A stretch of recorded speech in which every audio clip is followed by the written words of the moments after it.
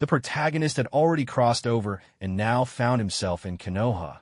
It was the 40th year of Konoha inside the Ninja Academy. Combat exercise. Asakawa Sisuke versus Mizuki. Now begin. A somewhat elderly teacher announced the start of the final match for this practical lesson. Under the watchful eyes of the teacher and their classmates, two young children stood facing each other. Both were around 6 or 7 years old.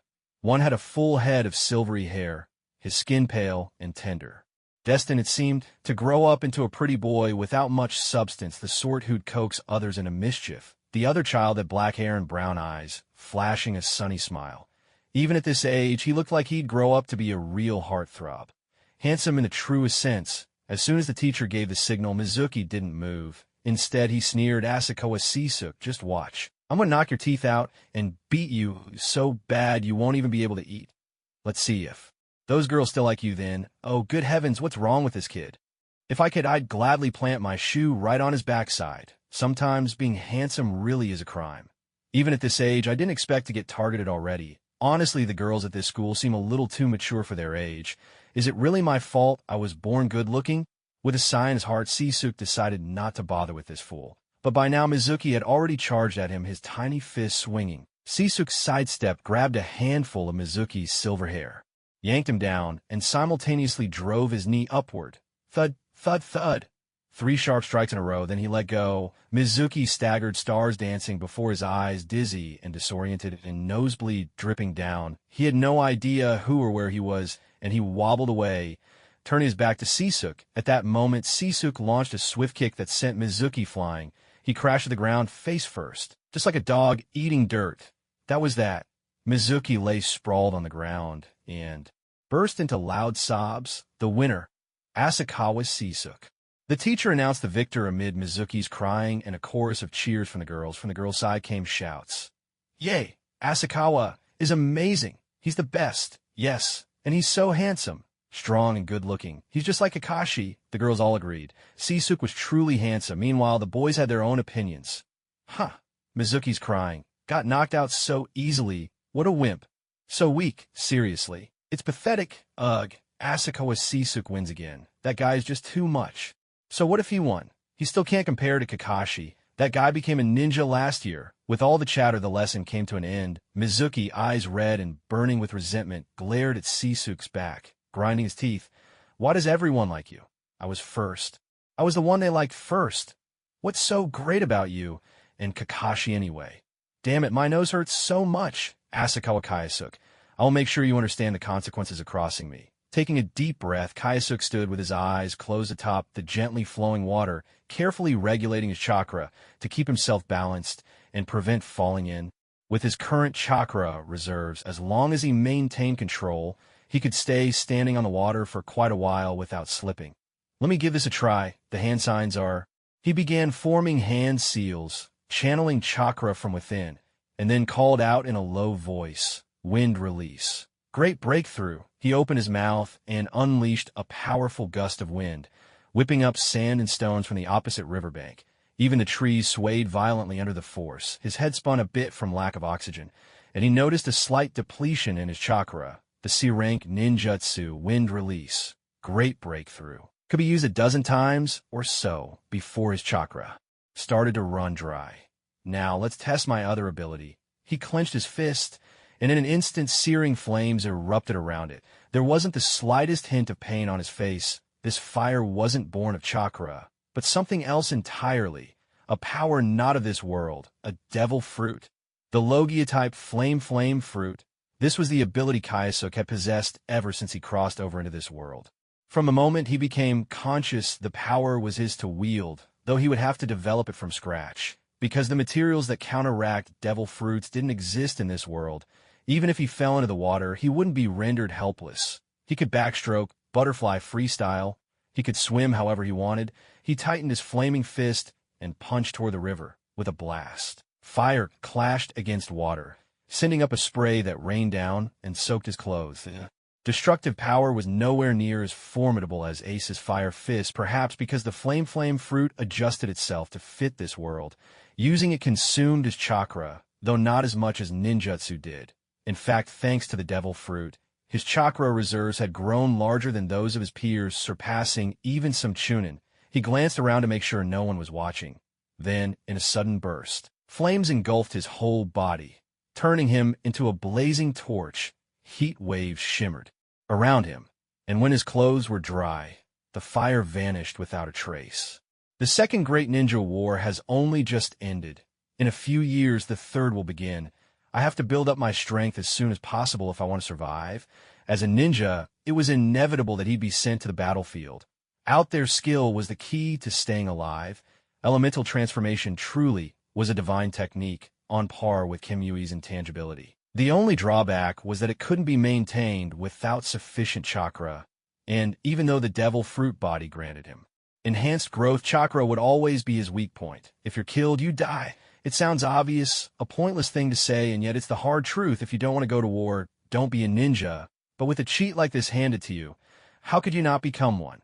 Armed with his golden finger, he lived a peaceful life. Unlike some ordinary office worker with a hand fetish longing for tranquility. The main thing is to develop my devil fruit powers, he mused. As for ninjutsu, that can wait. I don't have any particularly good jutsu at hand anyway. And besides, I could train my chakra in a roundabout way. While cultivating his fruit powers, he also pushed the limits of his chakra, draining it, and then letting it recover. Each time his chakra would grow stronger. It was much like those people in the world of pirates. If you survive a battle, your strength increases. The devil fruit had transformed his body, gradually reshaping him to resemble the physique of those in the pirate world. A scion might have sighed at this, with these thoughts. He pointed his finger toward the water. Pistol, eh? Spark of fire shot from his fingertip, as swift as a falling star plunging into the water, where the flames were instantly doused, leaving only the faint hiss of steam. He lowered his hand, ready to try another move, when voices drifted over. Big bro, that jerk Asakawa Kayasuk usually trains around here. He should be close by. You have to help me teach him a lesson. That voice sounded oddly familiar. And wait, who wants to teach me a lesson? Did I offend someone? 1,000 minus 7. Equals what anyway? He, Asakawa Kayasuk, had always been kind to others and never made enemies. Yet today, someone actually wanted to come and give him trouble. Konoha was supposed to be one big, happy family, and comrades never turned against each other. You sure that kid's here, Mizuki? I gave up my training time to help you deal with the brat who bullied you, so don't let me waste my trip. Another voice followed, this one still youthful. A clear sign that its owner was also just a child. From what he said, Kayasuk understood who had come looking for trouble. Mizuki, because he'd made Mizuki cry earlier today. Now Mizuki had brought along an older kid to back him up? Honestly, but Kayasuk didn't want any trouble. He walked toward the riverbank, planning to slip away, when two figures, one big, one small, both with white hair, emerged from the trees. T-Seach. What caught his eye most was the older boy, for he wore a Konoha forehead protector, clearly marking him as a ninja who had already graduated and started taking missions. The resemblance to Mizuki was obvious. They were probably brothers, and the smaller one, naturally, was Mizuki himself, wearing a smug, triumphant grin. As soon as he saw Kayasuk, Mizuki called out, Asakawa Kayasuk, I've been looking for you. This is my big brother, Kaneki. He's an excellent genin, and will soon be a chunin. He's here today to get back at you for me. Kayasuk sighed, exasperated. Seriously? Just because I made you cry, you have to be this petty? Is your big brother really so good at passing the buck? If he's going to shift blame, why not blame the world, or even the city mayor instead? On one side, the eldest of the Shinju. Brothers Jinmu grumbled, so you're the one who bullied my little brother. You brat. You're asking for a beating. Hey. Shameless. How dare a genin bully a little kid? The only reason you beat me today is because I had a bad stomach. If it weren't for my stomachache, my big brother wouldn't even need to step in. How can you even say that with a straight face? No wonder you'll end up as the kind of man who will one day lead the prince astray. So young, and already twisting the truth. With a bit more training, you might just become a master of lies. You can't even admit defeat and have to come up with these excuses. This is pathetic. If you can't stand to lose, how can you call yourself a ninja? Mizuki wanted to retort, but his big brother Jinmu stopped him and said, all right, enough arguing, kid. Since my little brother got beaten up by you, let's settle it here. Now you have two choices. Either he beats you up, or I do. Pick one. Shinja dug in his ear nonchalantly and said, I'll take the third option. What? I'll just beat both of you up? Arrogant brat. Jinmu was furious. A mere academy student had the nerve to say he'd take them both on? Time to teach him a lesson. You really don't know what's good for you. You think you're Kakashi or something? That kid, barely older than a brat, already a chunin. The talent drove him crazy with jealousy. Now this punk wanted to provoke him too? He must have a death wish. Seeing his brother lose his temper, Mizuki backed away, hiding behind a tree. Humph. Here's hoping Big Brother smashes his face in. Let's see if anyone still likes him after that. Tisich, Qingjie retreated to the riverbank as Jinmu charged forward. Unlike his little brother's reckless attacks, Jinmu was far more experienced. His legs were longer than his arms. He aimed a powerful kick at Qingjie. But Qingjie dodged, and the kick struck only air. Seizing the moment, Qingjie stomped on the back of Jinmu's knee, forcing him down onto one knee, then spun around with a roundhouse kick that nearly sent Jinmu tumbling into the water. You little brat. Jinmu reached out to grab him, only to get kicked square in the face. With a loud splash, he toppled into the river. Qingjie looked at Mizuki and said, "You're next." "No way. Impossible. There's no way you could beat my big brother." Mizuki's young heart was shattered. Why? Why could this guy defeat his brother? And big brother, aren't you a ninja? How could you lose to someone who's just a student like me? Peoples. Abilities aren't all the same. All you can do is get angry, furiously angry. But I'm different. I get stronger. Mizuki, are you sure your brother's really a ninja? You brat. What are you so smug about? Jinmu clambered out of the river, not caring about anything else, and charged straight ahead. This time he was much faster than before. He threw a punch, but it was caught by a hand even smaller than his own. Then he felt the opponent's palm burning hot, as if he'd thrust his fist in a fire. Qingjie reached out with his other hand, and sparks spilled from his fingertips, instantly setting Jinmu's pants alight. Big brother, your pants are on fire. Ow, hot, hot, hot. Jinmu yanked back his blistered, scalded hand and jumped back in the water. This time, I definitely won't let you outsmart me, you brat. Standing in the river, Jinmu quickly formed hand seals. The water around him gathered, and as he finished the last seal, he shouted water style. Surging waves, the river surged upward, forming a column of water that barreled toward Qingjie.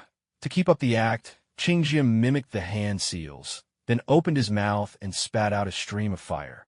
Fire style, blazing jet, boom. The ice-cold water column collided with the searing flames, and what resulted was steam. In an instant, billowing white vapor shrouded everything from sight. Jinmu scrambled out of the water and heard Mizuki calling out, "Big brother! Big brother, where are you?"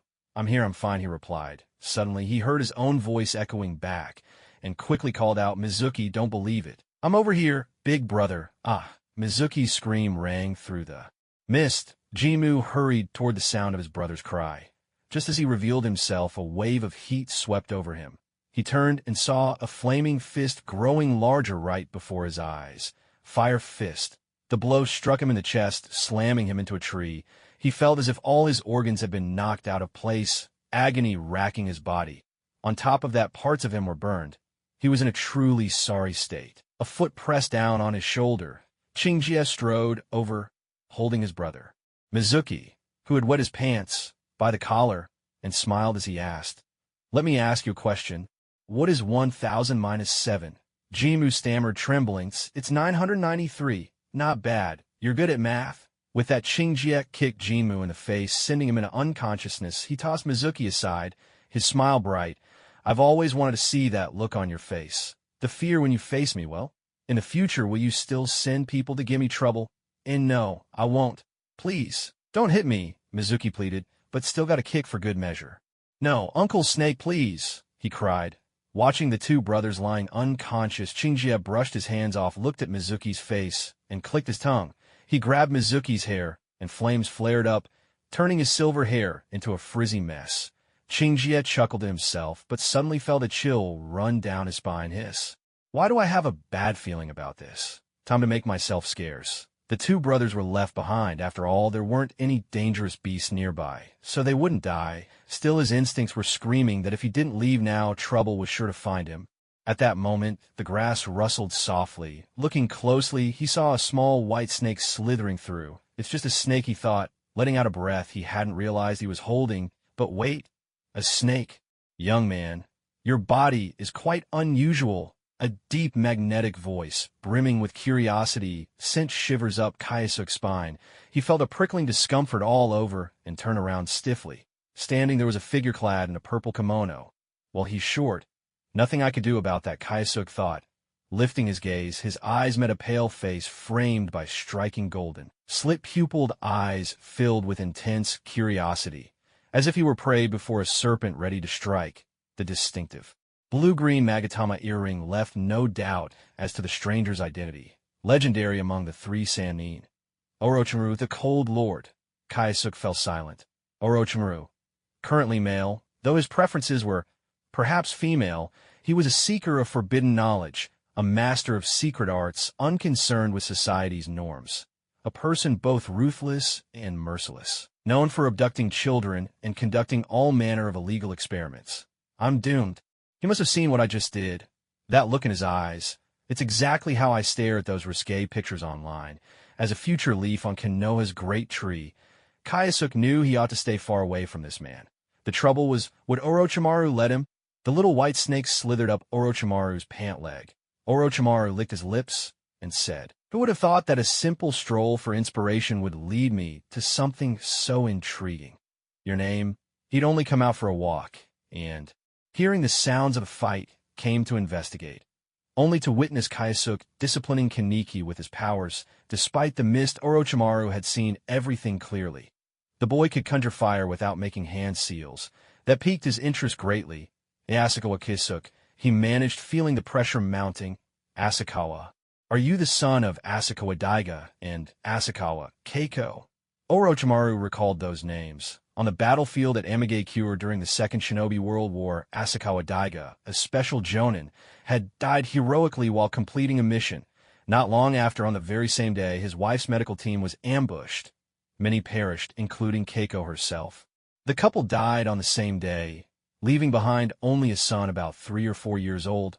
Orochimaru had personally retrieved their bodies. Now, as he looked at Kaisuke, his gaze softened a little, as if seeing a reflection of his own younger self. Though this boy had already surpassed him at that age. "You knew my parents?" Kaisuke asked. "I met them a few times," Orochimaru replied. Orochimaru didn't want to linger on this topic. He said, "Kaisuke, your ability is quite special. Could you show it to me one more time?" "Oh no, he's got his eye on me." But faced with Orochimaru, Kaisuke had no choice but to grit his teeth and let flames flicker up from his palm. "No hand seals needed?" "No need. Is it your clan's Kekkei Genkai?" Yet as soon as he voiced this theory, he dismissed it. If Kaisuke's father possessed the same ability, he wouldn't have died so easily on the battlefield. Besides, in Konoha, the only well-known Kekkei Genkai are the Sharingan Byakugan, the Kurama clans, sensory manipulation, and the Moonlight clan's phasing. The last two clans have long since faded into obscurity, reduced to minor families. Could it be that this child's ancestors had a rare Kekkei Genkai that, because it lay dormant for generations, was nearly forgotten, until now, when it awakened in him by chance? "What's a Kekkei Genkai?" Kaisuke asked with innocent curiosity. Orochimaru gave a brief explanation of what a Kekkei Genkai was. Watching Kaisuke extinguish the flames on his hand, he asked, "Doesn't that burn?" "Normally the power of a jutsu comes with risks. The stronger the technique, the greater the danger. It might even be labeled forbidden, or at the very least consume huge amounts of chakra. But looking at this child, there was no sign of pain or chakra exhaustion. It doesn't hurt. When did you gain this ability?" Kaisuke glanced at Orochimaru warily and whispered, "After my mom and dad passed away." The fear and caution in his eyes did not escape Orochimaru's notice, but he paid it no mind. He just assumed it was the natural fear children had of strangers, especially one who had lost his parents so young. Such wariness was to be expected. Was it the surge of emotion from loss that awakened this unique power? Would Konoha soon have a new Kekkei Genkai in its ranks? For now, Orochimaru couldn't quite figure out Kaisuke's ability. He said, "Kaisuke, would you like to come visit my place? My house is quite spacious. I have all sorts of curious little toys, and when you're tired, you can take a nap right there." The way he said it, he sounded like a shady uncle trying to lure a schoolchild into his lair. Kaisuke felt a chill. If he went with him, he'd likely end up strapped to a cold operating table with a gleaming scalpel hovering overhead. Was Orochimaru going to dissect him? "No, Uncle Snake, don't. No, my mom and dad told me never to go to a stranger's house. Goodbye, mister." With that, he turned to run, but just as he spun around, several snakes slithered from Orochimaru's sleeves and coiled tightly around him. The cold, muscular bodies wrapped him up, pinning him in place. A thick, arm-sized serpent flicked its tongue menacingly at him. "Oh no." Orochimaru smiled and said, "You're really quite cautious, Sisuke, but I have no intention of harming you. I'm simply curious about your abilities. Come with me. Uncle Snake, please. No, Uncle Snake. Help, someone's kidnapping a minor. Help." Sisuke cried out at the top of his lungs. "There's no need to shout." Orochimaru replied coolly, "This really is a perfect place for training. Hardly anyone ever comes here. That's why I like to take my walks in this area. Even if you scream until your voice is hoarse, no one will come to help." "Hoarse. Hoarse," Sisuke echoed, his voice ringing out. Orochimaru paused, a bit speechless. Was this child really all there? To avoid making Sisuke even more wary, Orochimaru released the snake that had been coiled around him and said, "Sisuke, I am Orochimaru, the third Hokage's apprentice. You don't need to worry. I won't hurt you. I just want to understand the source of your powers. Besides, from the way you sneak around, it's clear you want to keep these abilities a secret, right? If I can figure it out, you'll be able to use your powers openly in the village from now on. What do you say? Will you come with me?" He extended his pale hand to Sisuke, eager to see what choice the boy would make. "I'm just an experiment," Sisuke thought, staring at Orochimaru's ghostly hand, and fell in his silent contemplation. If he stuck with Orochimaru at this stage, there were bound to be benefits, and he'd finally be able to use his abilities out in the open. The power of a devil fruit was beyond conventional reason. He had always hidden his gift out of fear that the village would discover it, and he'd end up strapped to an operating table, waiting for scientists to dissect him and uncover his secrets. Orochimaru was dangerous, no doubt, but so long as he allied himself with him before Orochimaru defected, Sisuke would be safe. By then, if he made a name for himself on the battlefield and earned merit, he could live without fear. High risk, high reward. Gritting his teeth, he reached out and clasped that cold snake-like hand. "I don't want to be treated like a monster by the villagers. So, Lord Orochimaru, please help me. You've made a wise decision. Sisuke, come with me." Orochimaru let go and led the way forward. As they walked, he questioned Sisuke about his powers, and Sisuke answered honestly, though he never mentioned the devil fruit, since Orochimaru wouldn't recognize it anyway. When Orochimaru heard that Sisuke could turn his body into an element, his eyes lit up. Before they even reached his quarters, he couldn't contain his excitement. "Quick, show me your fire transformation." "Fire transformation? Why not just call it cremation?" Sisuke thought wryly, wondering if he'd made the right choice. With a sigh, he said, All right. Orochimaru looked at Sisuke's unchanged body, then seemed to understand. He drew a kunai and sliced open Sisuke's arm. No blood flowed out. Instead, flames burst forth. "Doesn't it hurt?" "No, there's no pain at all." "Can you control it freely?" "Yes. As long as I'm not in my elemental state. My body is just like anyone else's, I see." Without a moment's hesitation, he swung his blade and severed Sisuke's hand. The arm dropped to the ground, instantly dissolving into flames that vanished in the air. At the stump, a blazing fire raged, and, as the flames burned, a new hand grew out, perfectly restored, as if nothing had happened. Only Sisuke's face turned pale, betraying the strain. Clearly, this technique took a heavy toll on his chakra, the ability to turn your body into flames at will and regenerate. It's quite similar to the hydrification technique of the Hozuki clan from the Hidden Mist Village. Hydrification technique? Orochimaru explained. It's a secret jutsu passed down through generations in the Hozuki clan. They can liquefy their bodies, making them immune to physical attacks, though their weakness is lightning-style jutsu. By analogy, your weakness should be water-style jutsu, at least when your body is in its flame form. After all, what fire isn't afraid of water? You're mistaken. Fire and water don't have an absolute relationship of dominance. Whether one overcomes the other depends on quantity and temperature. He gave an example. A fist-sized flame would be snuffed out easily by a bucket of water, but a massive fireball would simply vaporize that same water. It all comes down to scale and heat. Your fire-style techniques should be twice as effective as anyone else's, or more. As long as you have enough chakra, you might be able to master any fire-style jutsu. With that thought, he added, "You're truly worth cultivating. The more I see, the more I want to unravel the secrets of your body. But you're far too slow." As he spoke, he grabbed Sisuke by the collar. The scenery blurred in a dizzying rush of wind, and in the blink of an eye, the two of them stood before a plain wooden cabin. He pushed open the door, and a chill swept over them. Orochimaru led Sisuke into one of his less important laboratories. Sisuke glanced around and saw shelves lined with jars, each containing unknown liquids and strange specimens. Some were snakes, others different creatures altogether. A sudden prick in his arm. Orochimaru had picked up a syringe and was already drawing his blood. Seriously? Is this even sanitary? Who knows what weird things you've used that needle for? Orochimaru handed him a cotton swab and told him to hold it to the wound.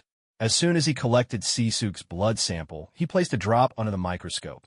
After some observation, he found nothing unusual compared to ordinary blood. But this kind of research wouldn't yield any special results right away. Shifting his focus, he noticed Sisuke was eyeing the snakes floating in jars. "What's this? Are you interested in those?" Shinja nodded and said, "Lord Orochimaru, is this snake soaked in liquor?" "No. It's a special medicinal solution to prevent decay. This snake is just a research specimen." "Oh, then never mind. Orochimaru, what's with that utterly uninterested expression? Why do you think snakes have to be soaked in alcohol? Do you think this is medicinal wine? And even medicinal wine isn't made like this." "Chinkin, your interests are certainly unusual. I'd like to test your ability. Come with me, all right?" He was already prepared to be treated like a lab rat. As long as he satisfied Orochimaru's curiosity, there would surely be benefits. Once they reached the backyard, Orochimaru said, "Go ahead and use your ability on me. Don't hold back." Shinja hesitated and said, "But if I fully unleash it, things might get pretty troublesome." "You don't need to worry about anything." Orochimaru was supremely confident. No matter how unusual the ability, he believed his own strength was more than enough to handle it. "In that case, here I go. Please be careful, Lord Orochimaru." Fire fist. In an instant, his arm transformed into pure flame, swelling in the wind until it was as large as a square table. He swung a blazing fist straight at Orochimaru. A wave of scorching heat surged forward. Orochimaru quickly gauged the temperature. It was much higher than the great fireball jutsu, and there seemed to be real force behind it as well. Earth style?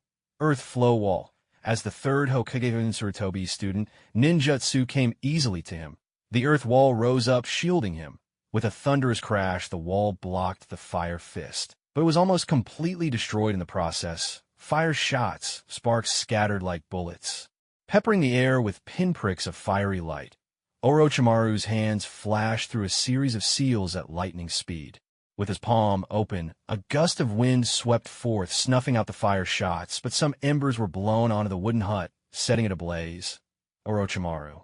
After putting out the fire, he couldn't help but feel that this kid was a bit of a handful. But for the sake of the experiment, he pressed on. "Continue."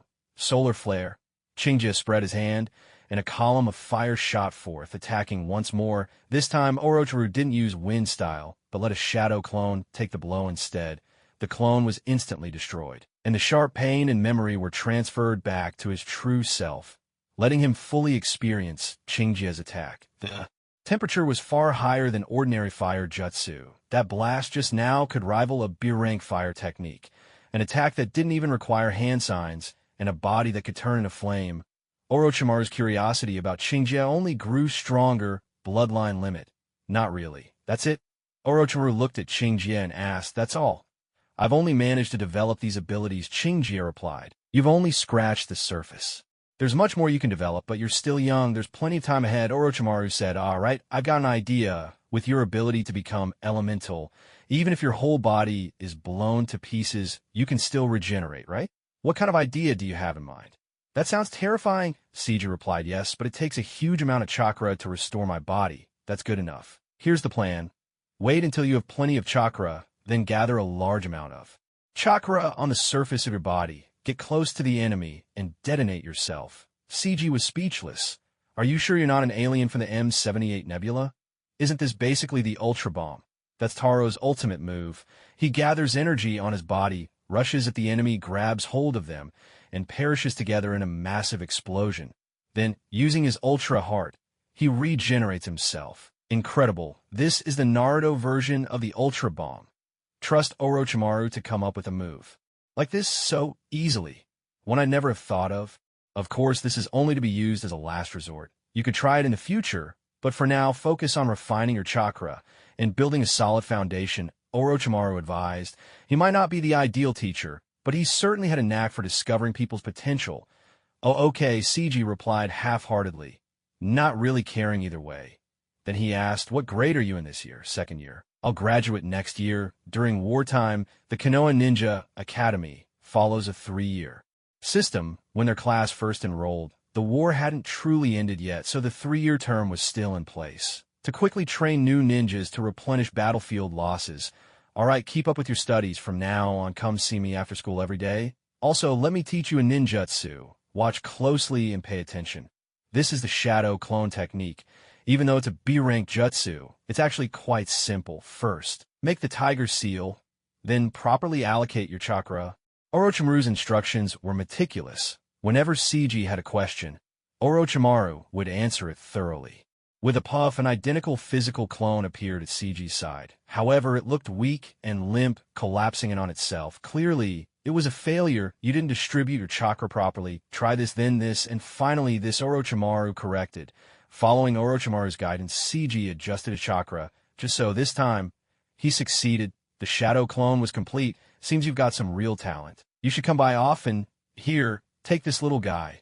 If you ever need a contact me, you can use it. A tiny white snake slithered out from Orochimaru's sleeve, flicking its crimson tongue at Seiji. "Could I maybe get a different one?" Seiji asked. "No, I only have snakes," Orochimaru replied. Leaving no room for negotiation, he stuffed the little white snake into Seiji's hand. The snake coiled several times around Seiji's wrist, forming a living bracelet. Its scales smooth and cool, surprisingly comfortable. "All right, Lord Orochimaru, what does it eat?" "My sparrows even."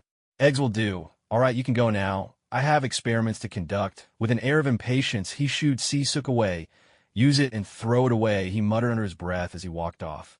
At that moment, Orochimaru returned to his laboratory to continue probing the mysteries of Sisuke's body.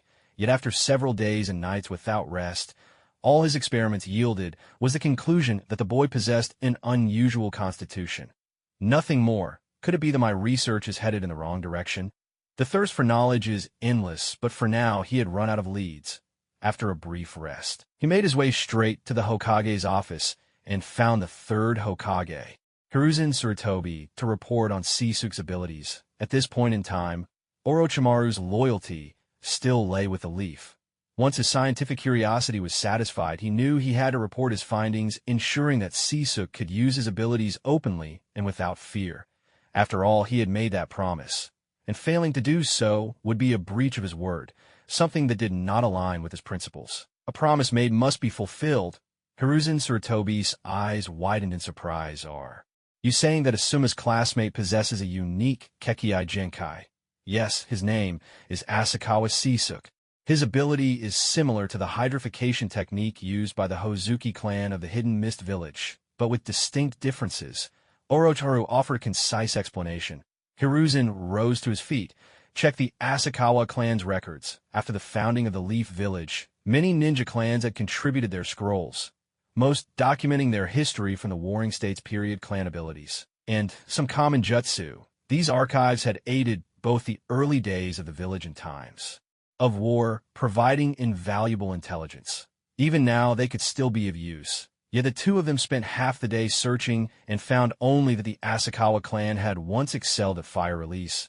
There was no mention of any unique Kekkai Genkai, but even that fire release was unremarkable compared to the Uchiha and Sarutobi clans. When the clan joined the Leaf, its numbers were already few, just a handful of members, and after enduring 2 great ninja wars, only Sisuke remained as the sole survivor. Could it be that the clan's decline over the ages has erased its legacy? It's unlikely that a mere child could create a new Kekkai Genkai, Orochimaru speculated. After all, a Kekkai Genkai is not something that can be invented by talent alone. Take his own teacher, for example. He possesses all 5 chakra natures and has mastered their transformations, yet he never managed to create a unique Kekkai Genkai of his own. The level of innate ability and technical mastery required is far beyond what can be summed up in a few words, and while Asakawa Sisuke was gifted, he was not the sort of prodigy who could invent a bloodline limit from thin air.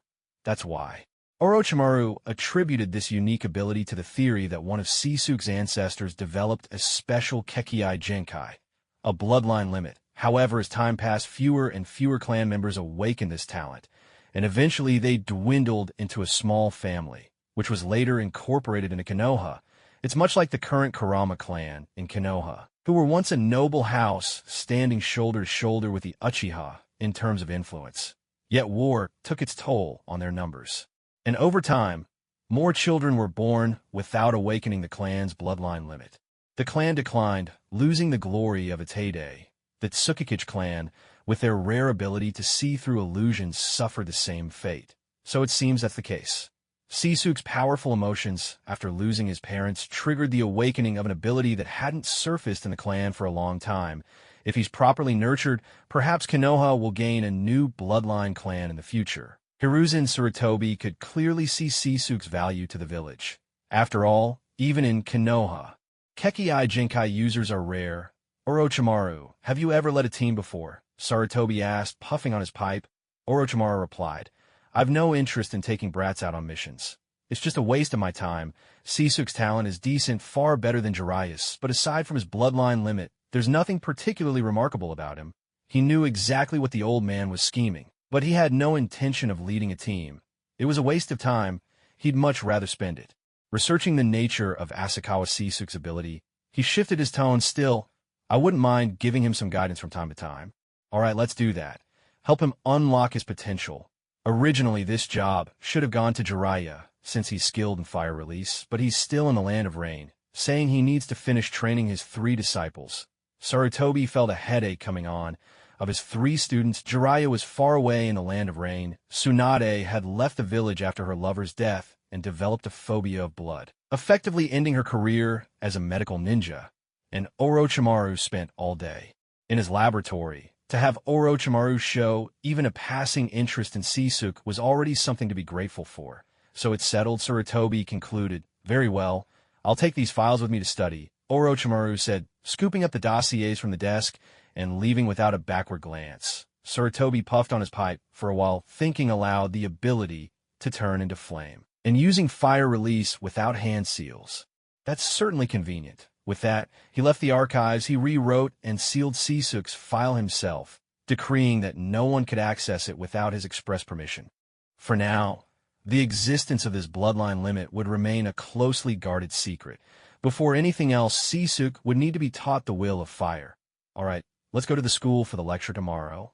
After acquiring the shadow clone technique, Chinja eagerly began experimenting with his his fire bomb. He created a shadow clone and started his test. Flames erupted across the clone's body, burning hotter and fiercer by the second. Even if it couldn't blow something up, it would certainly scorch an opponent down to the bone. Energy gathered and compressed inside the clone, and then it charged at a tree, wrapping its arms tightly around the trunk. In the next instant, it unleashed all its built-up power at once. Boom! A thunderous explosion shook the air. With chips burst out in all directions and countless fragments of stone propelled by the shockwave tore into the clone like bullets, punching holes clean through it. Flames surged, sealing up the wounds as they appeared. Cough, cough. The shadow clone technique is great and all, but sharing the pain isn't fun in the slightest. The final sensation of the clone washed over him, a feeling of being ripped apart. It was excruciating, far from anything an ordinary person could endure.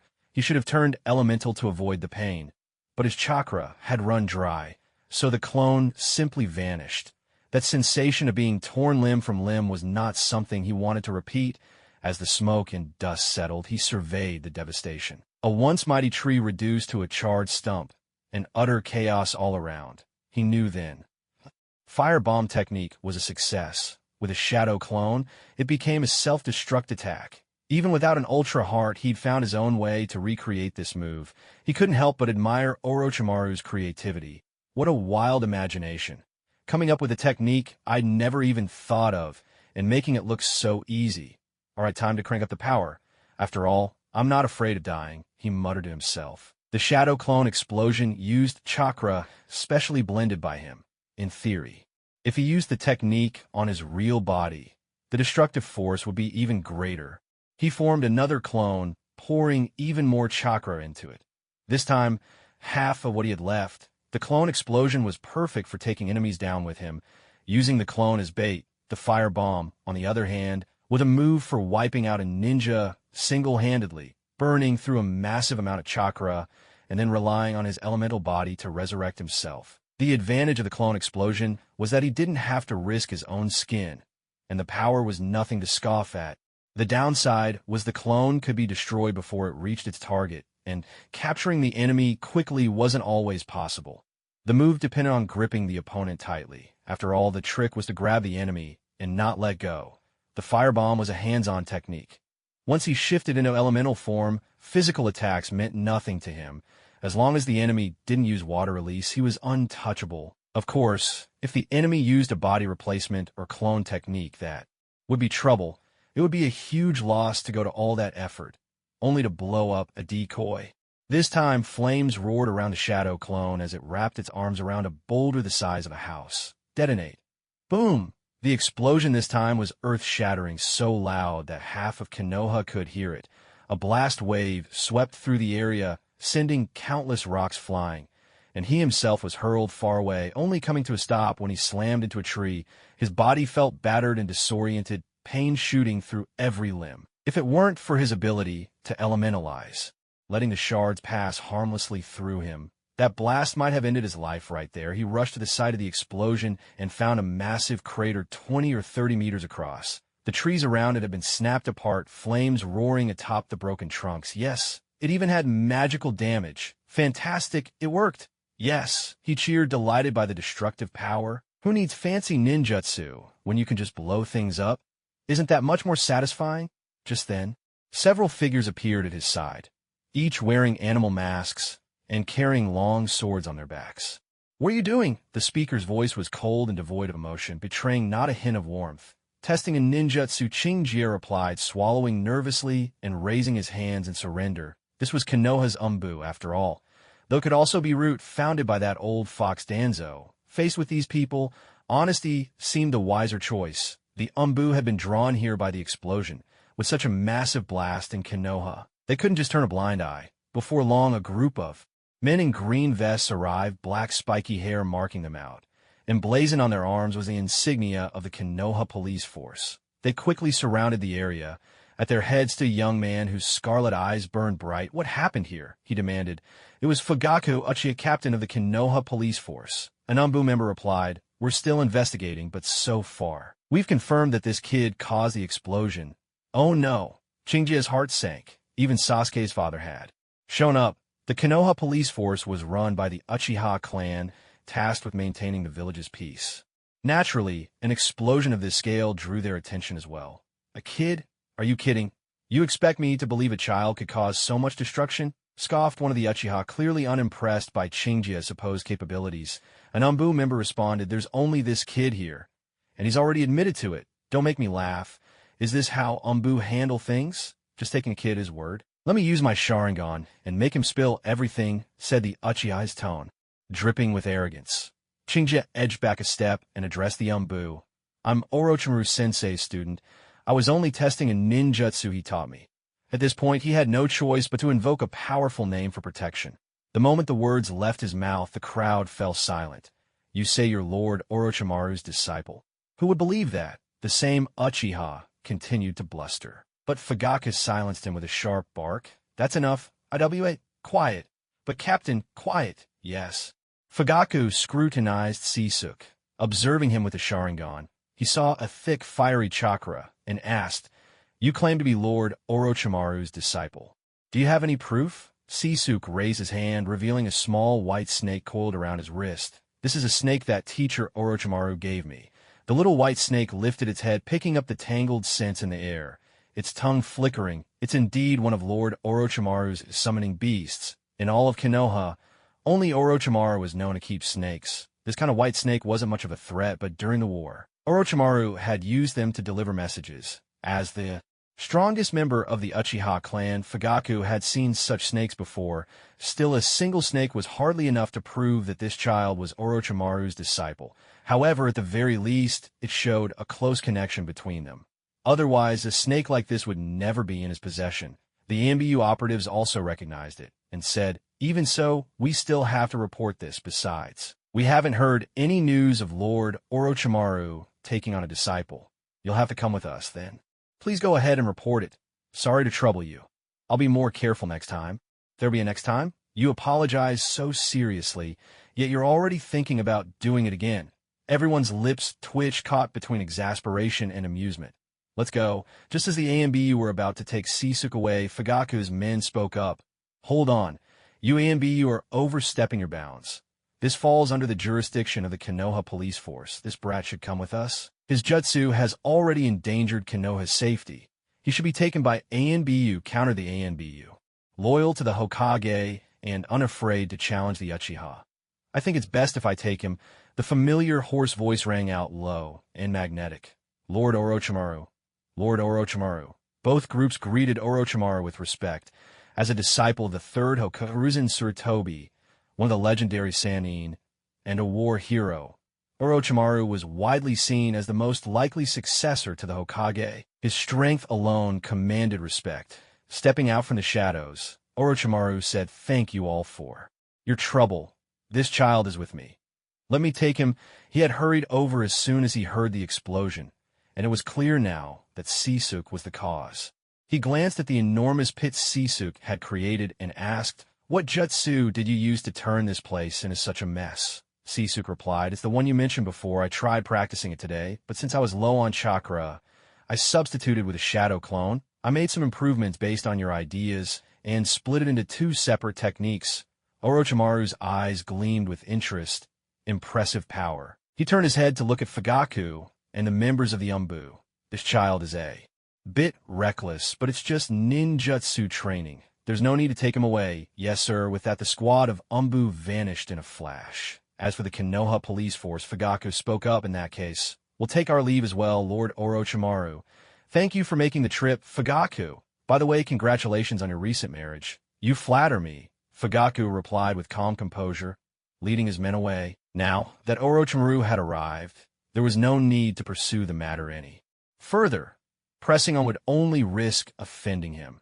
And with the Uchiha already surrounded by enemies, it would be unwise to make yet another powerful adversary. Surveying the wreckage all around them, Orochimaru said, "That jutsu. Use it on me one more time." "Ah, all right." Boom! Another explosion echoed through the air. The two of them waved away the dust lingering before their faces. Orochimaru, receiving the memories from his shadow clone, remarked, "A surprise attack with that much force could severely injure a jonin who isn't prepared. But if someone's on guard, even your shadow clone wouldn't survive. In other words, this technique could only catch someone off guard, of course. The outcome would be different if a true body used it. I understand. Good. When you get back, keep experimenting with your abilities." "Yes, sir." "Perfect. He didn't notice me borrowing his authority to bluff my way out earlier."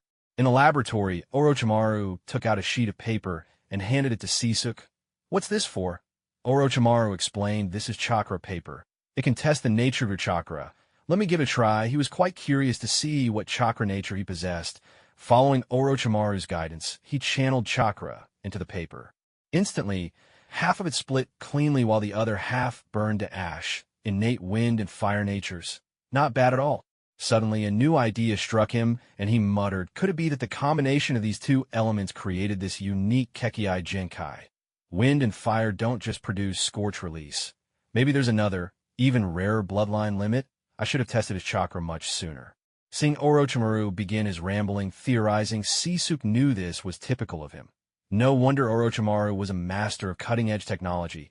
Such dedication to research was truly admirable. He'd already witnessed this many times over the past half-year.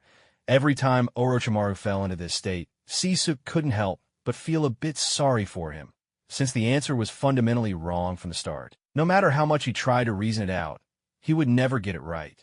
But for the sake of his own neck, Sisuke wisely kept quiet. He didn't want to get beaten to death. "Come over here and start the experiment." "All right." Trailing eagerly behind Orochimaru, I silently watched as he wandered into a dead end, unable to find his way out. In the days leading up to the graduation exam, I didn't set foot in the academy at all. Instead, I was always on leave. Anyone who didn't know better might have thought I dropped out. But the truth was that Orochimaru was still experimenting on me, collecting data, trial after trial. Orochimaru was never able to unravel the secret behind my body's ability to become elemental. He couldn't find a breakthrough. And, in the end, he had no choice but to give up, shifting his focus back to his previous experiments after a year of fruitless research. It was then I realized just how twisted this man's tastes really were. Although he hadn't yet reached the point of using humans as test subjects, he was already experimenting on snakes and other animals, dissecting them, twisting them into all sorts of bizarre shapes. It was truly disturbing. When you've been to the battlefield, you'll understand. This is already considered mild, Orochimaru murmured softly. Suddenly, he turned to me and asked Sisuke, I have a question for you. What do you think a shinobi is? What is a shinobi? I thought for a moment, and answered, an assassin, a tool, a sacrifice. From the very beginning, shinobi existed for the sake of war. During the Warring States period, various shinobi clans were hired to fight one another, no different from tools. It's the same now. Only the clans have grown into villages. Every shinobi can become a sacrifice, losing their life for the sake of a mission. Orochimaru paused, shooting me a penetrating look, then smiled, and said, that's a rather interesting perspective. In a way, you're not wrong, but in my eyes, a shinobi is someone who masters all forms of ninjutsu. For that purpose, I want to learn every single jutsu. Can't you just use shadow clones? As long as you have enough chakra, you can easily compress your training time, I replied. After all, in the world of shinobi, the most broken training method is using shadow clones. With them, you can train at incredible speed and accumulate experience at an astonishing rate. Orochimaru nodded. Exactly, that's been my dream all along. And what about you? Sisuke, what do you want? Why did you become a shinobi? For what? I looked confused for a moment, then answered, just to survive, to keep living in this cruel world. A fine ideal, Orochimaru remarked, to fight for the continuation of your own life. That's very admirable. I think so too, I replied. Then Sisuke, you must train hard and astonish everyone. Yes, sir. Now, go collect 100 milliliters of mixed venom for me. He handed me a test tube and sent me off to work. We've just been discussing life and dreams. And in the blink of an eye, he's sending me off to do chores. TCH. The atmosphere suddenly grew tense and charged with excitement. For Sisuke, the exam at the Ninja Academy was hardly a challenge. Under Orochimaru's tutelage, he breezed through what was already a fairly easy test, earning his ninja forehead protector. And he couldn't have been happier. He had become a genin of the Hidden Leaf. The genin of the Hidden Leaf were all incredibly formidable. Even an ordinary scuffle between them could lay waste to everything around. He thought of the Jonin. Ahem, better not mention the time Kakashi and Guy fought. Best to let that memory lie. In the Hokage's office, Hiruzen Sarutobi was as always leisurely smoking his pipe. Across from him sat Orochimaru. Hiruzen asked, are you truly unwilling to take on a team? Even once. Jiraiya's last students included Minato Namikaze, who's already become an outstanding Jonin. He's even mastered and can skillfully use the second Hokage's Flying Thunder God technique. Orochimaru replied, Jiraiya's students are his own concern. They have nothing to do with me. Sisuke shows some promise. If he can fully develop his bloodline limit, becoming an elite Jonin shouldn't be a problem. Provided he doesn't die on a mission. If he does die, there's nothing to be done, Hiruzen said, shaking his head. Ninjas dying on missions is all too common. That's simply our fate. He pondered the matter. No one can escape death forever, not even himself. How does he understand the will of fire? Hiruzen asked. He's already prepared to lay down his life. Orochimaru answered, sharing Sisuke's thoughts with his own teacher. Hiruzen fell silent for a moment. It was an extreme viewpoint, one not unlike Orochimaru's own. Yet Sisuke was only 9 years old. Perhaps it would be best to find him 2 suitable teammates and a responsible Jonin instructor. Maybe in time this arrangement could help change him. At the very least, he hoped Sisuke could be more open and sunny, not so shadowed and brooding as Orochimaru himself. Now Hiruzen regretted letting his own pupil spend so much time with Sisuke. After all, proximity shapes character. Sisuke's temperament seemed to have been affected. Are you sure you won't be their Jonin instructor? He pressed. He hoped Orochimaru might change his mind, but as always, Orochimaru refused. Hiruzen-sensei. I'm very busy. I have no interest in looking after a bunch of brats. Besides, Sisuke isn't someone who needs looking after. Mentally, he's already an adult. The door closed behind Orochimaru. Hiruzen took a few deep drags on his pipe. Why are these kids all so difficult to handle? On the school rooftop, a middle-aged man with a horse-like face and red eyes stood with a sword strapped to his back, arms folded. His expression stern. I am Kurenai Yuhi's father, Yuhi Makoto. From today on, I will be your Jonin instructor. Introduce yourselves. Tell me what you like, what you dislike, your hobbies, or whatever else you'd like to share. Of course, if you'd rather not, that's fine too. In private, call me whatever you wish, but from now on, You will address me as Teacher Makoto. He was a strict man, someone who gave off a sense of pressure, but Sisuk, who was already used to dealing with Orochimaru, couldn't care less. Among the three of them, Kurenai was the most familiar with her own father, and she was the first to speak. My name is Kurenai Yuhi. My favorite food is wasabi octopus, and I dislike cake. My dream is to become an outstanding kunoichi, and my hobby is flower arranging with my mother. Ah, that's my little sweetheart. Yuhi Shinko nodded approvingly. Asuma, standing to the side, said, I'm Asuma Suratobi. My favorite food is sausage. I can't stand asparagus. I enjoy playing shogi. And as for dreams, I don't really have one yet. Still uncertain about the future. That's normal. Today, Sisuk wore a short-sleeved shirt with wide sleeves on top and cropped pants with shin guards on the bottom. Compared to a year ago, he'd grown quite a bit taller. He still looked a little childish, but there was already a hint that Konoha might one day have a real heartthrob on its hands. His expression betrayed neither joy nor sorrow. He stood and introduced himself in a calm tone. My name is Sisuk Asakawa. I'm 9 years old. I live at number 16 Konoha Hot Spring Street. I'm unmarried and have just become a ninja. I enjoy training in my spare time and usually get home by 6 o'clock. I don't smoke or drink. Every night I go to bed at 10 spend 20 minutes refining chakra before sleeping and drink a mug of hot milk to help me grow. I always sleep 8 hours a night and never let fatigue carry over to the next day. Uncle Orochimaru says I'm perfectly normal. Asuma thought. I didn't quite get all that, but he sure sounded impressive. Kurenai wondered. When did Asakawa start acting strange too? Yuhi Shinko mused. This kid's probably going to be trouble. And the Uncle Orochimaru he mentioned, could that really be Orochimaru? Although everyone knew Sisuk trained under Orochimaru, Orochimaru himself had never officially admitted to taking on a disciple, even if most people already assumed Sisuk was a student. I basically got a handle on your situations now, all right? Your first task? Head to the Konoha training ground, said Yuhi Shinko. Yes, sir. All three of them replied in unison. The trio followed Yuhi Shinko to a small riverbank within the Konoha training grounds. With his back to the river, Yuhi Shinko took out 2 bells, Sisuk thought. Really now, do the Konoha Jonin have no other tricks for testing Genin? Show me what you've got.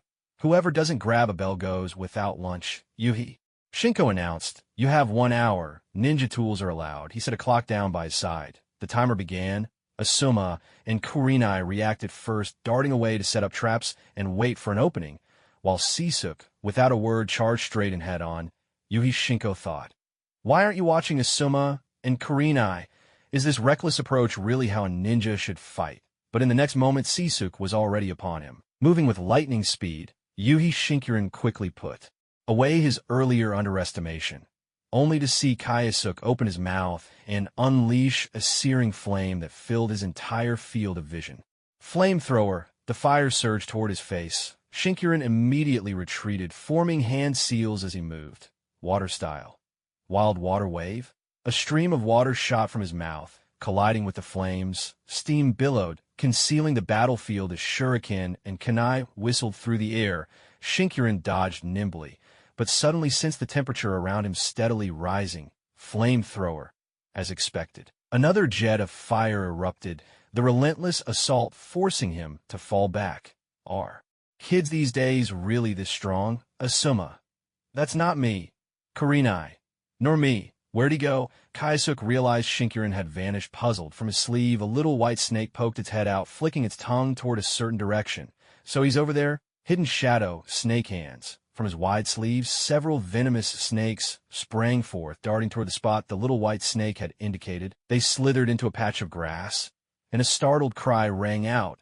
Kayasuk yanked on the snakes, and a shadow flew toward him. Instinctively, he reached out and caught it. Looking closer, he realized he was cradling Asuma in his arms, princess style. Kayasuk, Asuma. Things suddenly felt a bit awkward. They locked eyes, and the tension thickened in the air. How about we go grab some barbecue together? Kayasuk just stared at Asuma, making him even more uncomfortable. Let me go already, Asuma protested. Kayasuk quietly unwound the snakes from Asuma and slipped them back up his sleeve. As long as I'm not embarrassed, the awkwardness belongs to someone else. How did you end up catching me? Ask it. Kayasuk nodded toward the little white snake. Shinkurin-sensei must have circled behind you. I just saved your life. Thanks, I guess, the little white snake hissed, peering in a new direction, clearly signaling there was someone else there. With Asuma as a prime example, it was most likely Yuhi Kurenai. Just then a sudden shriek rang out, and Kurenai tumbled from a tree. Asuma hurried to catch her. Shinkiren stepped out, and even though she was his own daughter, he scolded her without hesitation. "You underestimated me, Kurenai. Don't think just because I'm your father you can hold me back with a simple trap like that. If this keeps up, none of you three will be getting dinner tonight." Head down, Kurenai dared not meet his gaze as she was chastised. Kaisuke spoke up. "We have to restrict Shinkiren-sensei's movements. If we don't, he'll just keep running around, and there's no way we'll get the bells. So what should we do?" Asuma asked. "You and Kurenai block his escape. I'll go on the offensive." With that, he charged forward again. Shadow Clone Jutsu. 2 shadow clones appeared at his sides, and together they launched an all-out assault on Shinkiren, using their abilities in tandem. Flamethrower, fire gun, heat haze. The scene suddenly became intense. Shinobu Yui darted about, dodging attacks. She thought about drawing her blade, but held herself back, slipping away from the assault. Seizing an opening, she lashed out with a swift kick at Kaisuke Asakawa. With a solid thud, he vanished. Just a shadow clone. She immediately leapt back. Asuma and Kurenai had been waiting for this moment. Fire. Style. Grand Fireball Jutsu. Wind style. Great breakthrough. The wind whipped up the flames, making the fireball even fiercer, sealing off any escape route. Silently, Shinobu nodded in approval and let the fireball strike her head on. With a burst, smoke filled the air. A shadow clone again. Tisish. Another shadow clone. Shiro, go find her. The little white snake flicked its forked tongue, tasting the air for Shinobu Yui's scent. After a moment, it picked a direction. "She's over there. Watch this." Flame vortex. With a deep breath, a torrent of fire spiraled forth. Spinning through the air, it twisted into a scorching whirlwind, a blazing fire. Tornado that tore through the forest, impossible to miss. The fiery twister swept through the trees, devouring them in its path, and leaving nothing but charred remains in its wake. Its destructive power was extraordinary. A figure burst from the shadows. Asuma hurled his shuriken and formed hand seals with lightning speed. Shuriken Shadow, Clone Jutsu. The single shuriken split into 2, then 4, then 8, multiplying in an instant until a swarm of them filled the sky. Each one found its mark, striking Shinobu Yuhi squarely. Yet in the blink of an eye, the target transformed into a wooden log. "Already prepared a substitution, have you?" Earth style. Headhunter Jutsu. A hand shot up from the ground at Asuma's feet, yanking him down into the earth so that only his head remained above ground. Kaisuke Asakawa grabbed Kurenai's arm and leapt back. As expected, another hand burst forth, reaching for them. Shinobu Yuhi emerged from the earth and remarked, "Not bad, good reaction," crouched behind Asakawa. Kurenai began forming hand seals. Asakawa, "Buy me some time," understood, drawing his kunai. Asakawa charged forward, launching a fierce assault. A large hand caught his wrist and squeezed tightly. Asakawa's grip slackened, and his kunai tumbled to the ground, only to be caught by another hand, which slashed toward the bell at Shinobu Yui's waist. With sharp reflexes, Shinobu Yui twisted her waist, narrowly dodging the strike. She saw Asakawa wrench his arm, struggling to break free from the grasp. Is he trying to break his own arm? She wondered. For someone so young, he's surprisingly ruthless. She instinctively relaxed her grip just a bit, letting him slip free.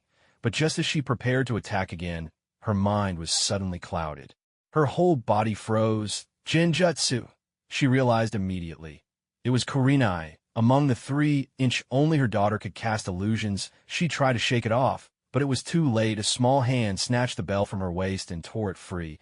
"It's our victory, Sensei," Asakawa declared, shaking the bell in his hand so it rang out in a clear, triumphant chime. He handed one of the bells to Kurenai and grinned with pride. "Not bad. I originally thought you would go hungry, but you worked together very well, Hong. Your use of Jinjutsu was perfectly timed," Asuma Sarutobi remarked. If that Jinjutsu had come a bit earlier or later, Kaisuke would have missed his chance. He had taught Hong that Jinjutsu himself. As a ninja skilled in illusions, breaking his daughter's technique wasn't difficult for him. Yet in that brief moment, the bell was still snatched away.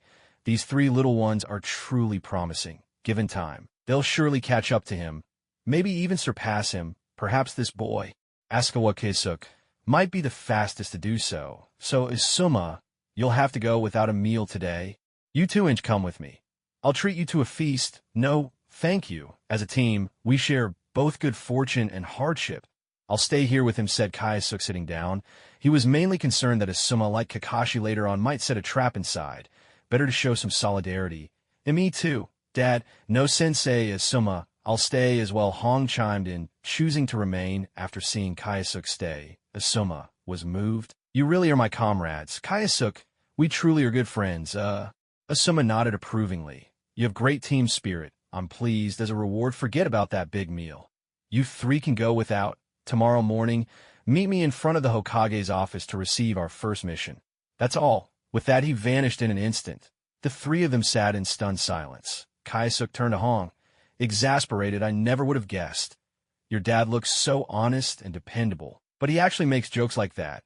I didn't know either. Hong, usually so. Serious, had never seen this side of her father. I'll be telling Mom tonight that Dad wouldn't feed me. Can you let me out now? Later, I'll treat you all to a big meal. Let's go for barbecue together, Asuma called out, but Dad said. Hong hesitated. Kaisuke started digging him out. You actually believe that joke? Hong, don't be so gullible. Let me tell you something. When a man opens his mouth, 9 times out of 10 he's lying. Exactly. My dad is always tricking my mama home. Asuma agreed with a nod, then added, of course, I'm a good man. I'd never lie to a girl. Pfft. Kaisuke, don't get dirt in my mouth. It's filthy. Oh, sorry. That was just instinct. Kaisuke apologized. I bet you just want an excuse to get close to her. Hong's already decided. What's there to see? At your age, what could you possibly do? No wonder you're the 3rd Hokage's son. Some things really are passed down in the blood. Eradicating bandits for a gen in daily life is mostly about picking up trash, looking after kids' farm work, or finding lost pets. As a rookie just starting out, most of the assignments he received were D-rank missions. Finally, when he picked up his 10th D-rank mission, the 2nd young master of Konoha had had enough. No, I don't want to take these boring missions anymore. Asuma stomped his feet in the mission hall of the Hokage Tower, nearly throwing a full-blown tantrum. He was only a hair's breadth away from wailing and rolling on the floor. Yuhi Makoto could only sigh in exasperation at the scene, while Kurenai and Asakawa Sisuke, off to the side, secretly exchanged a thumbs up. They too felt that picking up trash every day was not the life they wanted. The life of a ninja should be more thrilling. Such calmness hardly felt right.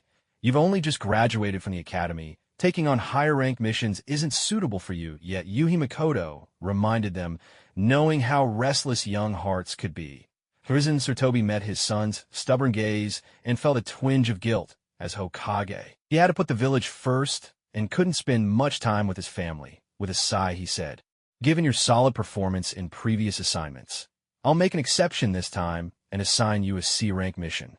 The 3 cheered in unison. Hiruzen unrolled the scroll for the C-rank tasks and selected one that could really temper this little group. There's a bandit gang on Mount Sumen, 25 kilometers southeast of Konoha. They've kidnapped the employer's son. The mission is to wipe them out completely and rescue the hostage. So what do you think? Do you accept? Wipe them out completely, leaving no one behind. This really was a fitting mission for them. Yuhi Makoto looked at his 3 subordinates and declared, we'll take this mission. All right. Finally, something exciting. Asuma leaped up with joy. Kurenai's eyes sparkled with anticipation, while Asakawa Sisuke frowned for a moment before smoothing out his expression, as if convincing himself in his heart. Watching the 3 young ones, Hiruzen nodded in approval and watched as the 4 of them left the mission hall. After gathering their gear and making sure everything was in order, Yuhi Makoto led the team toward their destination. On the way, he briefed them. The bandit group numbers between 50 and 70, possibly more. The employer wants them all wiped out. No one escapes. We must also guarantee the safety of the hostage. Asakawa Sisuke asked, what does the hostage look like? Yuhi Makoto produced a portrait. It showed a young boy about their age. Remember his face. Make sure he isn't harmed. Once he's rescued, don't let any of the bandits get away. Eliminate them all. That's the mission. So many lives, and it's only a C-rank mission. Asakawa Sisuke shook his head, silently reflecting on how little a life was worth here. But he also understood this was the reality of their world. If you wanted to be a ninja, you had to be prepared to take lives for the sake of a mission. It was just part of the job. The 4 of them hurried on their way and arrived at their destination by the afternoon. After gathering information from their employer, they set off toward Mount Sumen.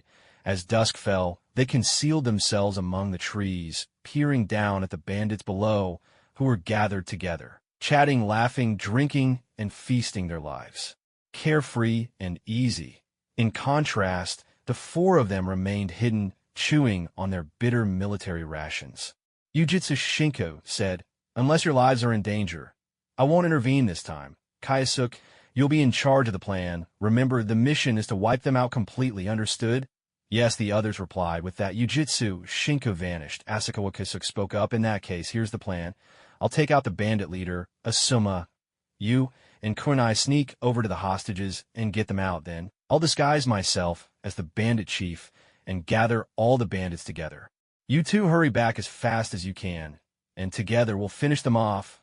"I object. I want to take down the bandit chief myself." Asuma raised his hand. "Oh, in that case, I'll go with Kurenai." Then Kayasuk replied, his voice stretching out playfully. Kurenai nodded. "I have no objections. As a Jinjutsu specialist, direct combat was not her strength." Asuma glanced at Kurenai, then suddenly said, "I'll go with Kurenai to rescue the hostages. You take out the leader. Just make it quick. TCH.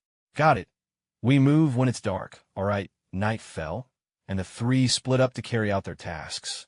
The bandits, undisciplined and careless, lived in their mountain stronghold, which made it easy for the three ninjas to infiltrate. Under the cover of darkness, they captured one of the bandits. Kurenai immediately cast a Genjutsu, taking control of his mind and extracting the locations of both the hostages and the bandit leader. Then Asakawa Kayasuk drew his kunai, covered the bandit's mouth, and slit his throat. "Hey, Kayasuk!" Asuma's face turned pale. Kayasuk's own face was ashen, and he looked like he might be sick. "We have to learn this. The Hokage gave us this mission, so we get blood on our hands, right? Otherwise, there's no way we'd be assigned this instead of another C-rank mission. You must have noticed how Sensei Shinka left everything to us along the way. For ninja, killing was routine, a skill they'd have to learn sooner or later. The third Hokage wanted to temper them, knowing that only after trials of blood and fire could they shine brilliantly. I know, it's just..." Asuma hung his head. "It's just that even so, we're ninjas." Kayasuk stood up, still pale, and dragged the body into the bushes. In a hushed voice, he added, "Don't forget the rules of the ninja. The mission comes before everything else." Kurenai and Asuma stood up, still trembling, but quickly steadied themselves. "We'll leave that side to you then." With that, they melted away into the night. Asakawa Kayasuk let out a deep breath. The wave of nausea surged over him once again, but he fought desperately to suppress it, forcing his trembling legs to hold. Steady, he tried to bolster his own courage. "Come on. I can't let those two kids outdo me. Still, to recover this quickly. No wonder they're ninjas. He had to go through with this. Having chosen this path, there was no room for regret." Gritting his teeth, he slapped himself across the face, snapping back into focus, and began to approach the mountain bandit leader's cabin. This guy's quarters were easy enough to find. The best building in the whole camp, and the only two-story wooden house. Silently, he crept up to the cabin. From inside, the sounds of drinking and raucous laughter drifted through the walls. Carefully, he slid a tile aside and peered down from above. What he saw was a bald man with his arm around a woman in her 30s. Good figure, but otherwise unremarkable, sharing drinks and food, while the man leered and made advances at her. "Xiao Bai Go, take them out." The small white snake on his wrist slithered up onto the roof, gliding noiselessly into the room. While the two inside were still laughing, the snake struck, sinking its fangs into the bandit chief's foot, too drunk to even notice the pain. The bandit leader kept pawing at the woman in his arms, blissfully unaware that the hand of death was already closing in. "No, ha ha ha, you really are beautiful. So much better than the nagging wife I have at home." The bandit chief, reeking of alcohol, pulled the woman close to him. "Oh, you're terrible," the woman exclaimed coyly. "I gave up everything for you, even left my family behind. Ha ha, I bet that sickly husband of yours could never satisfy you. Could he? Just let me, what was that?" The bandit chief suddenly felt a sharp pain on the top of his foot, as if something had stung him, but he paid it no mind. With his thick skin, such things hardly bothered him. The woman, too, felt a sting around her ankle. She glanced down, only to see the white tail of a snake vanish out of sight. "A snake!" she cried, jumping to her feet in alarm. But no sooner had she stood than the room began to spin, and she felt faint. The bandit chief caught her as she collapsed. "Hey, What's wrong with you? Moments later, he, too, felt his strength drain away. One of his legs went numb, and though he tried to speak, his mouth refused to move, as if it had vanished altogether. Both of them began to froth at the mouth, their bodies convulsing before they crumpled to the ground. A little white snake poked its head out, flicking its tongue with satisfaction at their fate. Having watched from the rooftop, Asakawa Kayasuke climbed down and entered the room. He checked their pulses. Both were gone. He murmured softly, "Don't blame me. I'm a ninja. It's all for the mission." He dragged their bodies onto the bed, covered them with a quilt, and then transformed his appearance to match the bandit chief. He pinched his throat, altering his voice until it was indistinguishable from a chief's. With a cough, he strode out the door, grumbling loudly. "Where is everyone? Where the hell did you all go? Get over here now." His shout stirred the entire bandit camp. Lamps flickered to life. Half-dressed bandits, swords in hand, rushed from their rooms. "Boss, what's going on? Who do you want us to deal with? Get everyone together. There's a big job tonight." Their eyes lit up at that. One of them asked eagerly, "Boss, what kind of big job?" "The kind of job that'll stuff you so full you'll burst. Get every last brother in the camp here. I've got something to announce. If we pull this off, none of you will ever have to worry about making a living again. Now that's what I like to hear. We'll go round everyone up right away." The bandits scattered to call the others. At that moment, a shadow landed beside him. It was Asuma. "The hostage has been rescued," he reported quietly. "Kurenai is looking after her." "Is the bandit chief dead?" "Poisoned," Kayasuke replied softly. Asuma paused, then nodded. "Understood. Let's wait for everyone to gather." "Right. You hide and cut off their escape routes." "Will do." With that, Asuma vanished into the night. Before long, some 50 or 60 bandits assembled. In the crowd, a disgruntled voice piped up, "Boss, what if that brat we caught escapes?" Before Kayasuke could reply, another lackey shouted, "Forget about him. He's not worth a dime." The boss said, "Once we finish this job, none of us will have to worry about the future." "By the way, boss, what kind of big job are we doing?" Asakawa Kayasuke replied, "A huge, enormous job. Is everyone here?" We're missing 3 brothers. 2 are watching that kid, probably chasing after him now. And as for the other, no idea where he went. Most likely, those 2 were taken out by Asuma and his team, and the last one Kayasuke had dealt with himself." He nodded, raised his hand, and said, "All right, let's get started." With that, he leapt onto a nearby rooftop. "Get started? What do you mean, boss? What are you doing?" The bandits were puzzled, when suddenly, a voice rang out abruptly.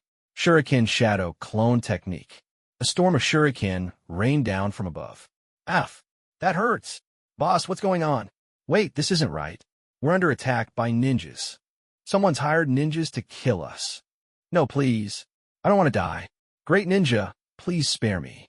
The bandits tried to flee, but with shuriken filling the sky, where could they possibly escape?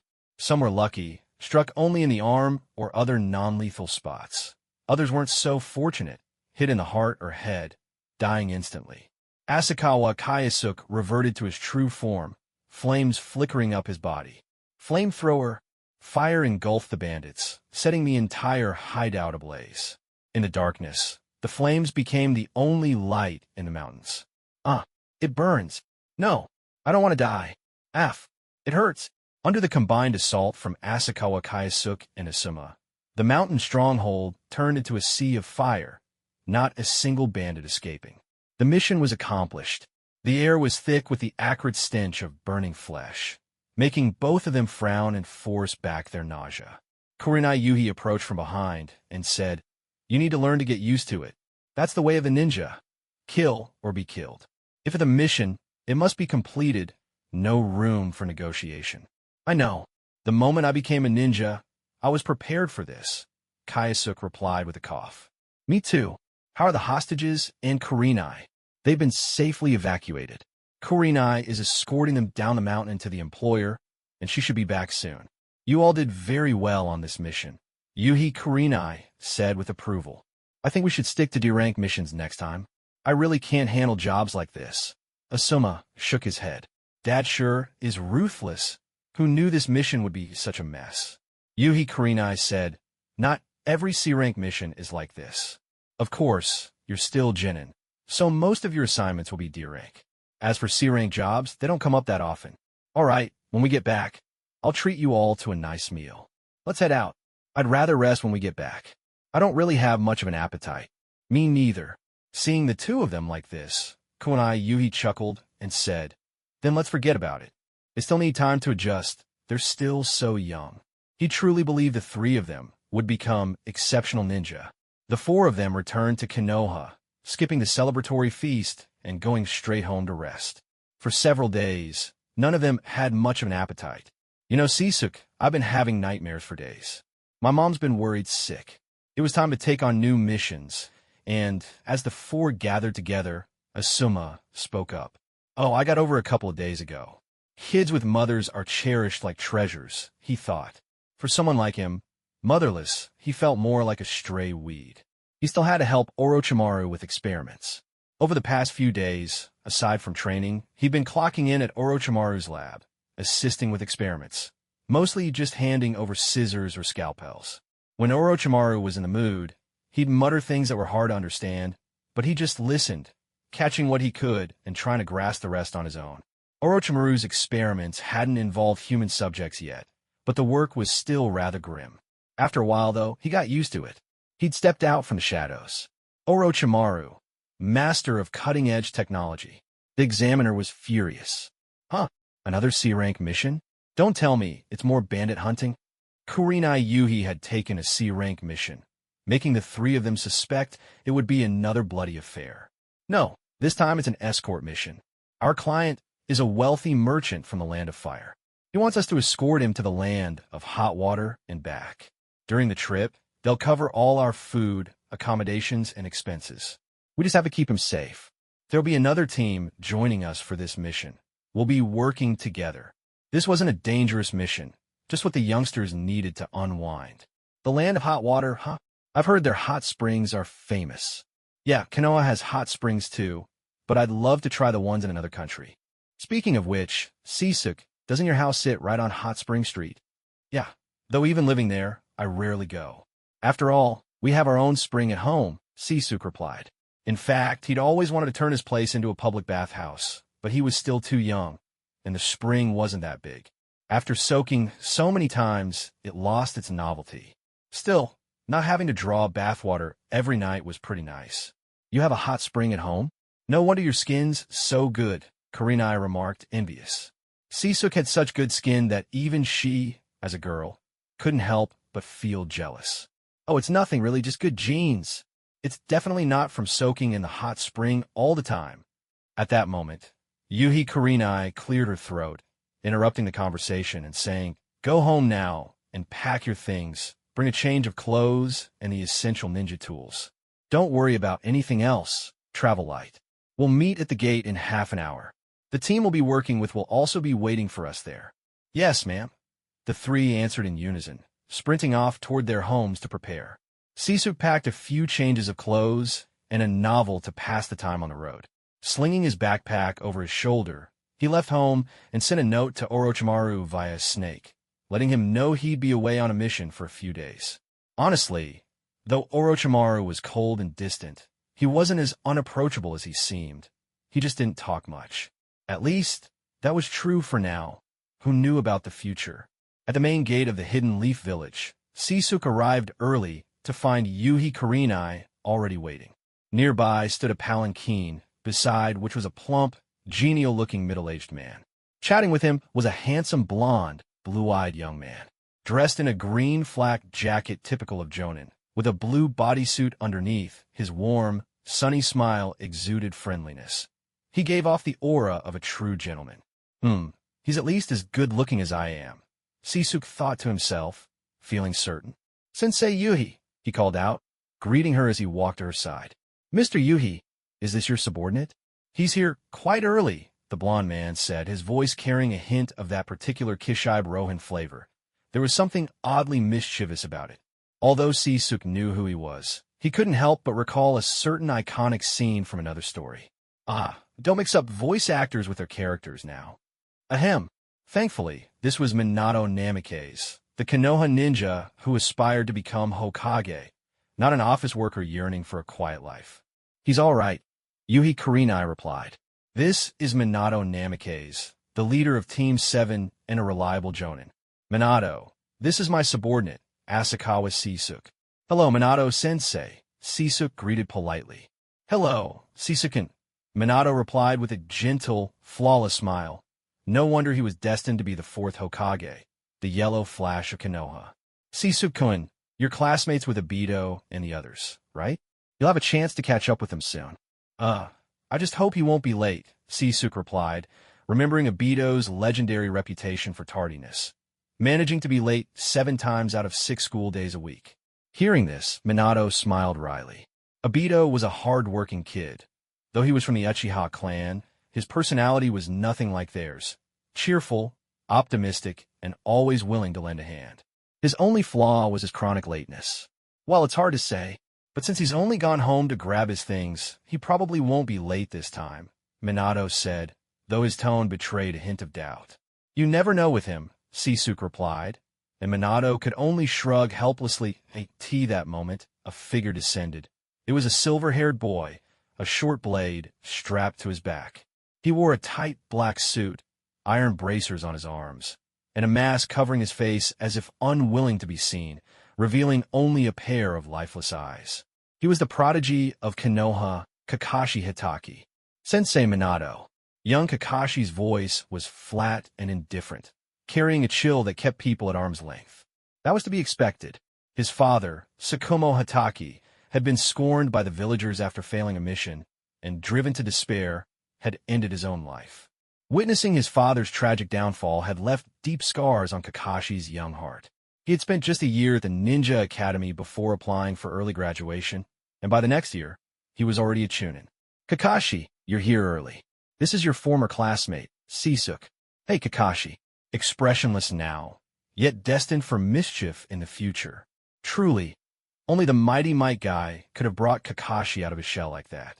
Kakashi responded to Sisuk's greeting with a polite nod and stood silently beside Minato, making the atmosphere rather awkward. Minato offered a wry smile. Leading this team wouldn't be easy. Not long after, Asuma, Kurenai, and the only girl on Minato's team, Rin Noura, all arrived at the gate in turn. With Rin's arrival, Minato finally felt the tension ease. Kakashi's aloof personality, coupled with his brief time at the academy, meant it was only natural he wasn't close with Sisuk and the others. But Rin was different. They had graduated together and shared a good rapport. Rin had mentioned before that both she and Obito got along well with Sisuk. Well, except that Obito occasionally ended up being the target of their teasing. That guy's late again, Kakashi said, clearly annoyed. If a time is set, it should be kept. People like Obito, who are always tardy, really got on his nerves. Obito's the same as ever. Yeah. Rin, didn't you try to call him? Sisuk asked with a smile. I did, actually. When I left home, I told him we were heading out. He said he'd be right there and told me to go ahead, Rin replied sheepishly. Well, knowing him, he probably ran into another old lady who needed help along the way. Meanwhile, as the agreed time slipped by, Minato had already begun explaining the situation to their client, Mr. Kazama, apologizing repeatedly. Mr. Kazama, a merchant known for his punctuality, was clearly displeased by the delay. Still, since he needed their protection for the journey ahead, he refrained from saying anything further. Minato could only sigh inwardly, hoping Obito wouldn't be much longer.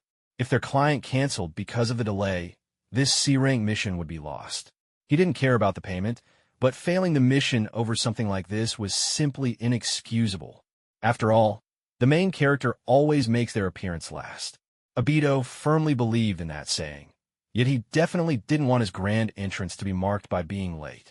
Arriving like this was nothing like what a true protagonist would do.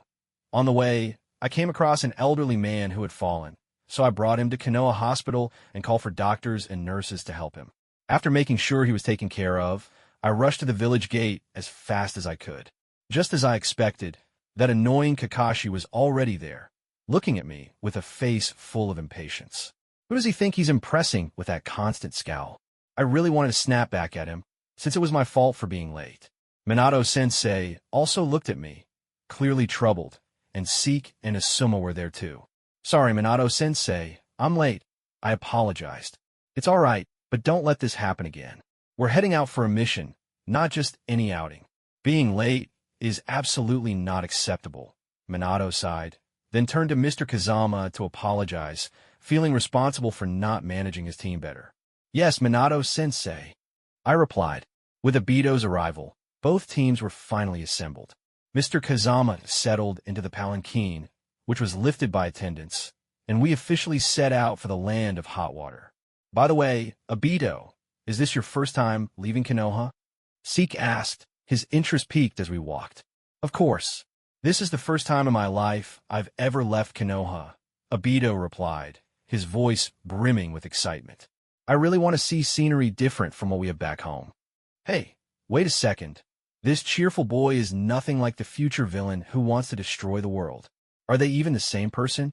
That's true. Normally, we're not allowed to leave the village unless it's for a mission. It's so exciting to be going out on one for the first time.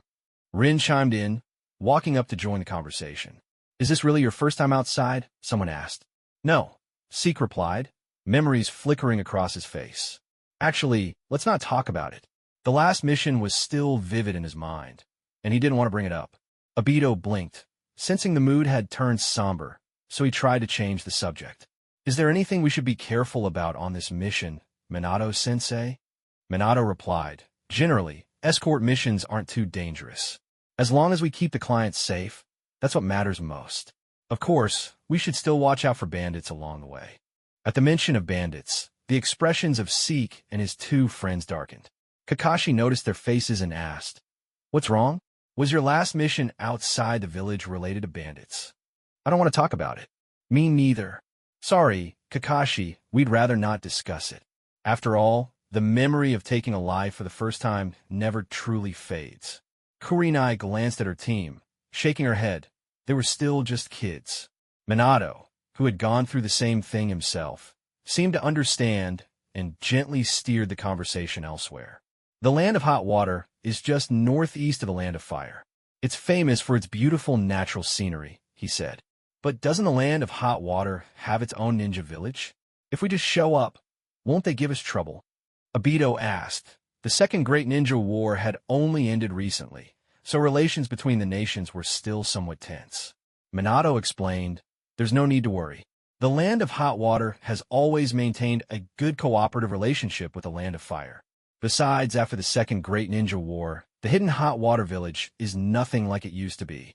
During the war, the hidden hot water village suffered devastating losses and was a mere shadow of its former glory. What's more, with both Minato-sensei and Kurenai-sensei here as Jonin, there's nothing to be concerned about, Kakashi chimed in. Rather than worrying about that, you should be more concerned about being late again when we leave. You jerk. That was just a one-time accident. It's not like I have any old friends or relatives in the land of hot water. Obito protested, stomping his foot in frustration. The once grave conversation gradually shifted to lighter topics, like what souvenirs they should bring back from the land of hot water. Before long, they arrived at a small town. Mr. Kazama collected the goods he had stored there, and their mode of travel switched from walking to riding in horse-drawn carriages. Watching the caravan behind them, loaded with goods of all shapes and sizes, it was no wonder they needed two ninja teams as escorts. Still, it was unclear why the client hadn't requested Chunin to accompany them instead. To ensure the safety of the caravan, the two supervising teachers divided the work. Minato's team took charge of the front, scouting ahead and protecting the client, while Kurenai's team guarded the rear, keeping watch for ambushes and safeguarding the cargo. Night watch was organized in the same way. One team kept watch for the first half of the night, and the other for the second, rotating the schedule each day. Sitting atop a wagon packed with goods, Qingjie eyed the deep tracks left in the dirt, curiosity stirring about what exactly they were transporting. Just as he was about to sneak a peek, Kurenai stopped him. It's forbidden to pry into a client's secrets. Do you understand? Don't let it happen again. Yes, ma'am. The client's business was none of their concern. Their job was simply to complete the mission. I'll go patrol the rear, Qingjie said obediently, trotting to the back. Although this was supposed to be a simple escort mission, that didn't mean there was no danger. Wild beasts and the threat of bandits lurking by the roadside were ever present. Suddenly, a small white snake poked its head out from Qingjie's sleeve, flicking its tongue in a certain direction. From the look of it, danger was near. Stop right there.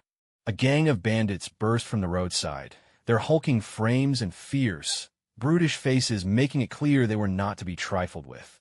Shoulders broad enough for a horse to run across, fists so large a man could stand on them. They looked every bit the brawlers. This is a robbery. Hand over everything you've got, and we might just let you live. The leader's voice was rough as gravel, his machete gleaming coldly in the sunlight. Bandits, without hesitation, Qingjie charged forward, landing a kick squarely in the ringleader's face. Teeth flew in all directions, blood spraying as the man crumpled to the ground. "Boss, what are you doing? Boss, how could you go down so fast?" The bandit leader grumbled. "I'm down, I got taken out in a flash. What's there to talk about?" A few of his men shouted as they hoisted their chief onto their shoulders and hurried away, the whole scene looking almost like slapstick comedy. "Well, let's just keep moving," someone said, brushing off. It was a minor incident, nothing to dwell on, and so the convoy continued on its way. Nobody seemed eager to rush. Everyone advanced at a leisurely pace. Just when it seemed that the journey would remain uneventful, another group appeared before long. But these were no ordinary bandits. Each man wore a pair of swords at his waist, the long katana and the short wakizashi. Though their clothes were ragged, the aura they exuded was far fiercer and more bloodthirsty than the previous assailants. These were masterless samurai, ronin, as they are called. Their eyes locked onto the convoy, and more specifically, onto Mr. Kazama's wealth. They had tailed the group for some time, waiting for the right moment in this desolate stretch of countryside to strike. Their plan was to wipe out everyone here, dispose of the bodies, and steal the goods to sell for profit. After all, as wandering swordsmen with no lord to serve, they had no other means to survive. Ever since the rise of the ninja villages, samurai had gradually faded from the stage of history. Once the backbone of armies, they were replaced by ninja, who were equally capable of serving as military forces. Aside from a few great nations and nobles who still kept samurai in their employ, only the Land of Iron remained a country ruled by these warriors. The ascendance of ninja as military power left many samurai without a livelihood. Their resentment toward ninja was rooted in this loss. Back in the Warring States era, ninja could only be hired as mercenaries, not serve as standing armies. Nobles and lords recruited large numbers of samurai to wage war, capture fortresses, and expand their realms. But with the establishment of ninja villages, the status of samurai began its irreversible decline. In recent years, their position had become ever more marginalized. Now, the ronin blocking the convoy's path were samurai who had fallen on hard times. At their head stood a warrior with his long hair tied in a ponytail, a scar slashing across the left side of his face. He wore a dark robe and carried both a katana and a shorter blade at his side. With a cold voice, he declared, "Leave the cargo, and you may walk away." Minato stepped forward and said, "We are ninja from the Hidden Leaf, here specifically to protect this shipment. Please, don't make this difficult for us." The leader of the samurai sneered, "That means nothing to me. Leaf ninja or not, I've killed my share before. You're nothing but a bunch of chickens and stray dogs to me." His men fanned out, encircling the convoy, each gripping his sword with a menacing glare. The convoy workers, terrified, cowered out of sight. This was the moment when only the ninja could step up. Kurenai spoke calmly. "Let them make the first move, then we respond." "Should we kill them?" Kayasuke asked. "If possible, avoid it. But if it can't be helped, then so be it," came the reply. "Understood. In this line of work, you had to accept that one day you might not make it out alive. There were 25 people in this group, and none of them looked like easy opponents." Gripping his kunai, he stayed ready for battle at any moment. Minato took a step back and said, "Then there's nothing more to discuss. What do you say? Let's get them." The samurai leader barked in a low voice, drawing the long sword at his waist. At his command, the other samurai unsheathed their blades and charged toward the group. Steel clashed as kunai met katana, sparks flying from the collision. Sisuke was forced back by the powerful blow. He was still too weak, unable to face off with grown warriors just yet. Once a ninja is drawn into close combat, you're no match for us samurai. You people, relying only on your trickery, are nothing but useless cowards. Hidden Shadow, Snake Hands. With a swift motion, Sisuke summoned several snakes that lunged at the samurai. The warrior swung his blade, severing the snakes' heads, then brought his sword down towards Sisuke in a lethal arc. With a sharp crack, the blade split a wooden log in two. Sisuke had evaded just in time and now appeared behind the samurai. He drove his kunai straight through the man's heart. Ugh, you! The samurai felt the pain, his body crumpling to the ground as life left him. Sisuke took a deep breath and turned to face the remaining warriors. Kurenai Yuhi had already defeated several foes.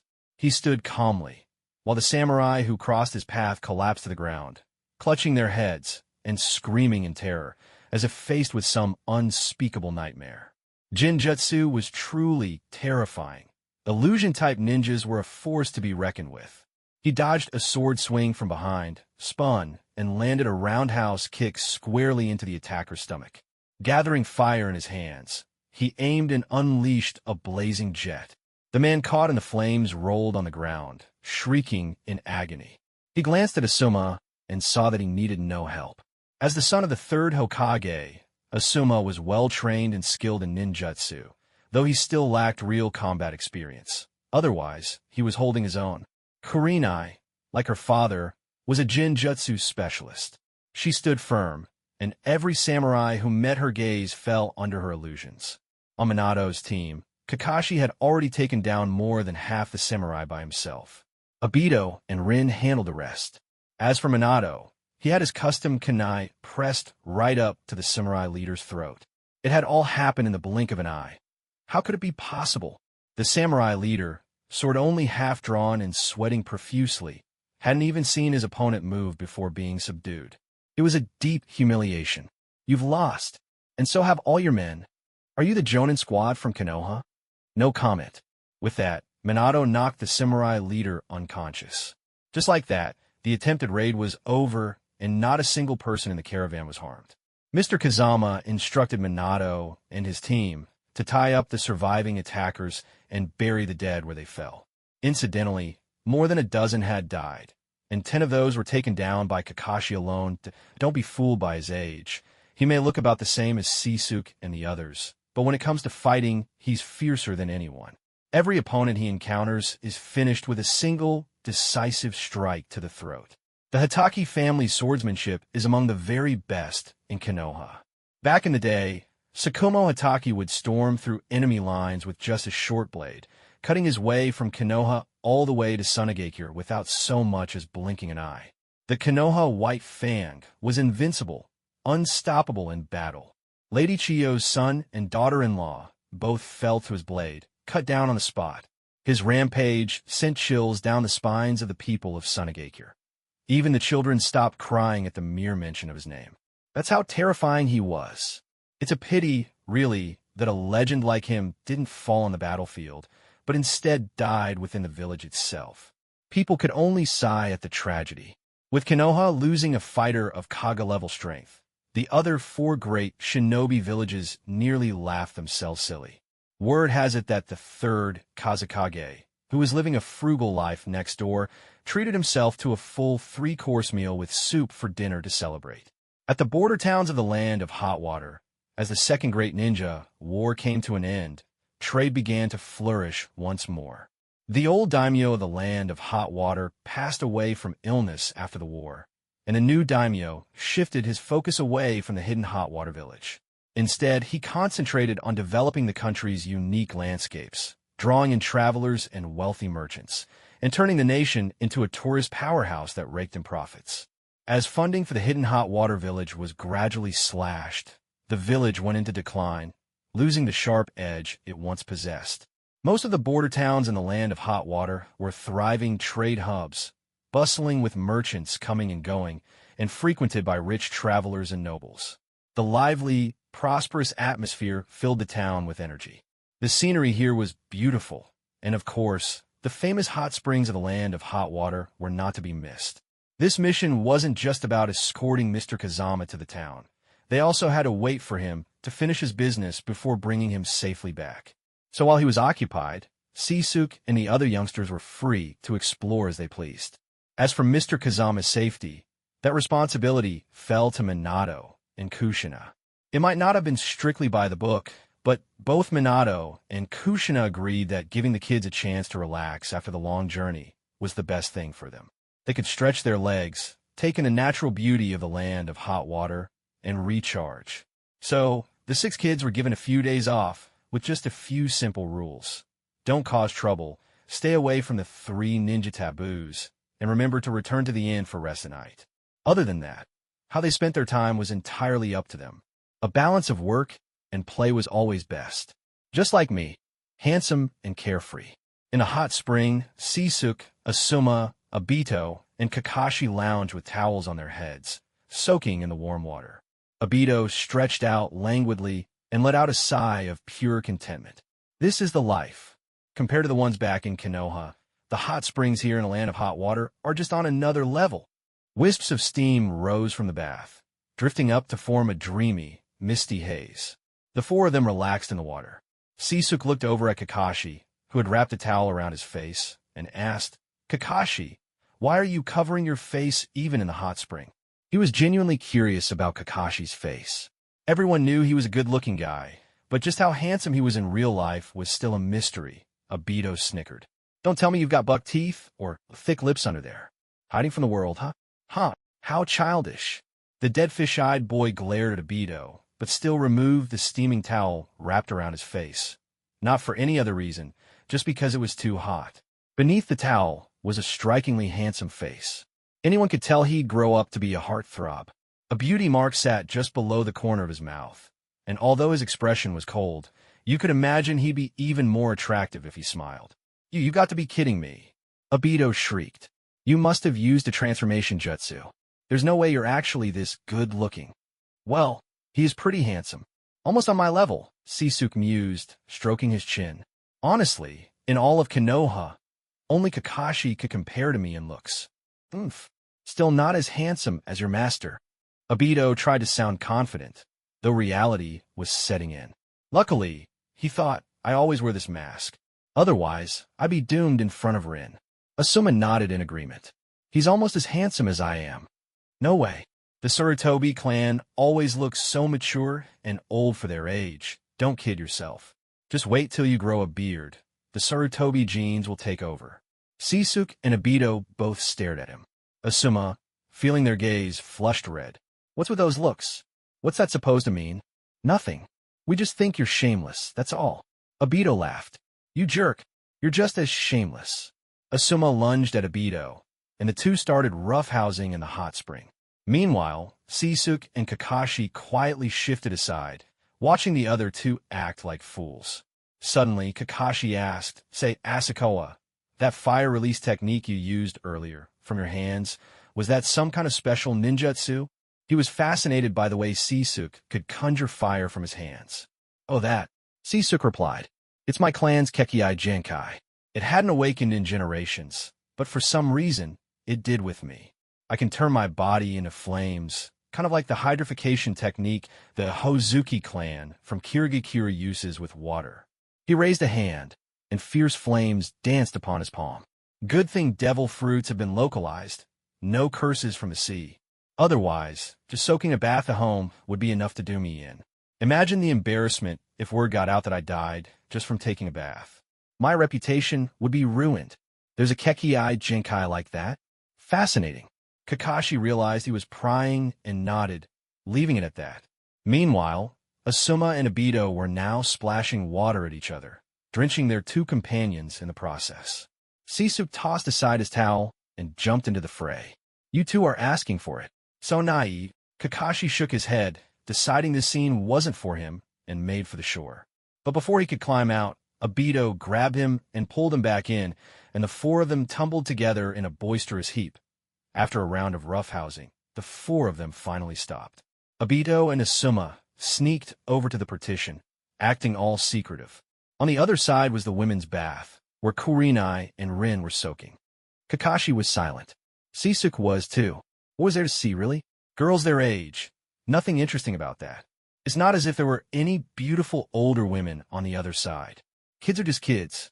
At the very least, they'd have to wait another 10. No, 5 years before there be anything worth peeking at. Aren't you going? Kakashi asked, glancing at Sisuke. Who do you think I am? You think I'd stoop as low as those two degenerates? Sisuke declared indignantly, pointing at Obito and Asuma. I have never seen such shameless people, and now there are two of them right in front of me. For that moment, he was a pillar of righteousness. Oh, you really are a cut above them. Kakashi found it rare to have such a normal classmate. Sisuke replied solemnly, of course. Kurenai and Rin are cute, but their figures are still lacking. There's absolutely no point in peeping at them right now. Kakashi was speechless. Can I take back what I just said? You're actually the weirdest one here. After their playful tussle, they got up and decided to stroll through the streets. Dressed in fresh clothes, they wandered about, feeling light and at ease. Obito and Asuma, hopelessly eager, trailed behind the two girls like loyal puppies. Kakashi slipped away on his own, while Sisuke used a transformation jutsu to slip into a gambling house. As the saying goes, you can't get rich without windfalls, and a horse won't grow fat without grazing at night. All the money he'd earned from missions had gone into buying ninja tools, explosive tags, and the like were a real drain on his wallet. D-rank missions didn't pay much, either. Now, he needed to find a way to make some real money. As soon as he entered the gambling house, he saw a crowd gathered around a single table, the only game in the whole place. A group of people were betting against a lone gambler. But it wasn't that the lone gambler was sweeping the table. Rather, the crowd was raking in piles of winnings. It was the stuff of legend, a golden goose if there ever was one. In every sense of the word, enormous. Sisuke instinctively touched his nose. Not that he was any better, but suddenly he felt an odd itch. Was this body finally hitting adolescence? This round, I bet big. A blonde girl with twin ponytails slapped the table, pushing her money forward. Waves of excitement rippled through the crowd. Was she really that bouncy? We're betting small, the others shouted in chorus. This was a legendary golden goose. How could they pass up such easy pickings? Opportunities like this didn't come around twice. Small, the golden goose insisted, refusing to back down. Again, another round. Beside her, a young girl pleaded miserably. Lady Tsunade, we really can't afford to lose any more. It's fine, Shizun. This time, I'm sure I'll turn around. You have to believe in me. Tsunade had fallen into one of life's 3 great delusions. I can win it all back. I bet small this round, Sisuke announced, pulling out the last of his mission savings, 50,000 Ryo. Count me in. I'm betting big, someone else called out. What a high roller. Huh, we're all in on big, too. Not for any other reason. This guy's really bold. You said it. I'm betting big. Let's see. Big win. My money doubled, and I bet it all again. At last, the fat sheep wasn't so fat anymore, and my wallet was stuffed. Looking at my swollen purse, is this what it feels like to be rich? The fat sheep ran out of cash, and everyone returned to square one, each fending for themselves. As for me, I knew when to quit while ahead, and quietly slipped away. Just as I was passing by an alley, a steely, unfeeling hand yanked me inside. MMPH. MMPH. Help! Someone's trying to kidnap a handsome boy in broad daylight. Thud! That hurt, didn't it? A fist landed on my head, raising a bump, and my transformation jutsu broke under the blow. Rubbing my head, I squatted down and whimpered. Ow, that really hurts. Feels like my skull's about to split open. Knew you were a ninja. Tsunade eyed the Leaf Village headband on my forehead. And from the Leaf, too. Already out here gambling at your age. Clearly you haven't been taught well. Who's your teacher? Orochimaru-sensei. Facing Tsunade, I dared not act rashly. All I could do was borrow Orochimaru's name again. After all, he wasn't around this time either. Orochimaru? That guy actually took a student? Tsunade was surprised. Orochimaru's cold nature didn't seem the type to take on disciples. This was truly eye-opening for her. So you say you're Orochimaru's student. Got any proof? Hidden shadow, snake hands.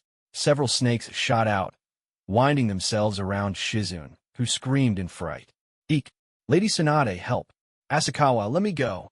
Shizun and I were classmates, but she'd barely graduated before Tsunade took her away.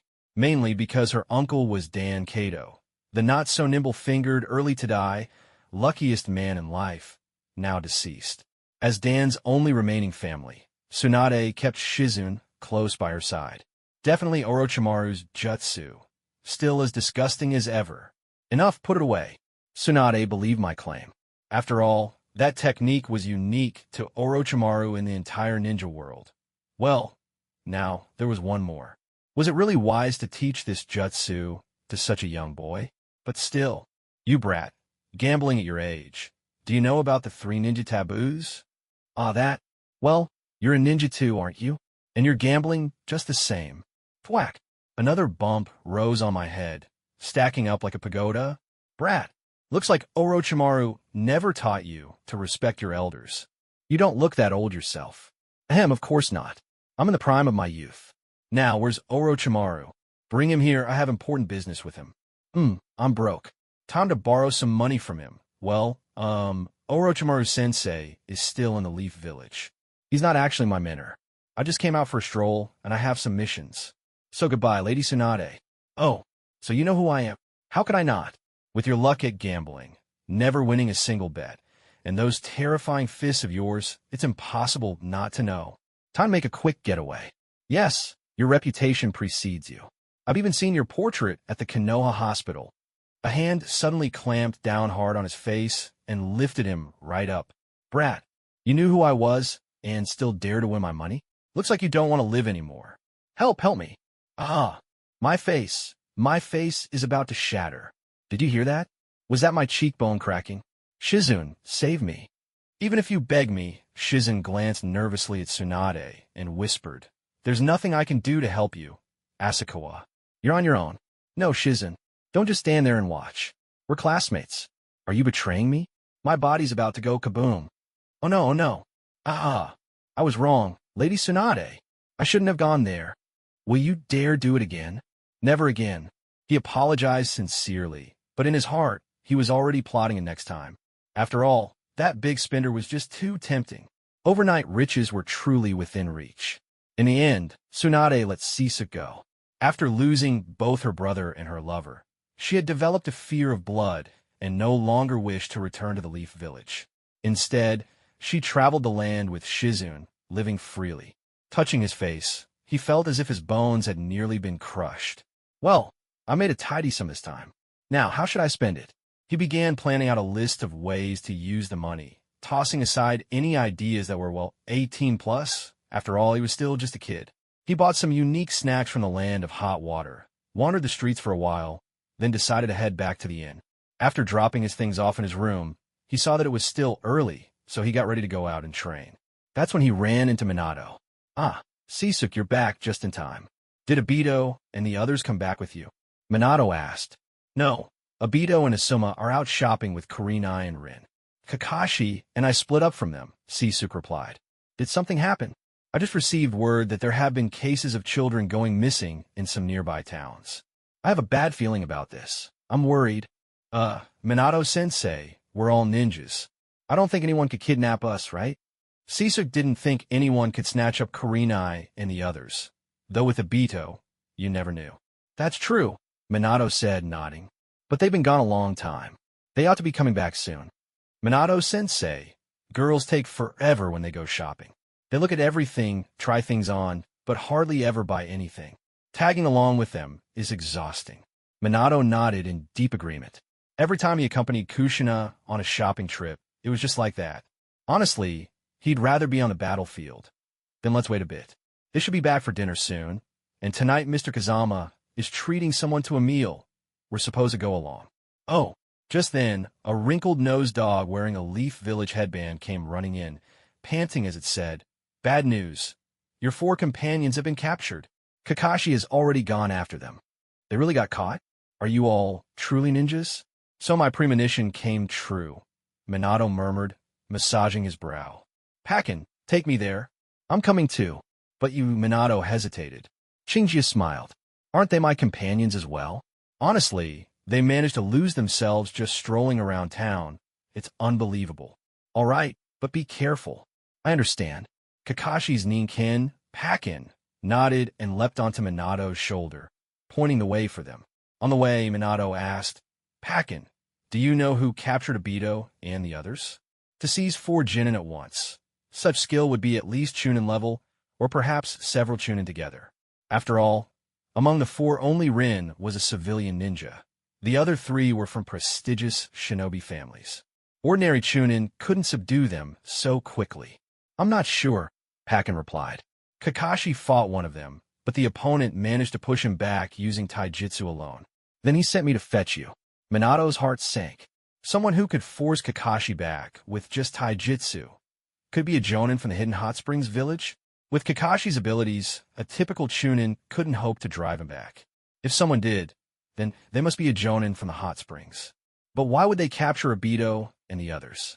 Did they discover Asuma's identity as the third Hokage's son? Perhaps they planned to use him as leverage against the Leaf? With these doubts in mind, the two of them and Pakken hurried toward Kakashi's location. Cherish life, stay away from cults. Thanks to Pakken's keen sense of smell, Minato and Shinjie quickly found Kakashi. Minato-sensei. Seeing them arrive, Kakashi nodded, crouching low on a tree branch, peering through the leaves at the people below. Obito and the others were tied to wooden stakes, unconscious. They weren't the only ones. A group of children were there too. Surrounding them was a circle of figures in black robes, chanting in low voices. At their feet, a huge circle drawn in blood glistened on the ground, with a triangle nested at its center. Minato observed the scene below, frowning. Could this be that so-called evil god cult that's been cropping up lately in the land of hot water? The evil god cult, a cult shrouded in mystery, its teachings unknown but clearly nefarious. Recently, it's been spreading in small circles throughout the land of hot water. Rumor has it that the recent disappearances of children are their doing. Evil god cult. Shinjie recalled that later, Asuma would die at the hands of Haiden, a devout follower of this very cult. That man's abilities were deeply strange. He was truly immortal. If he obtained his opponent's blood and performed his ritual, he could make his victim feel everything he felt. If his own heart was pierced, his enemy's heart would shatter as well. Yet, thanks to his immortality, he alone would not die. This, truly, was the ultimate trade, one life for another. By the way, how did the four of them get caught? Someone asked. I'm not sure, Kakashi replied, thinking back. I was out in a market when I saw Asuma dragged into an alley. The cult's leader was incredibly skilled in taijutsu. I couldn't beat him. I barely had a chance to use my own techniques. Leave that leader to me, Minato declared, pulling out his special kunai. Kakashi, you'll go with Shinjie to rescue Obito and the others. Suddenly, they heard the frenzied voice of the cult leader below, his eyes wild with fanaticism. Brothers and sisters, today we are gathered here by the will of Lord Jashin. These fresh lives, these pure, innocent children, will become the perfect offerings to our God. He spread his arms wide. From this moment forth, let us indulge. Let us revel in this feast for Lord Jashin. But before that, we must fulfill the sacred doctrine. Now, let us show our devotion for Lord Jashin. With that, no one knew where he produced it from, but he suddenly drew a black short spear and drove it straight into the heart of the person beside him. The victim showed no sign of pain.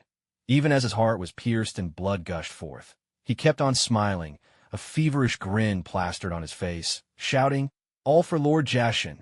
That seemed to be a signal. The cultists lunged at those around them, bashing with their fists, biting with their teeth, or slashing again and again with their swords, each determined to end the lives of their companions. The cult leader threw himself into the frenzy, ending one follower's life after another with his flawless martial skills. The three of them were stunned. Was this really happening? They were slaughtering each other? Shinjie stroked his chin and mused, "Looks like they'll settle things among themselves soon enough. I'd guess that the last one standing will be the one to execute Asuma and the others. Let's wait for now, Lord Minato." Minato nodded. This mass suicide was probably tied to their twisted doctrine, something along the lines of kill your companions or kill those beside you. These fanatics believed in their creed so absolutely that they'd murder even their closest allies, all to please their so-called god. Whether Jashin truly existed, Minato couldn't say. But one thing was certain, this cult was utterly deranged. Shinji pondered for a moment. In his memory, Haiden was the only one in the cult who truly possessed immortality. That meant these people might be hoping, through their sacrifices, to gain power from their god. Though who could say for sure? Still, cults like this only brought disaster. Cherish life, and stay far away from such evil sects. The scene below was exceptionally gruesome, so even Kakashi and Sisuke only watched under Minato's supervision. Yet that cult leader down there truly had some skill. His taijutsu was remarkable. He slaughtered many people without a single drop of blood staining him. No wonder he managed to drive Kakashi back. It seems once again I have received the favor of the evil god. But to attain immortality, I still need more. More sacrifices. He stuck out his tongue and licked the blood from his spear tip, his lips curling into a twisted smile. The evil god will surely love what's about to happen. Seeing this, Minato immediately hurled his kunai. The cult leader knocked it aside with a short spear. The kunai spun through the air, and in a flash, Minato's figure appeared, catching it and hurling it again. The cult leader hurriedly dodged, but in the next instant, Minato was right beside him, slashing the kunai toward his throat. The man reacted swiftly, parrying with a short spear. As he caught sight of Minato's face and the forehead protector he wore, the cult leader grinned. So that's it. A teacher from a leaf has come for these little ones. Too bad I was just a bit too slow. He sounded almost regretful, facing Minato with not a trace of fear. Breaking away from Minato, he lunged forward, spear thrusting. Minato blocked him, and the two clashed in a flurry of taijutsu and close combat. Their skills evenly matched. Kakashi and Sisuke appeared, cutting the ropes binding the four children with their kunai. They swiftly moved them to safety, then returned to evacuate the remaining kids. Damn it, those are sacrifices for the evil god. The cult leader roared in fury. At that moment, a swirling sphere of chakra formed in Minato's palm. He drove it into the cult leader's abdomen. Rasengan. In the world of shinobi, there's nothing a Rasengan can't solve. If one isn't enough, use two, and if that still doesn't work, just make it bigger. As the creator of this technique, Minato used it to easily finish off the cult leader. His taijutsu really was impressive. In terms of pure physical prowess, he could rival a Jonin of a leaf, Minato remarked. Sisuke, who had just arrived, couldn't help but twitch at the corner of his mouth. So, you were just testing this guy's abilities all along? Then again, with Minato's speed, defeating this man was never going to be difficult. It was all about sizing up his strength. How are they? Minato asked. No injuries that I can see. Most likely, they were knocked out by this bunch while out shopping, Sisuke replied. A flicker of flame appeared in his palm. Under Minato's astonished gaze, he set the bodies aflame. It's a Kekkei Jinkai my clan hasn't awakened in generations. It just manifested in me, quite by accident, Sisuke explained lightly, letting the continuous flames reduce the corpses to ashes. The acrid smell of scorched air was unsettling. Minato used Earth Release to entomb the group right where they stood, then created shadow clones to help escort the children who had been abducted by the cult. Asuma and Obito, meanwhile, each carried 2 kids back, teaming up with Kakashi and Sisuke to bring everyone home. The 4 attackers who regained consciousness were filled with frustration, for everything they had bought had been lost.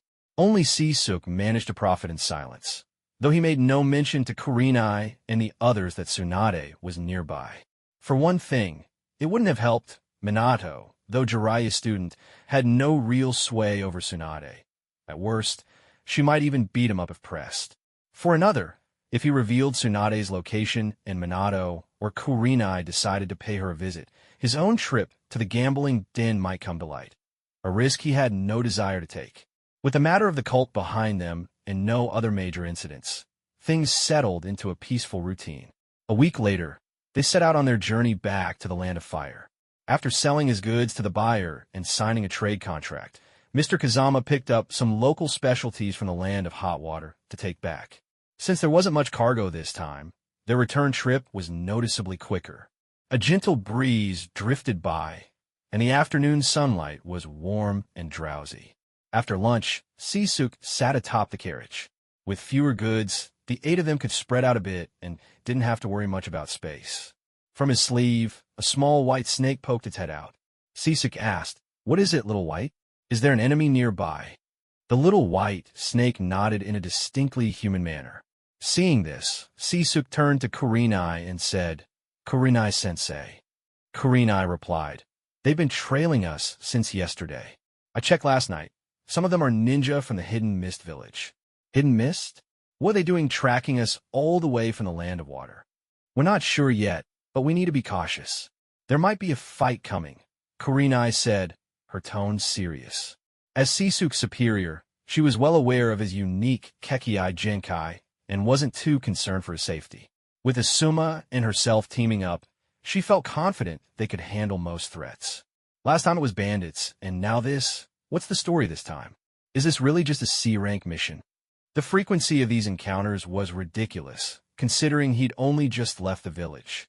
Still, ninja from the Hidden Mist were no joke. They were one of the 5 great shinobi villages. Even if they were plagued by infighting and couldn't match Konoha, they were still a force to be reckoned with. As they spoke, a pale mist began drifting between the trees, growing denser by the minute until visibility dropped to nearly nothing. "The Hidden Mist technique," someone murmured. "Hold formation. Protect Mr. Kazama," came the command. The 2 squads quickly formed up around Mr. Kazama's carriage and his attendants. Kurenai and Minato both gripped their weapons, ready for what was to come. "They're here."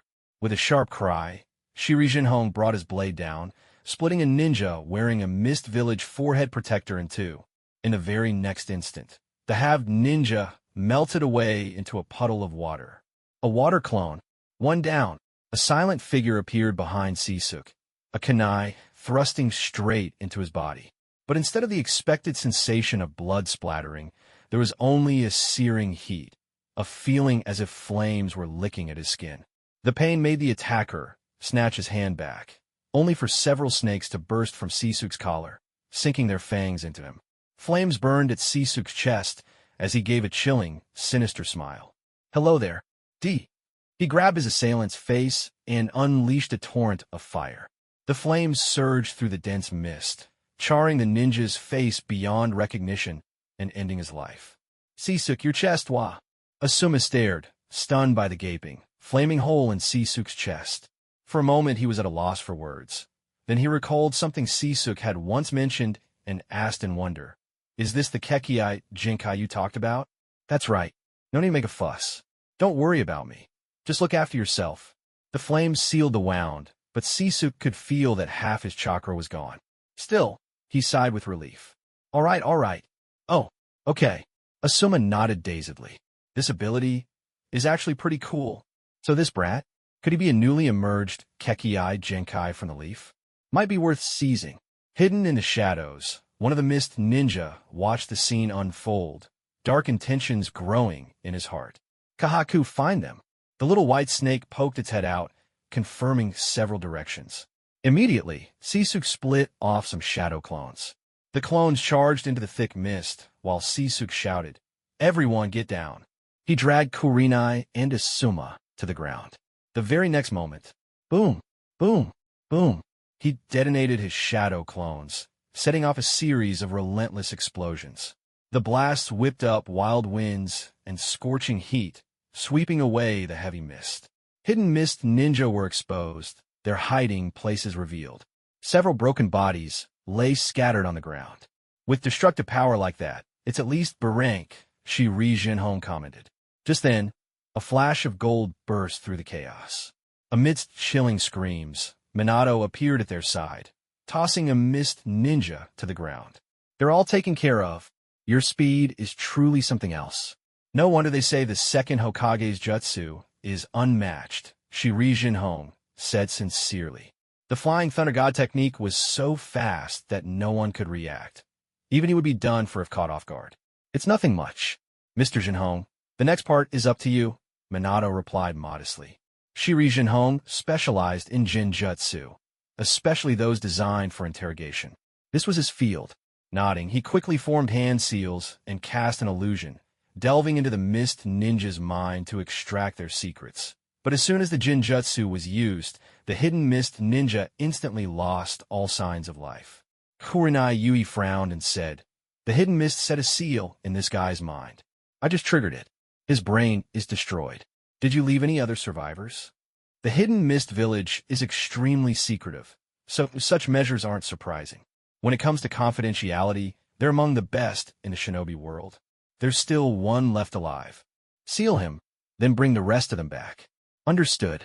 Minato swiftly sealed the last survivor, while Kurenai Yuhi instructed Sisuke and the others to clean up the aftermath and tidy up the battlefield. The bodies were all packed into sealing scrolls. These corpses could provide Konoha's intelligence division with every scrap of information they could extract. After handing everything over to Minato, he said, "I'll head back to Konoha first. I'm counting on you to look after Kakashi and the others." "It's nothing. This is my mission." Kurenai nodded. Minato gave a few instructions to Kakashi and his team, then used his teleportation technique to leave with the Hidden Mist Ninja. Using the Flying Thunder God technique over such a long distance would consume a significant amount of chakra. Considering the journey back, mission debriefings, and much-needed rest, he likely wouldn't return until tomorrow. Meanwhile, Kurenai decided to pick up the pace. No one knew what might happen along the way, so it was best to hurry. Mr. Kazama understood the danger as well. He was quite afraid of dying, which was probably why he'd hired 2 teams in the first place. Their return speed more than doubled. By the afternoon of the next day, Minato had made it back. He didn't say much, just urged them to move even faster. The number of Konoha shinobi patrolling the borders of the Land of Fire had increased. Learning the summoning jutsu. Your mission sounds like quite the roller coaster, Sisuke. In the laboratory, Orochimaru listened to Sisuke recount his mission and chuckled. Normally, C-rank missions wouldn't get nearly this eventful. Who knows, really? By the way, Lord Orochimaru, why did the Hidden Mist attack us? Sisuke asked, curiosity playing on his face. Orochimaru didn't hide the truth. The Hidden Mist wanted intelligence on the village. You all just happened to be there. They're preparing for war. But didn't the war just end?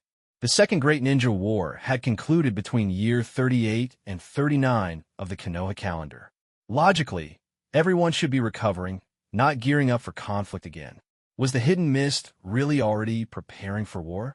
Orochimaru smiled as he replied, and that's exactly why they're preparing. Konoha was the victor in the Second Great Ninja War, and with the Land of Fire and the Land of Water so close, they're eager to gather information.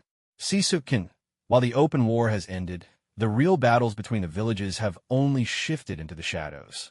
Throughout history, the 5 great ninja villages have engaged in countless overt and covert struggles. In the first 2 ninja world wars, Konoha emerged victorious each time. Naturally, this stirred up resentment among many, but also demonstrated their formidable strength. However, after the White Fang of Konoha took his own life and the Slug Princess left the village, signs of decline began to show, and now Konoha is at its most vulnerable. Especially now, with only one of the legendary Sannin, Orochimaru, remaining to guard the village, the situation is even more precarious. Just watch, Sisuke, Orochimaru said, within 5 years, the Third Great Ninja War will break out. Use this time to hone your strength.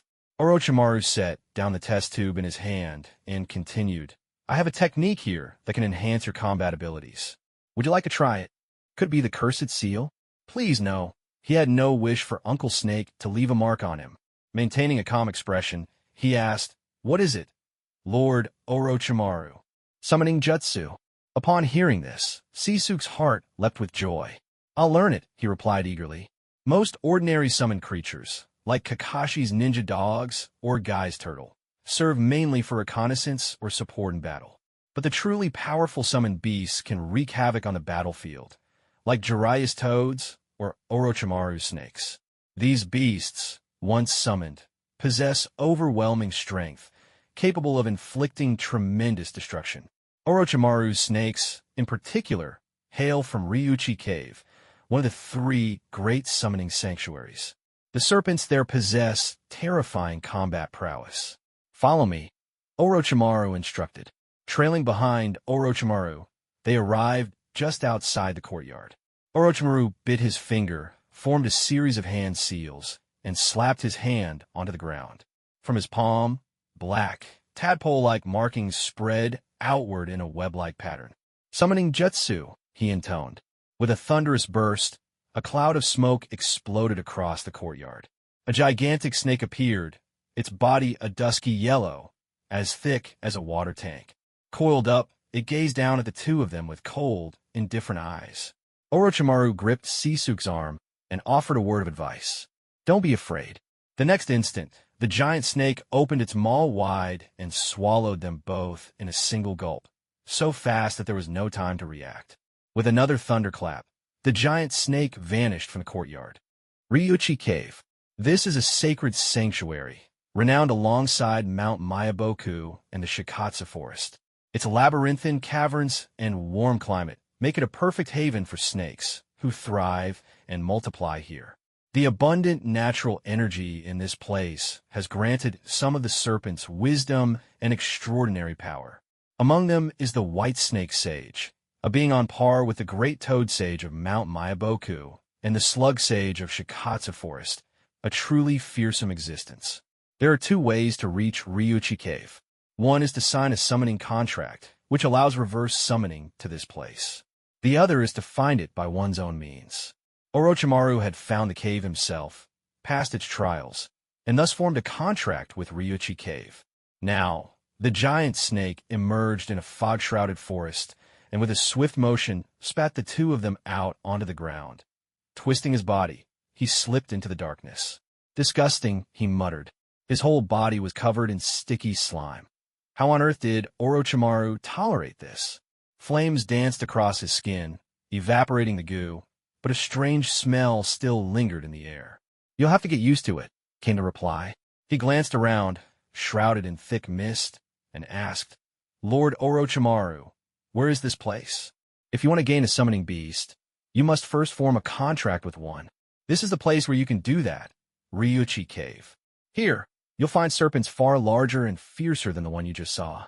If you wish to summon them, a contract is required. Otherwise, you must first pass a trial. Only then can you sign the contract. Shinji understood and asked, So how do I pass the trial? That's up to you. Orochimaru replied, a wicked smile curling on his lips. I'll be waiting here for you. Keep going forward and you'll enter Ryuchi Cave. Whether you pass the trial or not depends on your own abilities. And if I fail, you'll be eaten by the snakes inside.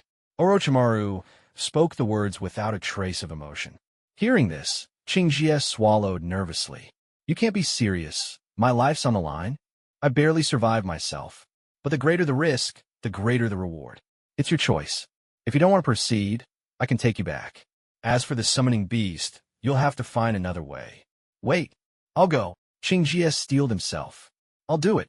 But when I return, Orochimaru, you have to teach me the hand signs for the summoning technique.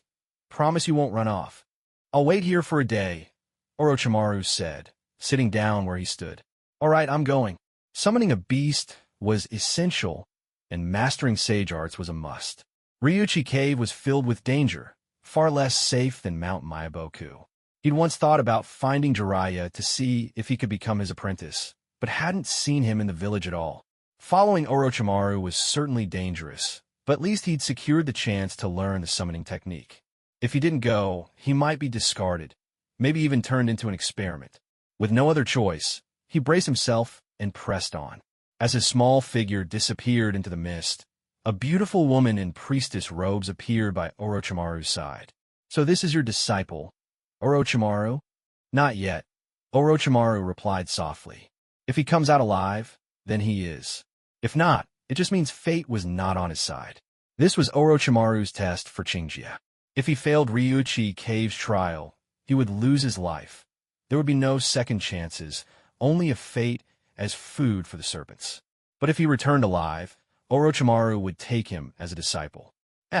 Don't underestimate the trials of Ryuchi Cave. I'm already looking forward to tasting that kid's chakra. The priestess's beautiful face suddenly turned pale. Her lips split open, revealing sharp fangs and a flickering snake tongue, and a shadow of black makeup spread out beneath her eyes, reaching the sides of her nose. Then let's just wait and see, she said. The more beautiful a girl is, the better she is at telling lies. Oh my goodness, is this rundown place really the Ryukido? I can't even see an entrance anywhere. Can Boruto really make it here? Shinji muttered to himself. He hadn't watched much of the anime when he crossed over. He'd only heard about it. Why hadn't he watched more? Because it was just too intense. He was afraid if he watched, he'd get so excited his head might explode. He stopped in his tracks. A line of footprints appeared before him. Looking closely, he realized they were his own. In other words, he'd been walking in circles. Tisk! He clicked his tongue in frustration. Flames flickered in his palm as he considered burning down the entire misty forest. But no, better not. He quickly squashed the idea. What if, just as he started the fire, a giant serpent slithered out from behind and swallowed him whole? What's that? A faint glow flickered through the mist, lanterns burning bright. He immediately suspected a trap. He didn't believe snakes would use fire. Cold-blooded creatures had no need for such things. Even if the white snake sage wanted to dress things up with a few lights, it wouldn't be in a neat row like this. Still, he walked toward them. Why? Because he didn't know where else to go. The mist gradually faded away, revealing a glorious gate before him. Eaves soared high. Beams were ornately carved and painted, the whole structure brimming with grandeur and energy. On the heavy vermilion plaque, 3 golden characters blazed. Ryakudo.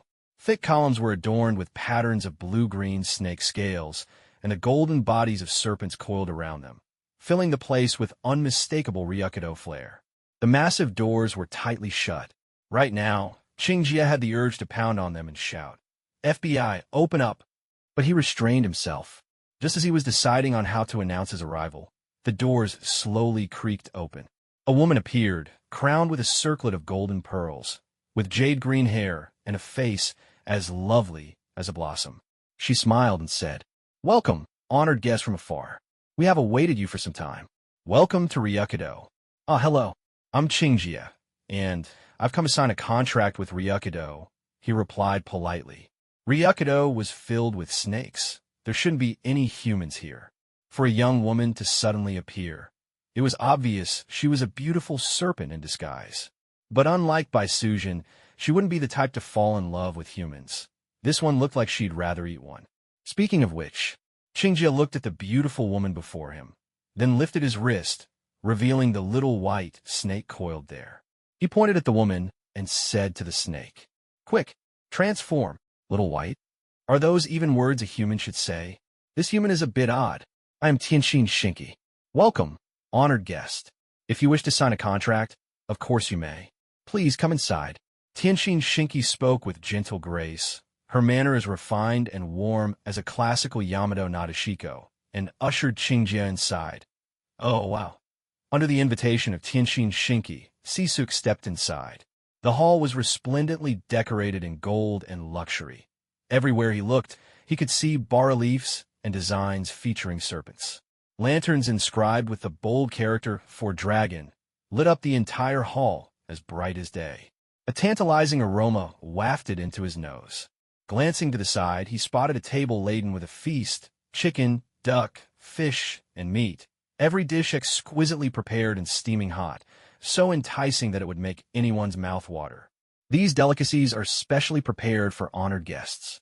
Please have some, Tianxin Shinki said, bringing over a plate of roast chicken and setting it before Sisuke, her eyes full of anticipation. Well, actually, I came after I'd already eaten, Sisuke replied. There's no way I'm eating this, he thought.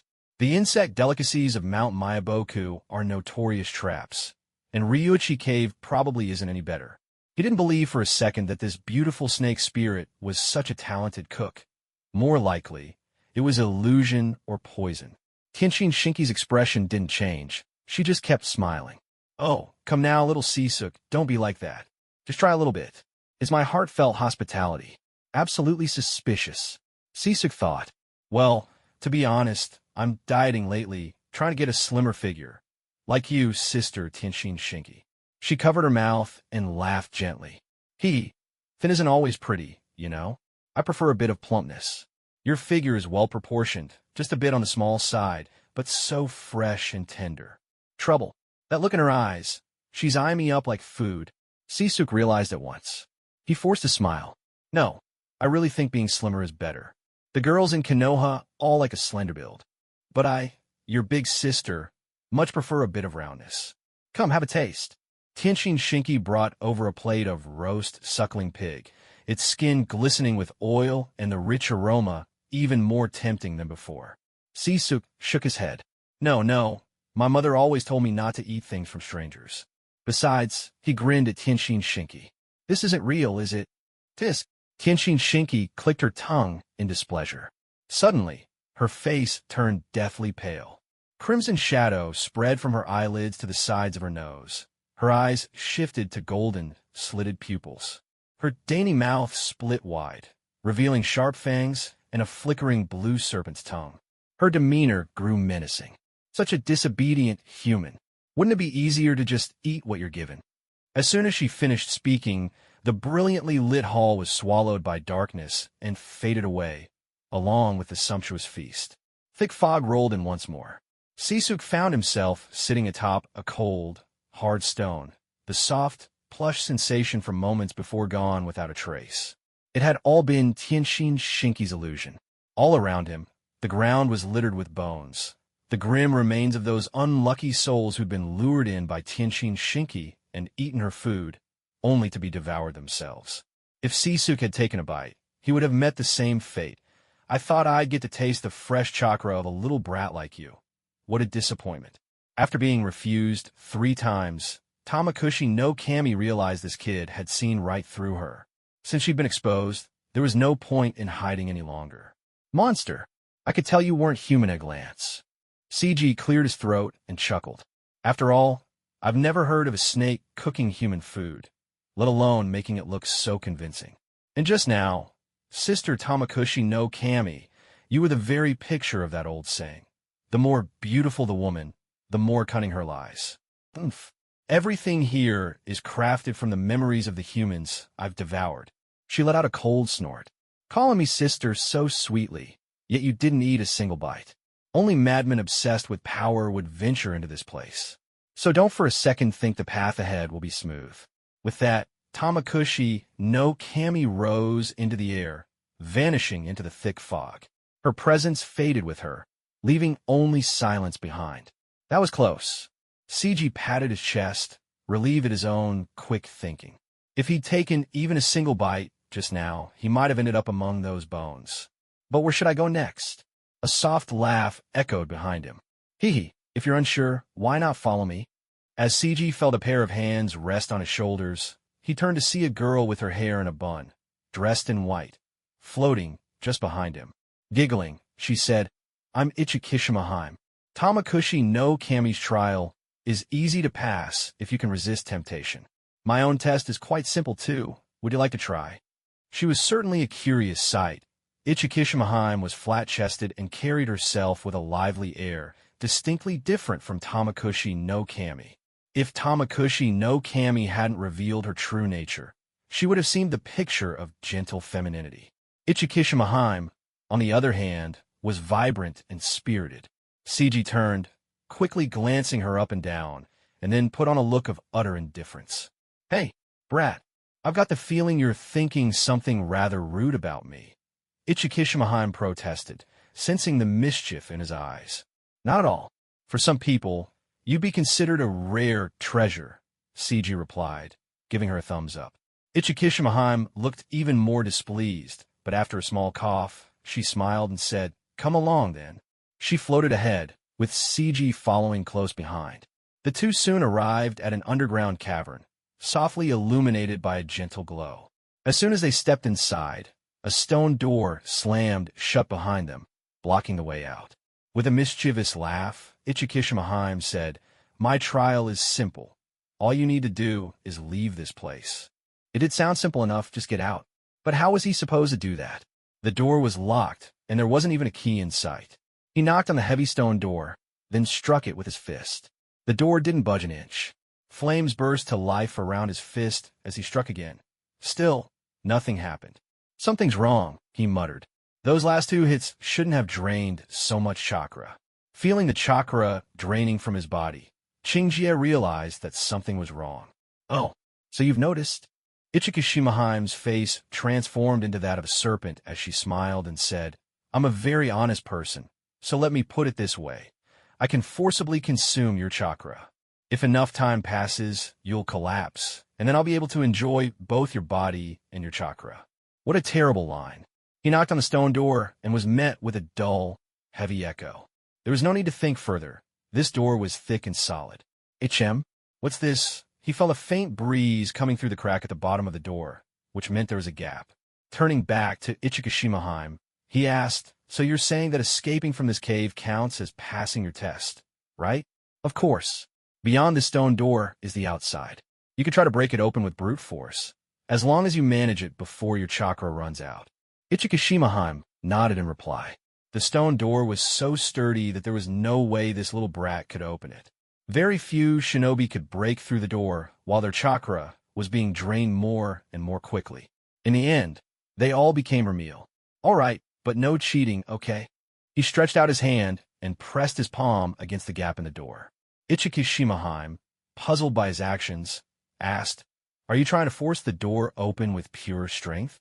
"Well, that's possible, but your body is still much too small. There's no way you could manage it. I never planned to do that. I'm no muscle head." His entire body transformed into flames, and he slipped into the crack beneath the door. Flames have no set form. They can take any shape. Qingjie had found another way. By turning his body into fire, he could simply slip through the gap.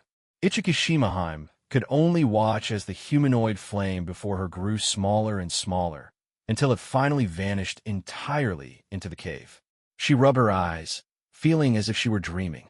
Is this for real? Ichikishimaheim felt deflated. With a wave of her hand, the moment Qingjie appeared outside the door, the environment was once again shrouded in mist, but this time he was still inside the cave. Ichikishimaheim floated over and demanded, "What's the deal with your body, brat?" "It's similar to the hydrification technique of the Hozuki clan, except mine is a flame transformation," Qingjie replied, not leaving out a single detail. "Next time, I'll have to make sure the place is completely airtight." She pinched Qingjie's face, her cheeks puffed out in frustration. "You're such an unlovable brat. I could have eaten you, you know. Don't say such frightening things with such a cute expression. This time I miscalculated. You've passed my trial, even if you did cheat." Ichikishimaheim admitted his success, her body gradually fading away. Seeing she was about to leave, Qingjie hurriedly called out, "Wait, which way should I go now?" "There's no need to go anywhere," Ichikishimaheim replied with a gentle smile. From within the mist behind Sisuk, a beautiful woman dressed in a shrine maiden's attire drifted silently toward him. Without warning, her face transformed into that of a snake, and she sank her fangs into Sisuk's shoulder. But then, a surge of flames erupted, forcing her to hastily recoil. "What's going on with your body?" the woman asked, staring at Sisuk as fire blazed from his shoulder. Just then, Ichikishimaheim, who was already on the verge of vanishing, suddenly became solid again. Laughing, she said, "Aha, Takabanahime, it looks like even you can get caught off guard. This boy is quite special. His body can turn into fire, you know." Takabanahime had just been scorched, though the burn healed rapidly. She muttered, "Tisish, why didn't you tell me that earlier?" Ichikishimaheim spread her hands with a helpless sigh. "You were so impatient to bite him before I could say anything. I didn't have the chance." She had meant to warn her, but Takabanahime had acted too quickly for her to intervene. Transforming back into a beautiful woman, Takabanahime smiled and said, "This trial is meant to test your heart." As she spoke, her face shifted once again into that of a snake. "If you fail, I'll have to eat you up. Now, be good and let me take a bite." "What a strange and peculiar beauty," Sisuk retorted. "I refuse." He put on a stubborn, gruff expression like an old farmer from the Northwest. "I'm not letting you bite me. What if I get poisoned and can't fight back?" Takabanahime declared. "I serve under the white snake sage. How could I possibly poison you?" Sisuk backed away, crossing his arms over his chest. "You're obviously up to no good. I have to consider my own safety." Ichikishimaheim chuckled. "Yeah, this is getting interesting. Takabanahime, what will you do now?" Since she couldn't get a bite herself, and now saw Takabanahime also stymied, she was quite delighted. "Ah, so this is what frenemy looks like. I love it. Don't underestimate me," Takabanahime declared, gliding closer. Sisuk tried to step back, But suddenly, the stones beneath his feet rose up and formed a prison, trapping his lower body in place. He couldn't move. Just as he thought about turning his body elemental, Takabanahime reached him, grabbed his hands, and bit down on his neck. Once again, flames burst forth, but this time, the fire was a pale lavender. Takabanahime spoke. In the end, these flames are made of chakra as well. All I need to do is convert my toxin into chakra, and it will work on you. Your fire poses no threat to us. Chakra laced with poison surged through Sisuke's whole body, leaving him utterly drained of strength. Suddenly, the Takabanahime before him morphed into Orochimaru, who licked his lips and grinned.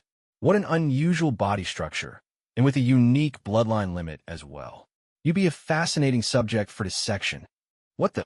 Is this genjutsu really this vivid? Sisuke recoiled in dread. He knew Orochimaru might toss him onto the operating table at any moment. The White Snake Sage, Orochimaru, was a man who believed in science and technology. His own existence was far too unusual. If one day Orochimaru ever lost control and took over his body, that would be the end of him. So, while staying by Orochimaru's side, Sisuke always kept his guard up. At the slightest sign of trouble, he would be ready to run at a moment's notice.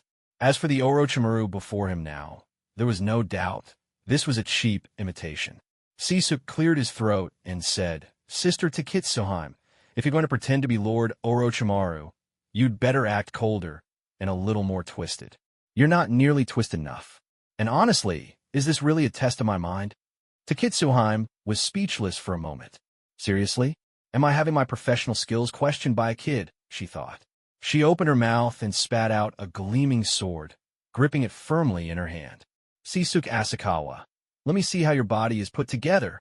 "It's obviously fake," Sisuke scoffed. Lord Orochimaru always uses scalpels for dissections. He'd never go for a broadsword.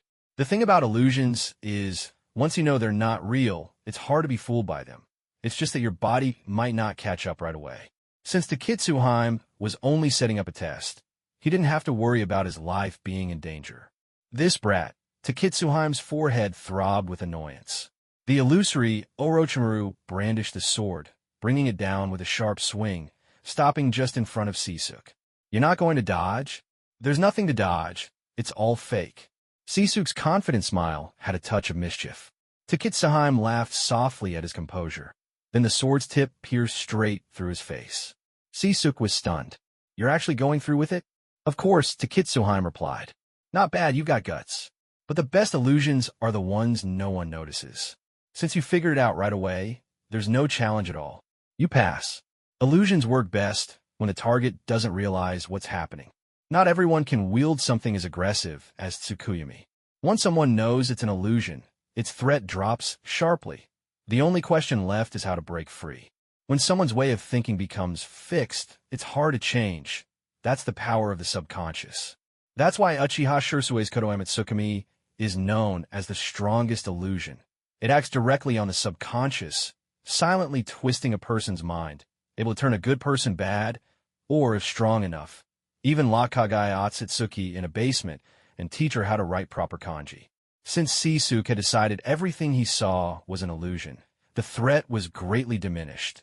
The three great serpent enchantress sages possess incredibly powerful illusions. If they wished, they could claim any life caught within them. However, under the command of the White Snake Sage, they're forbidden from devouring anyone except those who fail their trials. This means they cannot kill visitors on their own initiative, and their threat is greatly diminished. As long as one remains vigilant, passing their test becomes a straightforward matter. With Taiji Mahime's announcement that Sisuke had passed the trial, the world around him shifted once more. A temple emerged before his eyes. This was the true Ryuchi Cave, the dwelling place of the White Snake Sage. Taiji Mahime reverted to her earlier shrine maiden form, her tone tinged with regret. "If you had given in or begged for mercy just now, I would have eaten you. I didn't expect you to be so fearless. You, brat, to stay around that lunatic Orochimaru. Could it be you're a little mad yourself?" "No, I'm perfectly normal." Sisuke felt compelled to defend himself. "Only madmen come to Ryuchi Cave seeking power. Come with me. You've passed the trial. and the White Snake Sage is waiting for you. You have earned this right." With that, Taiji Mahaim led the way, and Sisuk followed closely behind. The gateway was identical to the one built by Tanakami Haim, except this place was far gloomier, though the patterns on the doors remained the same. Taiji Mahaim pushed open the doors. "Go on in. The White Snake Sage awaits you inside." "Oh, thank you, big sister." "Humph, brat, I'm older than your ancestors." Taiji Mahaim, still disgruntled over not getting to eat Sisuk, pinched and pulled at his cheeks. Sisuk, resigned, allowed her to have her fun. With the White Snake Sage here, he knew he was safe. Let her get it out of her system. A little indulgence wouldn't hurt. "Go on in." "All right." He stepped into the dim temple, where only a few lanterns cast a faint, flickering light. A long staircase stretched away into the darkness. Sisuk climbed the steps, ascending further into the unknown. Suddenly, two enormous lanterns flared into life amidst the shadows. But no, they weren't lanterns at all. They were a pair of giant, cold, serpentine eyes, emotionless and unblinking, gazing down at him. In the lantern's faint glow, he could make out a massive stone throne. Coiled atop, it was a gigantic phosphorescent white serpent, its body seamlessly merging with the altar that venerated it. The creature was impossibly long, with orange hair and golden eyes. A green cat's eye gem gleamed on its chest, while a purple silk headband, set with a glowing red pearl, adorned its brow. Two golden rings circled its white tail, and a pipe dangled from its mouth, sending up wisps of smoke. "So this is how it is here? No wonder she's the White Snake Sage." He couldn't help but recall the great toad sage of Mount Myaboku next door, who spent his days soaking in a hot bath. Then there was Gamabunta, always smoking and drinking. If he had hair, he'd probably perm it too. The three great summoning sanctuaries certainly have their own peculiar flair. Honorable White Snake Sage, greetings. My name is Asakawa Kayasuk, and I've come to seek a contract with one of your snakes. The White Snake Sage replied, "I know everything already. Whatever happens within Ryuchi Cave does not escape my notice. Are you Orochimaru's disciple?" "Not yet. Though he taught me the summoning technique, I hadn't received any message to that effect." "That doesn't matter," the White Snake Sage said. "Since you've passed the test, you are permitted to learn our Ryuchi Cave Senjutsu." "Senjutsu? May I ask, how do I go about learning it?" Kayasuk's eyes sparkled with excitement. Senjutsu, though different from Mount Myaboku's, it had to be incredibly powerful. "I'll bite you," said the White Snake Sage airily. "I'll inject the natural energy of Ryuchi Cave into your body. If you survive, you've learned it. If you die, I'll simply eat you." Kayasuk broke out in a cold sweat. "So direct and brutal? Is it possible to postpone my training?" "Oh, most who come here are desperate to learn, crazed by their thirst for power. Yet you, little one, wish to delay? Humans are creatures driven by desire. I've seen many fall into the abyss for the sake of their cravings. Don't you long for power?" "No, I long for Nico." Of course, he didn't dare say that aloud. "No, my body isn't fully developed yet. I don't think I can handle it. Besides, I didn't come here to train in Senjutsu. I came for a summoning contract." "That's simple," the White Snake Sage said, tossing the Ryuchi Cave contract scroll in front of him. "Only those qualified to train may sign a contract with us."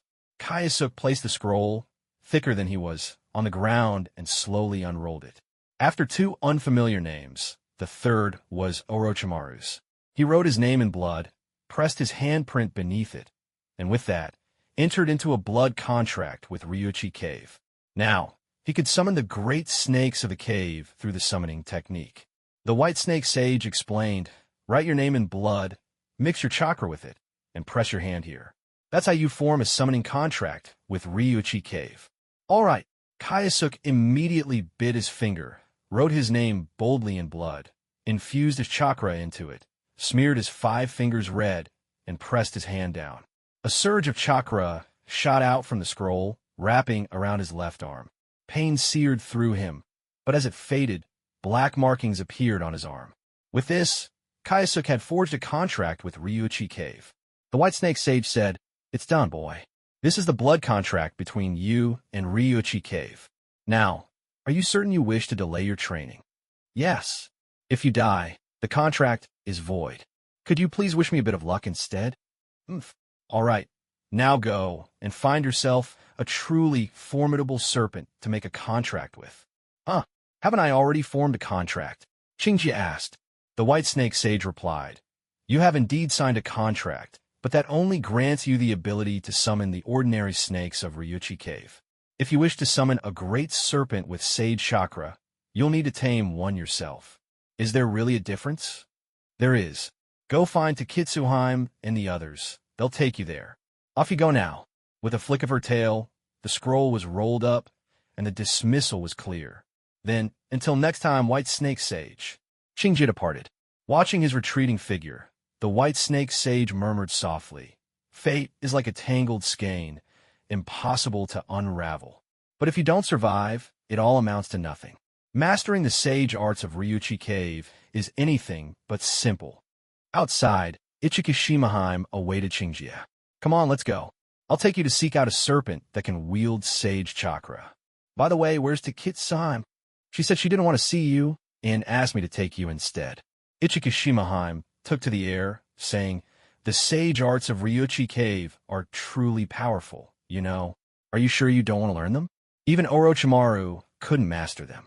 Orochimaru-sama couldn't learn them? Qingji asked. Ichikishimaheim nodded, not hiding anything.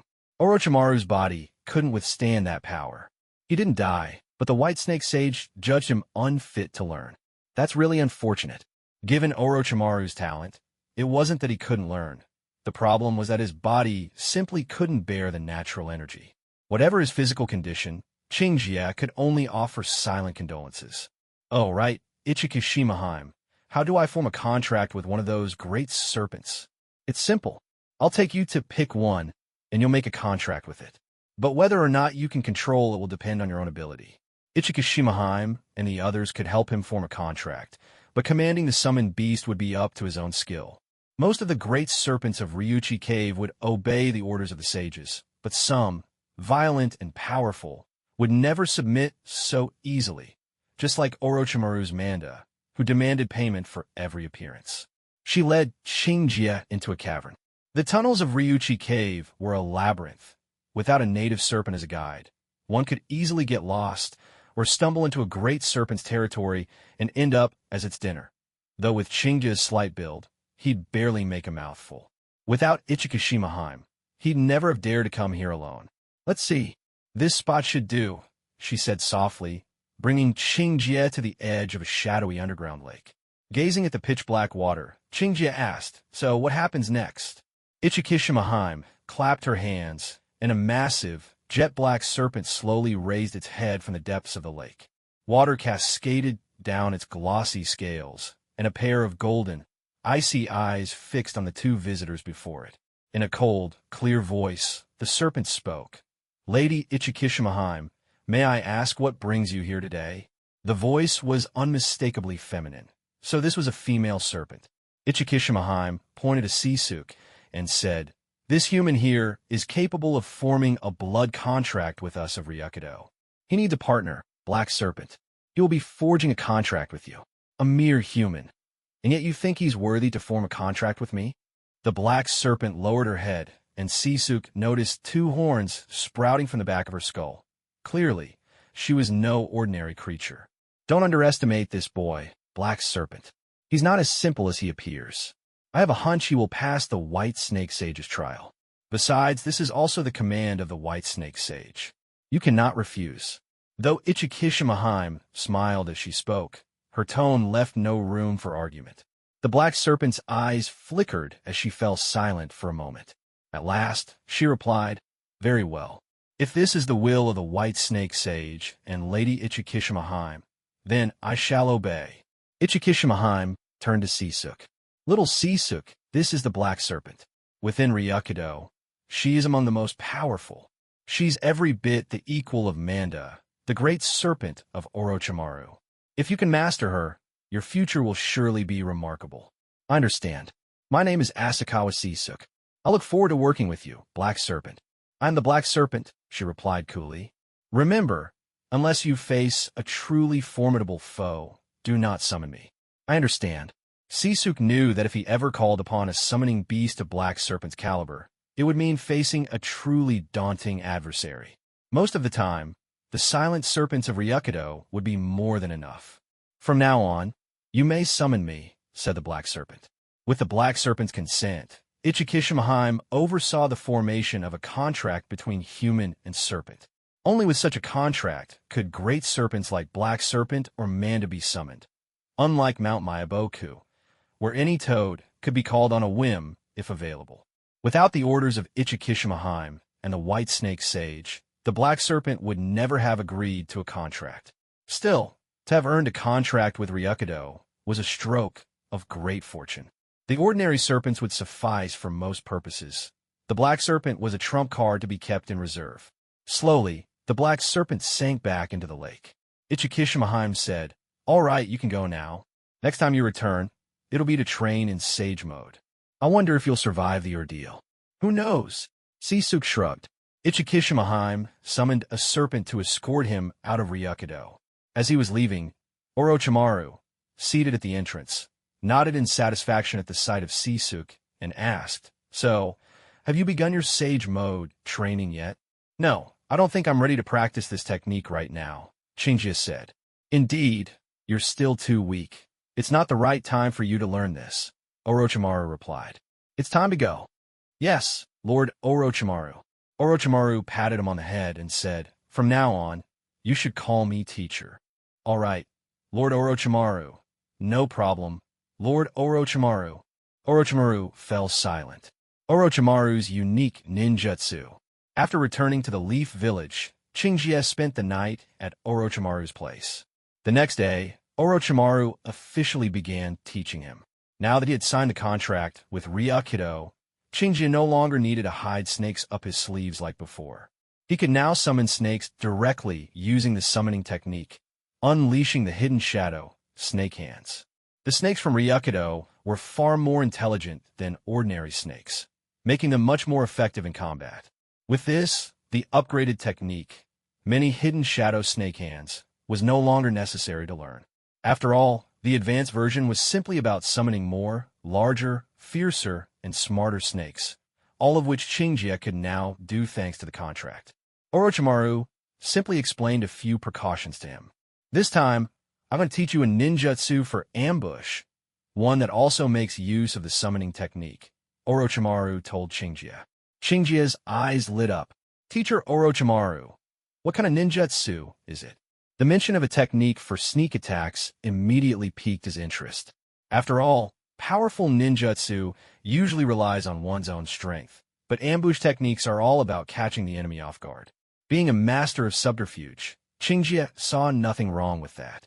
Orochimaru nodded and explained, "This jutsu is called striking snake tongue. You spit out a snake from your mouth to seize a nearby enemy. The venomous snake can finish the fight in a single strike." Shinji fell silent. This was Orochimaru's signature in combat.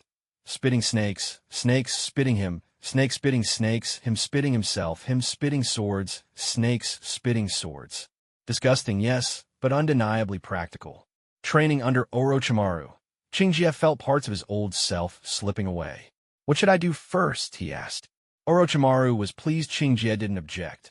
After all, even Orochimaru himself knew his techniques weren't for the faint of heart. He patiently instructed, "First, summon a small, venomous snake." "Yes." Shinji rolled up his left sleeve, bit his finger, and drew a line of blood to leave a mark. Following the hand signs Orochimaru had taught him, he called out, "Summoning jutsu." With a puff of smoke, a small green viper with a triangular head appeared before him, flicking its tongue at Shinji. "You'll need to work on your hand sign speed," Orochimaru commented. Knowing that Sisuke was used to relying on his bloodline limit, he still needed to practice forming hand seals quickly when it came to using ninjutsu. On the battlefield, even a split second's advantage in hand seal speed could mean victory. "Oh!" Orochimaru picked up a viper. In his hands, the snake seemed utterly harmless. He said, "Open your mouth." You need to swallow this snake first," Orochimaru replied. Although he had mentally prepared himself, Sisuke still felt a chill run down his spine. Gritting his teeth, he opened his mouth. Orochimaru grabbed the snake and stuffed it inside. Sisuke's muffled protest sounded as the snake slid down. Don't bite down. If you do, I won't be able to save you, no matter what happens, Orochimaru warned, continuing his task. Fighting the urge to gag, Sisuke finally managed to swallow the entire snake. He collapsed to the ground, dry heaving, the taste lingering unpleasantly. Suddenly, he realized the viper in his stomach had vanished. Could my stomach really be that incredible? The snake has already returned to Ryuchi Cave. Next time you summon it, it will shoot straight from your stomach and out through your mouth to bite your enemy, Orochimaru explained. Orochimaru-sensei, you don't have any more jutsu like this, do you? I really don't want to learn any more, Sisuke protested. Orochimaru just laughed, dismissing the complaint as childish grumbling. Hey, you'll understand in time. No, I really don't want to understand. All right, let me teach you the hand seals for the tongue snake swallowing technique. Remember, the starting seal is the snake seal. Orochimaru's teaching was, without a doubt, top-notch. His explanations were clear and easy to follow. If only he weren't so twisted, he could have become a renowned teacher. But to the world, he would always be remembered as a freak, a madman, and a pervert. Sisuke's comprehension was excellent. He could quickly absorb Orochimaru's teachings and even infer new applications from them. The tongue snake swallowing technique could be prepared ahead of time. In combat, you could summon the snake in advance, avoiding the risk of being caught off guard and unable to form seals in the heat of battle. By setting the seals beforehand, you could surprise and eliminate your opponent. Let's give it a try, Orochimaru said. Sisuke nodded, forming the hand seals as Orochimaru instructed. He opened his mouth, and the viper he had just swallowed emerged, darting out from his mouth at close range, a successful attempt. Orochimaru-sensei, is it possible to summon different kinds of snakes? For example, could I use a viper like this, or maybe a snake whose venom paralyzes instead of kills? Swallowing the snake again, Sisuke asked his question. Of course, the summoning responds to your intention, and you can control which type of snake you call forth. Just summon another snake and swallow it. No need for my guidance. You can do it yourself, Orochimaru answered. Sisuke was speechless. Never mind, then. Glancing at the time and noticing it was nearly noon, Sisuke said, Orochimaru-sensei, let's go out for lunch. You go ahead. I'll just eat some ration pills. Besides, I still have experiments to finish. For someone of Orochimaru's caliber, most missions he took on were ranked A or S. However, those didn't come around every day, so he often found himself with plenty of free time. In those idle hours, he preferred to stay at home. If he wasn't teaching Sisuke ninjutsu, he was busy with his experiments. He hardly ever left the house, barely even stepped outside his own room, and when it came to meals, he made do with ration pills. They tasted awful, but they filled him up. Orochimaru-sensei, you haven't left your lab in almost 3 months. It's time you got some fresh air. And besides, a new ramen shop is opening in a village today. Let's go eat together. 3 months? Has it really been that long? As someone who had mastered the very core of shinobi science, Orochimaru had little sense of time. Still, he admitted to himself that locking himself away all the time was pointless. Who knew? Maybe a walk outside would spark some new inspiration. After all, the last time he ventured out, he ended up bringing Sisuke home. Perhaps it was time to step outside again. All right, let's go. Great. So master and apprentice left the laboratory together. Today, the Hidden Leaf Village was especially lively. The reason? A brand new ramen shop had just opened its doors. It was a small place, but the flavor of the noodles was said to be second to none. The shop was called Ichiraku. The owner, Tucci, was a man with perpetually smiling eyes and remarkable skill with his hands. As an eatery that would become a beloved fixture throughout the entire Naruto story, and a famous delicacy in the world of anime, Sisuke couldn't possibly pass up the chance to try it. He strode confidently toward Ichiraku Ramen. There was no need to rush. With half-off prices for opening day, the crowd was enormous. Hurrying wouldn't make much of a difference. As they passed an alley, they overheard a rough voice boasting. You see, Minato, that secret technique you spent 3 years perfecting. I've already mastered it. Impressive, huh? Well done, Jiraiya-sensei. But I still have things to do, so I'll be going ahead, Minato replied, hurrying off and leaving Jiraiya standing in the alley, spinning a Rasengan in his palm, momentarily bewildered. What a coincidence, Jiraiya. Orochimaru emerged, spotting his fellow Sannin. Orochimaru, I can't believe you finally stepped out of your house. Check this out. What do you think of my jutsu? Jiraiya was first surprised to see him, then proudly held up the Rasengan, swirling in his hand. This is the secret technique Minato spent 3 years developing, and I learned it in no time. That A-rank jutsu of Minato's? Not bad, but with your talent, I bet it still took you a while to master it. Orochimaru replied with a knowing smile, well aware of Jiraiya's abilities. Hey, don't underestimate me. I'm as skilled as they come. A-rank jutsu aren't easy, you know. Anyway, is this kid your apprentice? Jiraiya asked, sizing up Sisuke. Sisuke greeted him politely. Hello, Lord Jiraiya. I'm Asakawa Sisuke, Orochimaru Sensei's student. This is a renowned teacher who has trained a whole host of elite shinobi, some even at Kage level. While he does have a bit of a reputation for being a philanderer, his teaching skills are considered second to none in this era. Among his students is none other than the Child of Destiny, the Prince himself. He's also the mentor of 2 Hokage. To exaggerate only a little, you could call him the Emperor's tutor.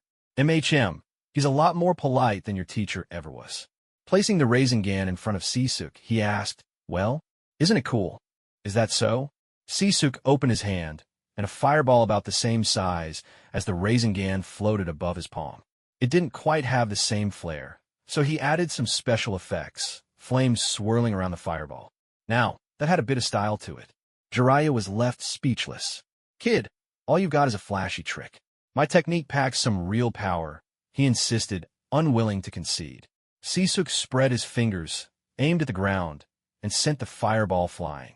With a thunderous blast, it gouged out a crater in the earth, even bigger than a soccer ball. Jiraiya was left speechless yet again. He turned to Orochimaru and muttered, Did you teach your student just to show me up? No, he just can't stand certain people showing off, especially in front of children, Orochimaru replied, clearly enjoying Jiraiya's discomfort. Exactly, it's just a basic hand signless jutsu. It's not like I'm the only one who can do it. Kid, do you have any idea how difficult it is to perform jutsu without hand signs? Jiraiya's face darkened, remembering that this brat could also pull off hand signless techniques. He looked as if he'd just swallowed a fly. Doesn't seem that hard to me, Sisuke replied. Hey, Orochimaru, this kid isn't one of those rare bloodline limit ninjas, is he? That's right. His ancestors were, though it hadn't awakened in generations. It finally resurfaced with him. The odds of that are terrifyingly low. If a bloodline clan went too long without anyone awakening the Kekkei Genkai, the clan would soon decline, and the chance of it reappearing would be almost nil. For someone like Sisuke to awaken it at this point was like running into the sage of 6 paths on the street. Nearly impossible. Of course, it was impossible. Sisuke wasn't a bloodline limit ninja at all. This kid's luck really is something. And it must have taken a lot for you to finally accept a disciple. Seeing his old friend take on a student genuinely made him happy. He'd thought, with that personality, it'd never happen. Maybe his talent isn't quite up there with Minato's, but at least it's better than yours, said Orochimaru. All right. It's not every day we get together. How about a drink? Jiraiya slung his arm around Orochimaru's shoulders and dragged him off toward the nearest izakaya. Sisuke wanted to tag along, eager to broaden his horizons, but Jiraiya refused. Can't bring kids to an adult place. TCH, my body just isn't grown up yet, that's all. Filthy grown-ups. And that izakaya you're going to... Can you even call that a decent establishment? Forget it.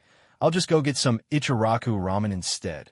Ichiraku ramen is a renowned delicacy, one you simply can't miss. After standing in line for over an hour, nearly into the afternoon, I finally got a seat. Boss, 1 bowl of chashu ramen. With extra chashu. No problem. The young chef squinted his eyes as he worked, his hands moving deftly. Watching him, Shinji's gaze grew even more profound. There was something enigmatic about him. Was this the true strength of Otsutsuki Ichiraku? According to unreliable rumors, the chef always squinted to hide his Rinnegan, living incognito in Konoha. In reality, he was a peerless master of the Otsutsuki clan, making ramen only as a hobby. Looking around, this humble ramen shop was actually the sturdiest place in all of Konoha. Even after the Nine-Tails rampage, the Konoha crush, Pain's invasion, and all those other disasters, you'd still find a chef at work the next day, as if nothing had happened. Its defense was on par with the truth-seeking orbs themselves. Here you are, your chashu ramen. Please take your time and enjoy. Just as Chingjia's thoughts were drifting, the chef had already finished his ramen. A generous slice of chashu lay atop the tender noodles, garnished with chopped scallions and thin strips of seaweed, along with half a boiled egg. It looked mouth-watering, and its savory aroma made his appetite surge. He broke apart his chopsticks and murmured softly, "Let's dig in." The noodles had just the right bite, firm yet yielding, and as he paired them with the rich broth, their umami flavor exploded on his taste buds. It was truly delicious. The chashu was superb, clearly the work of a master. If he had to sum up this bowl in 2 words, it would be absolutely delicious. He finished off the soup with a satisfied slurp, wiped his mouth, and set down his bowl and chopsticks. "Sir, it's half price today. You gave too much," the chef said. "No need. I'll be back tonight," he replied with a wave. He was sure he'd return that evening. Yes, tonight he'd try the miso ramen. Today's mission is to help the Senko blacksmith family harvest sweet potatoes. "Yes, ma'am." *3. This time, your task is to find Mrs. Matsushita's missing cat, Little Tiger. "Yes, ma'am." *3. The mission is... Yes, *3. I can't take it anymore, Kurenai-sensei. Don't we get any C-rank missions? Why are we getting so many D-rank missions lately? Has my old man lost his mind? Asuma couldn't help but complain. Kurenai replied, "Asuma, don't talk that way about the Hokage. We're just genin. It's not like we could take C-rank missions every time." "Yeah, the genin life is all about picking up trash," Chingjia chimed in. To be honest, he wasn't too keen on trash duty either. Maybe he'd have Asuma talk his old man into it later. "Every time I come home, I reek, and my mom keeps complaining. Work up a sweat today, and you'll shed fewer tears in the future. Here comes Kurenai-sensei. Time to pick up trash, everyone." Yuhi Kurenai strode over, her voice clear. "Pack your things, get ready. We're heading out of the village this time." The moment they heard they were leaving the village, the 3 of them lit up with excitement. They hurried home to grab their packs. Although genin rarely got missions outside the village, it did happen from time to time, so each of them already had a go-bag prepared. There was no need for any elaborate packing, just a quick stop at home to pick up their things. Not long after, the 4-person squad gathered at the village gate. Once their credentials were checked, they passed through the gates and set off on their mission to recover critical intelligence. Ancient trees towered overhead, and the forest was lush and dense, sunlight barely dappling the leafy floor. The 4 of them darted swiftly between the trunks. As they moved, Yuhi Kurenai began explaining the details of their mission. "Our destination this time is still the land of hot water. However, we won't be heading to the border between the land of hot water and the land of fire, but rather to the border it shares with the land of the moon. The land of hot water lay to the northeast of the land of fire. Beyond, it was the land of the moon, and further still, the land of lightning. Their current mission: retrieve intelligence from a secret outpost near the land of the moon's border. The 5 great shinobi villages constantly sent spies into one another's territories, gathering every scrap of intelligence they could. Each village maintained covert bases in various locations, allowing them to pass on the information their spies collected. Shinobi would be dispatched periodically to collect these reports. This time, this C-rank mission had fallen to their team. Fortunately, the village had allotted them a generous stretch of time. According to Kurenai, they'd even have a few days to themselves, a sort of unspoken perk of such missions. Of course, it wouldn't all be fun and games along the way. Kurenai used the journey as a teaching opportunity. She pointed out places ideal for setting traps and explained which spots were best for concealment. In reality, only a handful of shinobi ever faced their enemies head-on in a flashy display of power. Most relied on poison and traps to overcome their foes. These lessons would help them stay alert and careful when operating outside the village. "It's not unusual for a chunin to poison and kill a jonin," Kurenai instructed. "You all need to learn antidotes as well as poisons. Kaisuke, you can't only know how to poison. Knowing how to cure is just as important. Lord Orochimaru is a master of both." Very few people knew that Orochimaru had taken Kaisuke as a student, but Kurenai was one of them. Besides his own unique Kekii Genkai, most of the jutsu Kaisuke used were those distinctive to Orochimaru. Anyone who had seen the signature hidden shadow snake hands technique could easily guess who his teacher was. "I know that," Kaisuke replied. "But Orochimaru-sensei hasn't taught me antidotes yet. Poisoning was easy. Just let a snake bite someone." According to Orochimaru, antidotes could also be administered by snakebite. However, Kaisuke hadn't yet learned the advanced art of fighting poison with poison.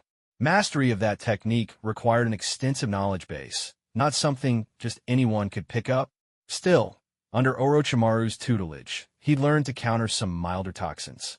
As for particularly nasty ones, like those from salamanders, even Orochimaru regarded them as troublesome, so they were well beyond Kaisuke's current skill. Along the way, Kurenai Yuhi imparted knowledge to the three little ones, but she was careful not to overwhelm them. Too much at once would be counterproductive. They needed time to digest what they'd learned. This time, there was no cargo to escort, so their four-person team crossed the Land of Fire and, upon entering the Land of Hot Water, concealed their identities as Leaf Ninja. The Land of Hot Water still had its own hidden hot water village, Shinobi, and this mission was all about gathering intelligence quietly. No flashy moves allowed.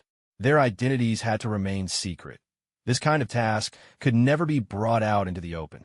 On the road, they encountered a few hot water ninja on missions, but none seemed particularly strong. In fact, they didn't even measure up to the 3 genin traveling with Kurenai. Kurenai commented, "The hidden hot water village is barely hanging on.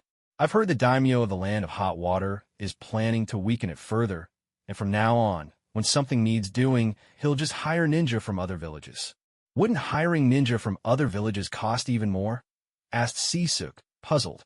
"And if war breaks out, every village will look out for itself. No one's going to spare the energy to protect the Land of Hot Water.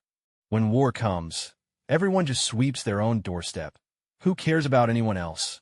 "Don't forget," Kurenai reminded them, "there are also rogue ninja and missing nin out there. They charge far less than official shinobi like us, and to survive, they'll take on all sorts of shady jobs." "I see," Sisuke said thoughtfully. "Missing nin are always strapped for cash. But if it were me, I'd never become a missing nin. It is absolutely forbidden to betray the village," Kurenai said, her tone stern. Though she trusted that the 3 before her would never turn traitor, she added, "If any of you ever became a missing nin, I would chase you to the ends of the earth." Though her words were harsh, deep down she knew these 3 would never betray their village. Asuma was the Hokage's son. Defection was out of the question. As for her own daughter, Kurenai had raised her on the will of fire since childhood. She was just as unlikely to stray. And Sisuke, being a disciple of Orochimaru, wouldn't dare betray his master. In fact, if something went wrong, Lord Orochimaru would probably deal with him long before Kurenai had the chance. Sisuke grinned. What's good about being a missing nin anyway? Life on the run, wanted by the village, never knowing where your next meal is coming from. It's nothing but hardship. Not everyone is like Orochimaru, able to defect, found their own shinobi village, and rake in money to fund their research. Most missing nin end up working solo or teaming up with other outcasts, taking on dirty and dangerous jobs, living without any security. A few might join mercenary groups, all the while hoping for a chance to return to their old village and redeem themselves. Having that kind of resolve is good. Kurenai said seriously, "Everything we do is for the village, and for that, we must be willing to lay down our lives." When it came to rogue shinobi, Chinjie recalled that in a few years, Minato would rise to become the 4th Hokage, and not long after, Orochimaru would defect from the village. He was certain he wouldn't follow Orochimaru on his path. After all, if his body were ever taken over by that man, it would be a real disaster. He knew he needed to start making preparations. Otherwise, once Orochimaru defected, his own standing in the village would likely plummet. He might even find himself being watched by the ANBU or Root just for stepping out to buy groceries. Orochimaru's defection was inevitable, and as someone of little influence, even as a student, any advice he gave would probably fall on deaf ears. It would be wiser to gradually distance himself from Orochimaru after Minato took office. After several days of travel, Qingjia and his companions passed through the land of hot water and arrived at the border of the land of the moon. The scenery there was breathtaking, thanks to its proximity to the land of lightning. The terrain was dominated by towering mountains and deep gorges, with clouds and mist drifting between the peaks, a truly magnificent sight. Their rendezvous point was in a run-down little town at the border. Pushing open the door to a local izakaya, they spotted Yuhi Makoto, who had transformed himself into an ordinary old man. He sat at a table, coughed 3 times in a row, and said, "This body just isn't what it used to be. Young man, bring me a cup of warm sake and 3 side dishes." Before long, he'd eaten and drunk his fill. He beckoned his server over, but when it came time to pay, he patted his pockets and realized he had no money. The server's face twisted in anger. "No money? Then what are you doing drinking here? Get out now." With that, the server shoved Yuhi Makoto out of the izakaya, pushing him so hard he fell to the ground. Makoto grumbled as he got to his feet and slipped into an alley, where he whispered to the 3 figures hidden in the shadows, "I've got the intel. Time for us to move out." "Yes, sir."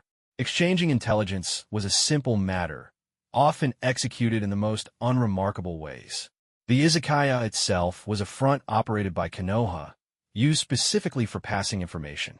Each handoff played out differently. This time, it was a staged dine and dash. The server slipped the intel to Yuhi Makoto during the scuffle. Every time, both the timing and the act changed.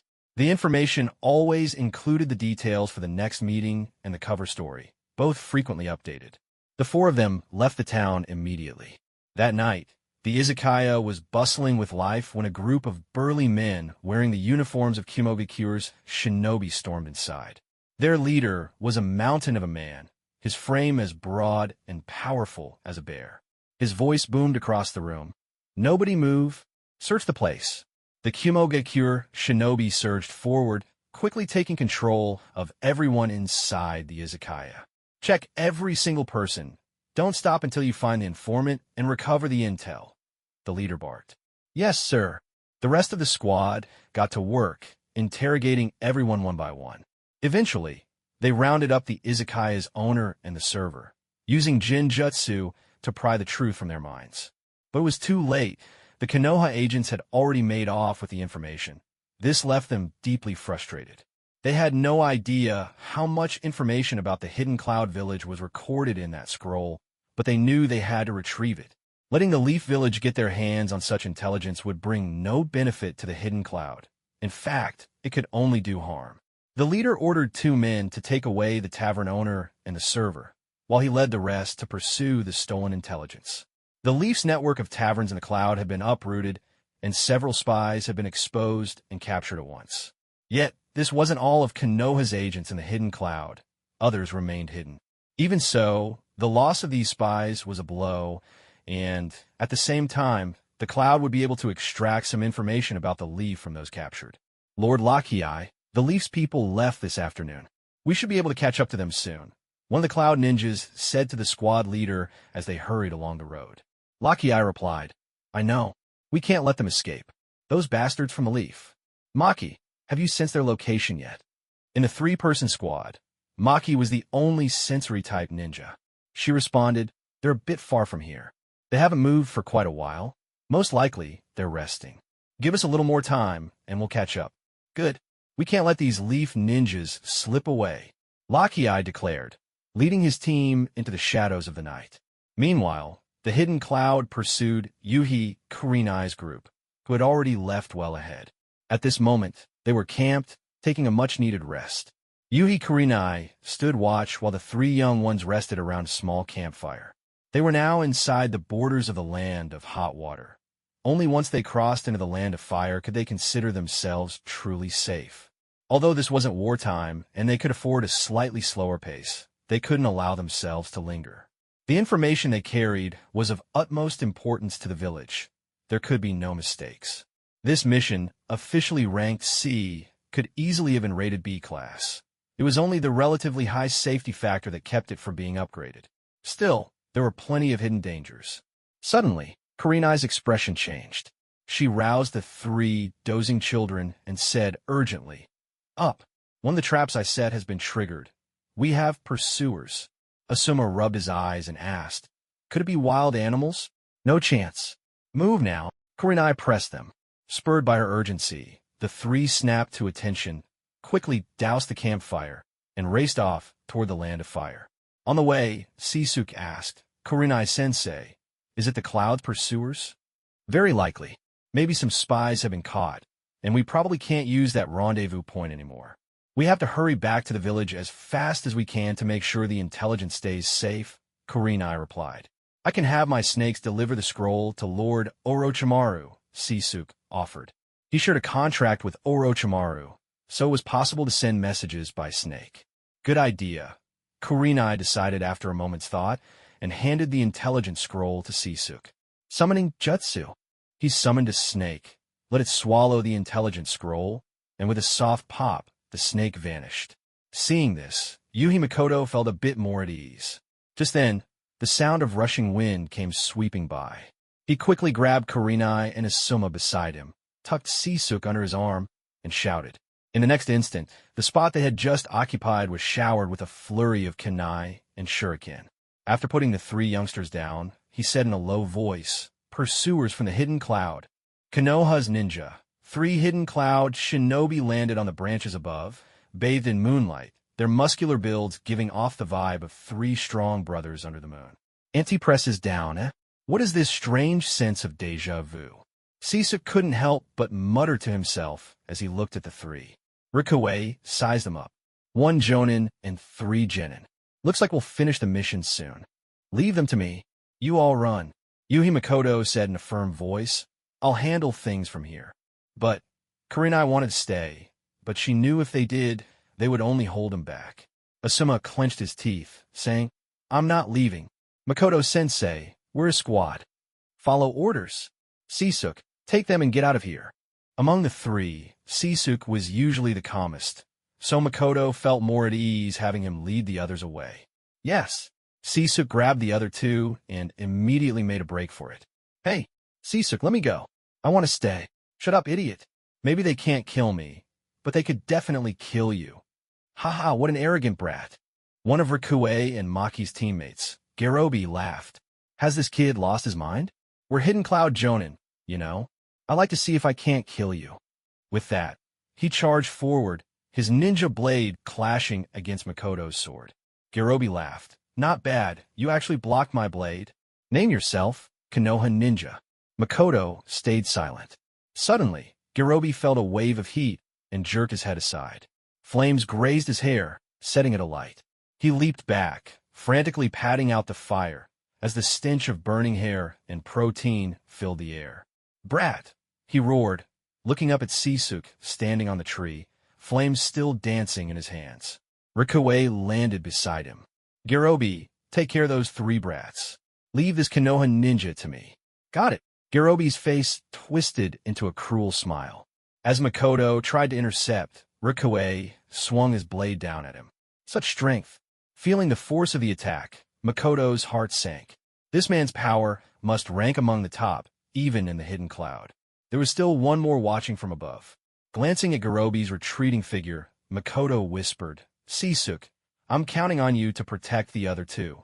Now's not the time to think about anything else, or you might lose your life. Lakiai sneered. Those brats will be killed by Jalobi soon enough. Don't underestimate us, the ninja of Konoha. Kurenai Yuhi said in a low, steady voice. A sudden explosion echoed. Sisuke, do you think Dad will be all right? Kurenai asked anxiously. I'm not sure if Kurenai-sensei will be okay, but we're in trouble ourselves. Without hesitation, Sisuke spun around, his sleeves flicking open. From within, a swarm of venomous snakes surged out, lunging straight at the approaching Jalobi. Petty tricks, Jalobi sneered, chopping off the snakes' heads with a sweep of his blade. Even as danger loomed, Sisuke remained calm.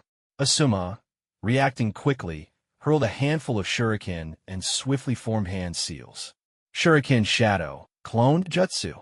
Sisuke's arm ignited, transforming into blazing flames. In an instant, a thick pillar of fire roared forth. Water style, water trumpet jutsu. Jalobi opened his mouth and unleashed a powerful jet of water. dousing the incoming shuriken and clashing fiercely with the fire, filling the air with a billowing steam that shrouded everything from view. "This time, I don't think we're getting out of here," Sisuk said quietly. "There's no way we can handle a jonin. They could hold their own against most chunin, but facing a jonin was another matter entirely. Far more dangerous. At least you know your place." Jalobi grinned menacingly, his knife gleaming with lethal intent. "I'll start with you, brat." "Oh, really?" Sisuk pulled out 2 kunai, igniting flames that heated the blades until they glowed red-hot. Gripping them tightly, he showed no sign of pain from the searing heat. The sight of the glowing kunai caught Jalobi off guard. "You're a Konoha Kekkei Genkai user, aren't you? Take a guess." Jalobi's sinister smile widened. "Looks like I can't kill you after all. A Kekkei Genkai ninja is far too valuable, worth more alive than dead. As for the other 2, they can die. I'll take you alive." "Kurenai, Asuma." "The usual plan," Sisuk said. "Understood," Kurenai replied, immediately scrambling up into the trees. Asuma circled around behind Jalobi. "Humph. You reckless brats have no idea about the gap between a jonin and a genin. Let me show you just how deep that chasm is."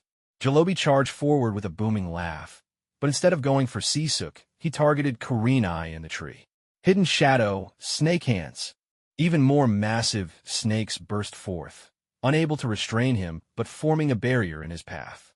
Fire style, great blaze, jutsu. Asuma spat a torrent of flames. Jalobi cursed under his breath, spun around, and cleaved the fire apart with a single slash. Sisuk leapt up and landed a solid kick on Jalobi's arm. "Kurenai, are you ready yet?" "No, all set." With the final hand sign in place, Kurenai's voice rang out. "Genjutsu, threefold cherry blossom." Suddenly, a flurry of petals filled Jalobi's vision, obscuring everything around him. A genjutsu? Without wasting a second, Jalobi broke the illusion himself. In that fleeting moment, Sisuk created a shadow clone and shouted, "Retreat!" Asuma and Kurenai immediately retreated, while Sisuk stood his ground and said, "From here on out, you're staying right here." "Oomph. Kid, don't get cocky just because you're a ninja with a bloodline limit." Gerobi sneered, twisting his blade around, ready to strike Sisuk with the back of his sword. "You're welcome to try," Sisuk replied coolly. Gerobi let out a cold snort.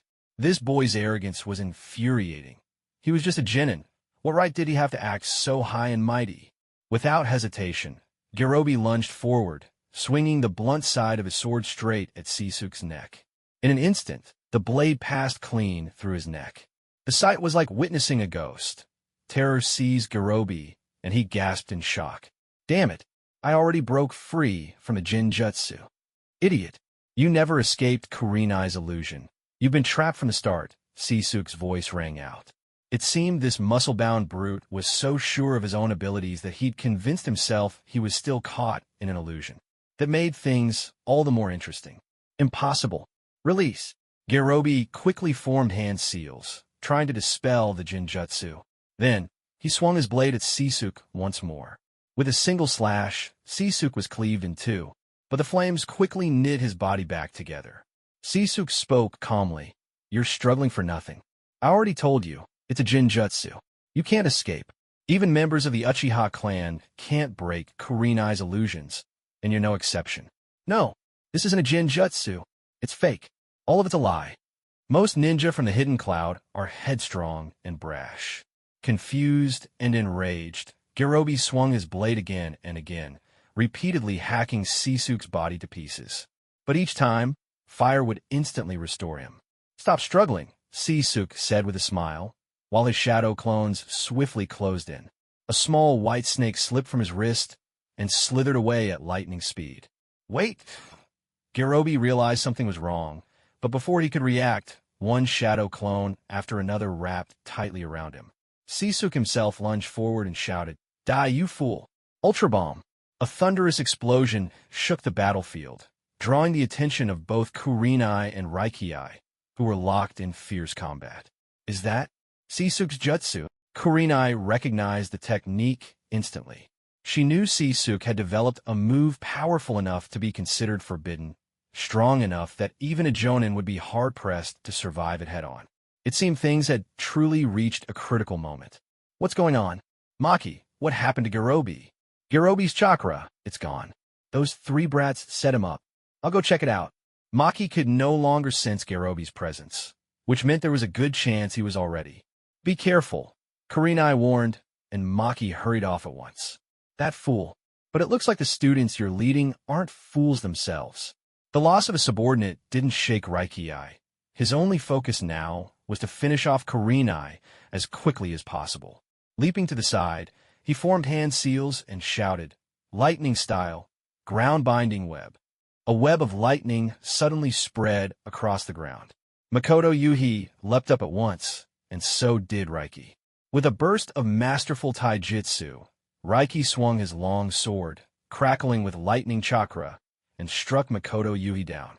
Act! Makoto cried out as lightning coursed through his body, leaving him completely paralyzed. Raiki seized the opportunity and brought his blade down for the finishing blow. Yet, the body he struck turned to wood. Substitution jutsu. Makoto's real body had already swapped places. It's about time, Makoto thought to himself, a confident smile spreading across his hidden face. Now that the sensory-type ninja has left, there's nothing to worry about. His hands moved in a rapid series of seals. Demonic illusion, tree, bind death. Raiki immediately sensed a massive tree sprouting from behind him. Its branches twisted and snaked around his limbs, binding him fast. This is Jinjutsu, he realized, struggling in vain. From above, Makoto Yuhi emerged from within the tree and declared, "That's right. The moment you chose to fight alone, your defeat was sealed. Fighting a Jinjutsu user alone is the worst possible choice. It's as good as signing your own death warrant." Raiki thrashed against the branches, but it was useless. Suddenly, a cold blade traced across his throat. Makoto Yuhi had ended it. As the illusion faded, Makoto flicked the blood from his blade and quickly sealed away Raiki's corpse. It was valuable material, after all. With that done, he sped off in pursuit of Maki. Meanwhile, Sisuk, having used his Ultra Bomb technique, was left utterly drained. His chakra was spent. He couldn't summon another ounce of strength. Slumped on the scorching earth, he caught sight of Maki approaching. "It never rains, but it pours," he muttered bitterly. Villains always talk too much before they die. "Where's Jirobi?" Maki asked. Sisuk managed a weary smile. "Do you smell in the air? With every breath, you're drawing your comrade into your lungs." He had burned through nearly all his chakra. He had nothing left to give. "Bastard!" Maki shouted, her anger igniting. She strode forward and kicked Sisuk hard, sending him crashing into a tree. He coughed, unable to revert to his elemental form. This was the most dangerous moment for him. Thud! Thud! Thud! Maki kicked him again and again, paying no mind to the fact that Sisuk was still in a child's body. "Jirobi was a fool," she spat, "to be outwitted by a brat like you. He got what he deserved." She hoisted the bloodied Sisuk up. "Oomph! Let me put an end to you." Just then, Sisuk's mouth snapped open and a snake shot out, sinking its fangs into Maki's wrist. With a cry of pain, she let him go. She yanked the snake off and crushed it in her grip, but it was too late. Her arms swelled rapidly, her blood turned black, and her airway felt suddenly blocked. Poison. One hand clutched her own throat, the other fumbled desperately for an antidote. Sisuk. When the commotion faded, Asuma and Kurenai hurried back to the scene. Finding Maki there, they immediately hurled shuriken and kunai, which lodged in his body. Struggling, Sisuk shouted, "That guy's an idiot. And so are you. Don't you know villains always die because they talk too much? Shiro, bite him." Out of nowhere, the little white snake slithered up, swiftly climbing Maki's leg, burrowing into his clothes, and sinking its fangs deep into his flesh, injecting venom once more. This time, Maki's grip on the antidote slackened, and he dropped it. Kurenai rushed to support Sisuk, while Asuma charged in and drove a kunai straight through Maki's heart. "Sisuk, are you all right?" Kurenai asked anxiously. "Do I look all right to you?" Sisuk groaned. "I think I've got several broken ribs." He really went all out. Racked with pain, he asked, "Kurenai, did you ever study medical ninjutsu?" No, I haven't, Kurenai replied, embarrassed. If I had, I'd be able to treat you right now. It's not too late to learn when we get back. Pressing a hand to his side, Sisuke said, I wonder what's happened to Master Shinku. Asuma, let's head back to Konoha. Aren't we going to wait for Master Shinku? Asuma hesitated. We can't wait any longer, Sisuke answered coolly. If he survives, he'll catch up to us, and if not, our best chance of surviving is to get moving now. I know it sounds harsh, but that's the reality. Kurenai lowered her head. With her father's fate uncertain, she longed to search for him, but she knew her own abilities would only slow the others down. They had to hurry. Just then, a figure landed before them. Seeing who it was, all three let out a sigh of relief. Shinkayuhi smiled. You're all safe, right? I'm not. Sisuke raised his hand. I'm out of chakra, and my ribs are broken. Shinka nodded, then glanced at Maki's corpse, his face already turning ashen. You poisoned him. A venomous snake that kills with a single bite, plus Shiro's toxin, and Asuma's finishing blow, Sisuke replied. Excellent work. Taking down a jonin of his caliber is no small feat. What happened to the other one? Blown to bits. Not even ashes left, Sisuke said.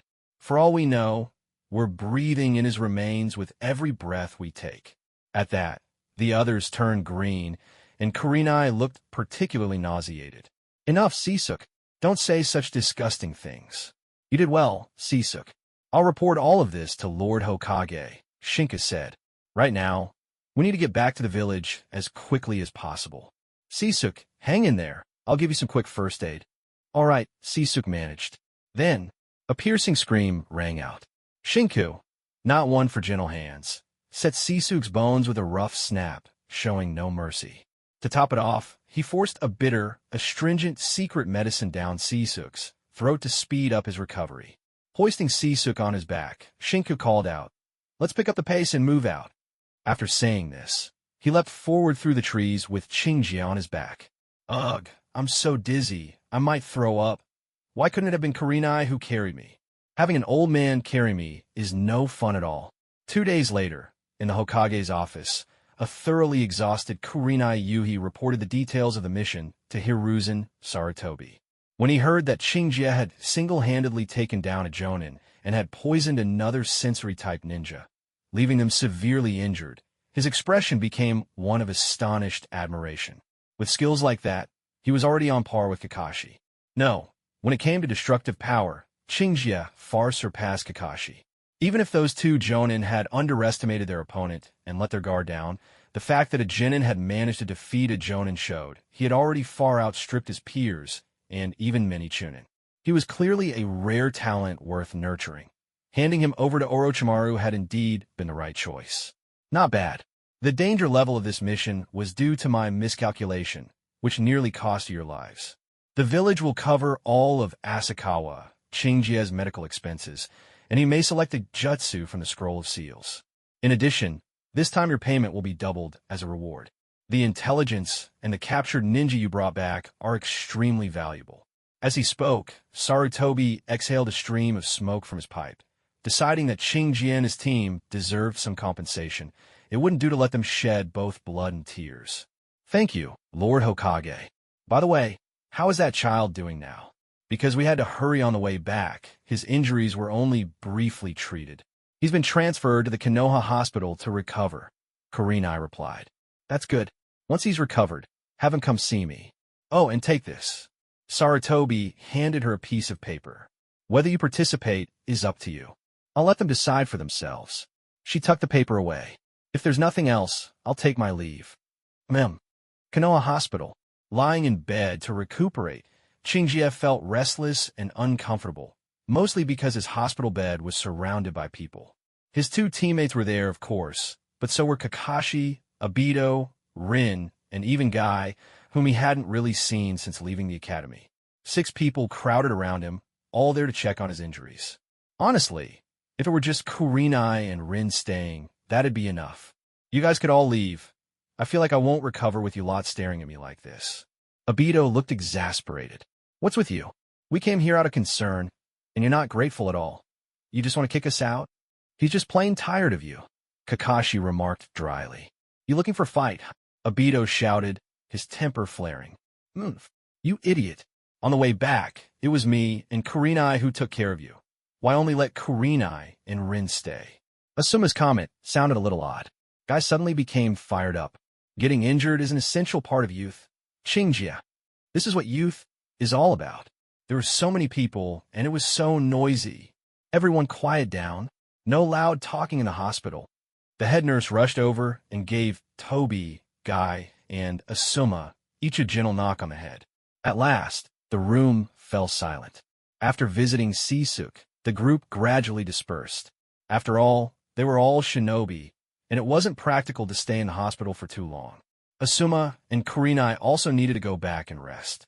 The moment Sisuk was transferred to the Konoha hospital, they hadn't taken a break since, so it was high time for them to wash up and get some sleep. Lying in his hospital bed, Sisuk was ready to rest as well. After the medical ninja treated his injuries with healing jutsu and administered some medicine, all he needed was a good night's sleep. The exhaustion of the past few days washed over him, and he quickly drifted off into a deep slumber. When he woke again, it was already late morning the next day. Hunger had roused him from his sleep. At his bedside, there was a pile of fruit that Toby and the others had brought. His stomach rumbled loudly, so he picked up an apple, wiped it on the bedsheet without bothering to wash it, and took a big bite. The flesh was crisp, sweet, and refreshing. "You seem to be recovering well," came a distinctive, husky voice. Turning his head, Sisuk saw Orochimaru leaning against the doorway, smiling. "Orochimaru-sensei, you're here." Sisuk tossed him an apple, saying they brought it for me. Orochimaru caught the apple, but didn't eat it.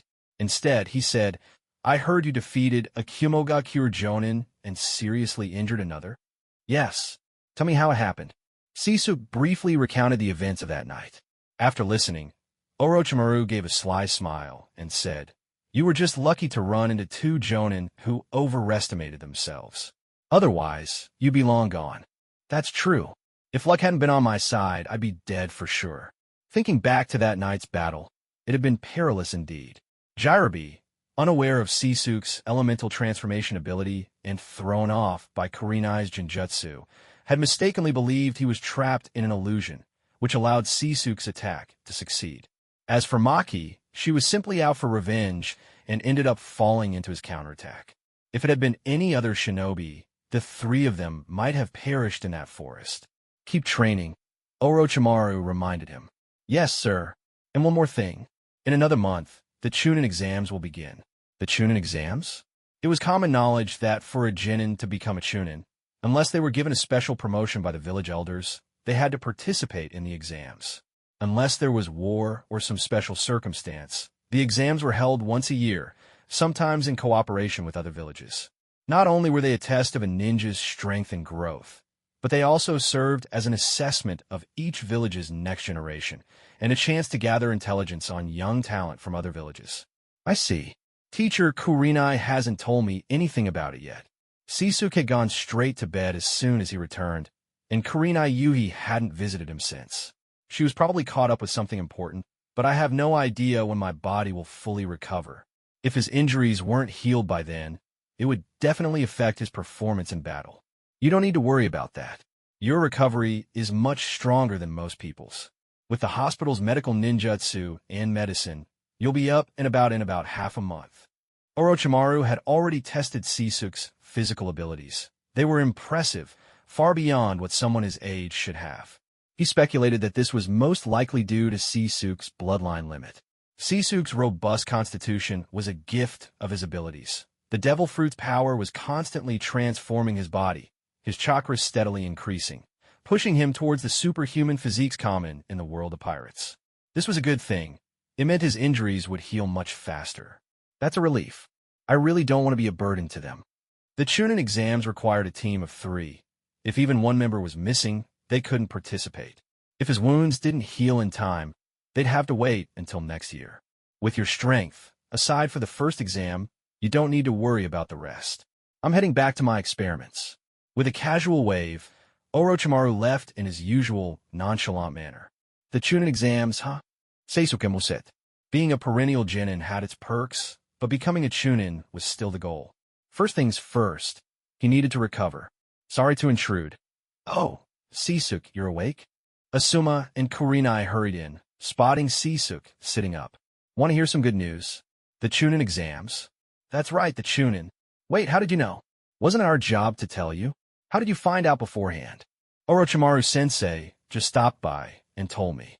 Sisuke tossed them each an apple. Kurenai handed him a sheet of paper. This is the application form for the Chunin exams. My father already recommended us. Now all we have to do is pass. Really? I heard there's a written test. Asuma, what are we going to do? If it was a ninjutsu or taijutsu assessment, neither of them would bat an eye, but theory classes, they were hopeless. The thought was a bit depressing. Both of them turned to Kurenai with pleading eyes. Kurenai let out a deep sigh. Honestly, you too, do you ever listen in class? Not a word of the theory stuff, Asuma admitted. I gave my notes back to the teacher, Sisuke added. The teacher would probably burst into tears if they heard that.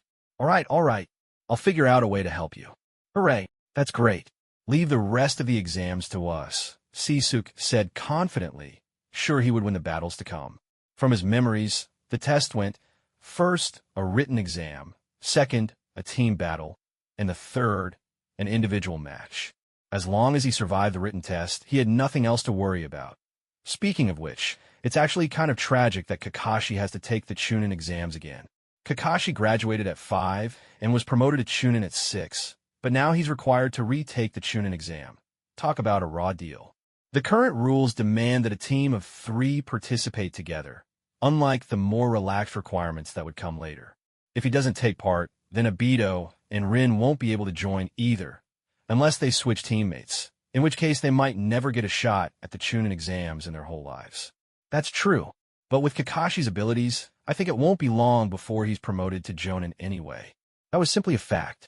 As much as anyone might hate to admit it, Kakashi was a genius, and advancing to Jonin is no easy feat. It demands excellence across the board, but Kakashi definitely had the strength for it. Maybe that's just what it means to be a prodigy. Wow, geniuses really are amazing. But I won't lose.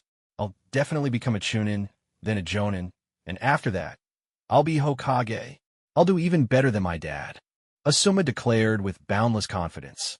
No, you'll just end up arguing with your old man, especially once you hit your rebellious phase.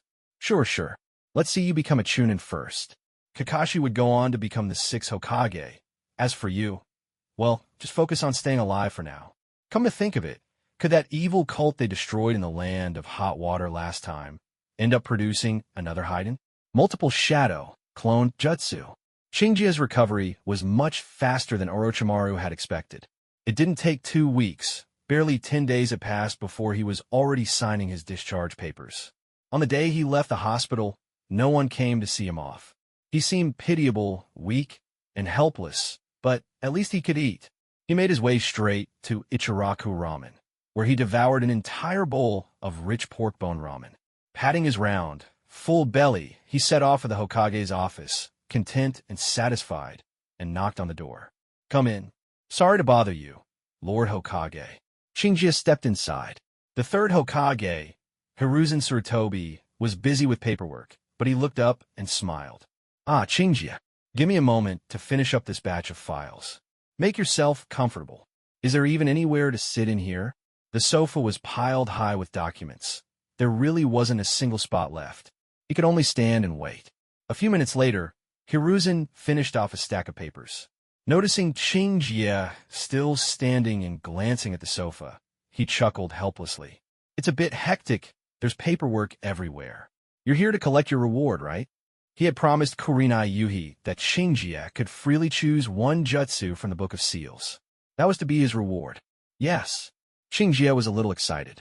The Book of Seals, after all, contained techniques so powerful they could inflict grave injury, or even death, on the user. Impure world reincarnation, tandem explosive tags, multiple shadow clone jutsu. All of them were legendary techniques that, of course, there are other jutsu as well. When Kaiosuk learned this from Yukino Makoto, he was truly thrilled. Hiruzen Tsurutobi pulled out a large scroll from under the table and said, "Take a look. Aside from a few forbidden techniques that go against the laws of nature, you're free to choose anyone you like." Thank you, Lord Hokage. Kaiosuk reached out to accept the scroll, slowly unrolling it. What appeared before his eyes was the table of contents. Naturally, a book would have a table of contents. In this world, there is no shortage of geniuses, and as a shinobi, having a good memory is essential. Some people can memorize an entire page at a glance. If you started flipping through the techniques without a table of contents, you might end up memorizing all their usages just by browsing. Studying the list, Kayasuk carefully sifted through the jutsu, finally settling on one. Lord Hokage, I'd like to learn the multiple shadow clone technique created by the second Hokage. Shadow clone is not a forbidden technique, but the multiple shadow clone technique is, because this jutsu can create hundreds or even thousands of clones at once. It consumes an enormous amount of chakra. If you're not careful, you could be completely drained and die as a result. Considering that anyone without an immense chakra reserve could put their life at risk using this jutsu, the second Hokage classified it as forbidden and sealed it inside the scroll. Simply put, if someone without a chakra tank tries it, at best they'll end up utterly exhausted. At worst, it could be fatal. If you don't use up your chakra recklessly like firing an ultra bomb, and your chakra reserves are decent, creating less than 100 clones at once shouldn't be a problem. Are you sure? If you don't use it properly, your life could be in danger, Hiruzen Sarutobi cautioned. It's all right. I know my limits. Very well, then go ahead and learn it. The third Hokage helped Kayasuk open the scroll to the section on the multiple shadow clone technique, revealing only that particular jutsu, while putting away the rest. Kayasuk memorized the hand signs and all the precautions written above. After reviewing the method for a while, he committed all the theoretical knowledge to memory. The multiple shadow clone technique isn't actually a difficult jutsu. It's an upgraded version of the shadow clone technique, and aside from requiring some skill and chakra control, there's nothing especially tricky about it. The third Hokage, deserving of the title Professor of Shinobi, reminded him. It's rated as an A-rank jutsu not because it's difficult, but because it's dangerous and extremely useful. If you have any questions, you can ask me directly. Not one to pass up a free opportunity. Kayasuk raised a few points that puzzled him. Hiruzen answered with some everyday examples, explaining things in a simple, easy-to-understand way that made everything much clearer. Thank you, Lord Hokage. I've grasped the technique already. Now I just need to practice. If anything confuses you, feel free to come and ask. Hiruzen Sarutobi nodded slightly and put away the Book of Seals, while Sisuk took his leave. Will you grow into a new green leaf, Sisuk? I look forward to seeing what you can do. At the Konoha training grounds, Kurenai Yuhi looked at the three before her and said, I've already requested permission from the Hokage to use the Forest of Death. I've decided to give you all a 3-day wilderness survival training. Sisuk drew in a sharp breath. The Forest of Death was infamous for its high mortality rate. It was crawling with venomous snakes and ferocious beasts, not to mention countless hidden traps. Entering this place was practically asking for trouble. Yet, as an exam site, it was ideal. After all, Naruto's Chunin exam took place right here, and this was where Sasuke encountered Orochimaru and received his curse seal. They probably wouldn't be holding the Chunin exam this time. Otherwise, Kurenai wouldn't have brought them here, as revealing the test beforehand was strictly forbidden. That could only mean they were truly in for a survival exercise. You'll have to survive in there for 3 days, Kurenai said, and there will be pursuers. Your mission is to stay alive and avoid being caught. Sensei Kurenai, do we really have to last a whole 3 days? Sisuk asked, raising his hand. Yes, 3 days from now. When you see my signal flare, you can come out, Kurenai replied. I heard this place is really dangerous. What if we die in there? Asuma mumbled under his breath. But Kurenai caught his words. If you die in there, then you're not cut out to be a ninja, she said sternly. The dangers you'll face in the future will be 10 or 20 times greater than anything in this forest. Don't count on your enemies showing any mercy. You won't always be so lucky. Now, aside from your ninja tool pouches, you're not to bring anything else. You may go in. Understood. The three answered in unison, stepping into the shadowy depths of the Forest of Death to begin their 3-day survival trial. Watching their retreating backs, Kurenai silently put on her mask, planning to follow them after a short while. This training was meant to cultivate their ability to survive independently, to ensure they could manage even without her there, and to test whether they'd learned what she taught so far, a kind of pop quiz. For these three, The Forest of Death wasn't such a big deal. Poisonous snakes and wild beasts were nothing with Sisuke around. He was never a worry. Her concerns were more for her own daughter and for Asuma. She knew her daughter well. Theoretical knowledge wasn't an issue, but in real combat, she still lacked experience and tended to hesitate in a crisis. Asuma, on the other hand, was a bit of a troublemaker, rebellious, impulsive, and full of youthful bravado. Seeing that enough time had passed, Kurenai stepped into the Forest of Death herself, the Forest of Death. Let's turn back to Sisuke and his two companions. The moment they entered the Forest of Death and the fiery glow of the sunset behind them faded from sight, Sisuke spoke up. Since Teacher Shinko warned us there might be pursuers, that means we probably won't have much time to rest. So, let's draw them away. Use shadow clones, then split up in 3 directions. Kurenai replied, "You want to confuse the pursuer, but what if they can use shadow clones too?" Sisuke grinned mysteriously. "If that happens, we just vanish all at once. But for now, let's start with the clones." They followed his lead, each creating 2 clones. Sisuke did the same, and soon, their copies formed 3 separate teams and scattered into the depths of the forest, with Sisuke leading his group deeper in. As they darted between the trees, he explained, "The pursuer will track us by our footprints and other traces. Besides footprints, our scent will give us away, so we need to cover that up as well." "How do we do that?" Asuma asked. "It's simple," Sisuke replied with a sly smile. "Just rub something with a strong odor on yourself. It's just counter-tracking, nothing too difficult. We just need to be careful as we move, and avoid leaving footprints as much as possible." "You make it sound easy, but not leaving footprints is actually really tough," Asuma said. "Maybe Kurenai can pull it off since she's lighter, but for us, it'll be trouble." "That's easy too," Sisuke said, flashing another cryptic smile. "We just won't use our feet." "Are you feverish?" "Not use our feet. What are we supposed to walk on?" "Our tongues." Asuma scoffed. Sisuke pulled out a small coil of steel wire. "We'll use this, swing from the trees, and try to land where it's hard to spot traces. Also, keep an eye out for large beasts. Once you find one, Kurenai can use her Jinjutsu to control it, and we'll have ourselves a free ride." After hearing his plan, Kurenai couldn't help but marvel. "Sisuke, I thought you never paid attention in class. How do you know all this?" "Some of it even the teachers never taught us." "Did the teachers really teach this?" Sisuke asked. "Didn't they?" Kurenai replied. They exchanged a glance, both a little embarrassed. But Sisuke kept staring at Kurenai, making her blush and look away. Asuma, feeling left out, grumbled, "Staring at Kurenai like that is really rude, you know." "Oomph. What do you know?" Sisuke replied. "If I don't get embarrassed, then someone else will be. Watch closely and learn." He gave Asuma a friendly pat on the shoulder. "Let's go. We can't afford to stand around during survival training." He wrapped the steel wire around a kunai, found a sturdy tree, and hurled the weapon upward. The kunai lodged itself in a mossy branch. Then Sisuke leapt, swinging across to the opposite tree, his body moving with the momentum. Grabbing onto the next branch, he quickly tied the wire to another kunai and sent it flying to the next point. Hong caught the wire and swung across, with Asuma following close behind. He crafted a similar steel wire and tossed it forward, while Sisuke retrieved his kunai. From then on, they continued their journey, taking turns in the lead.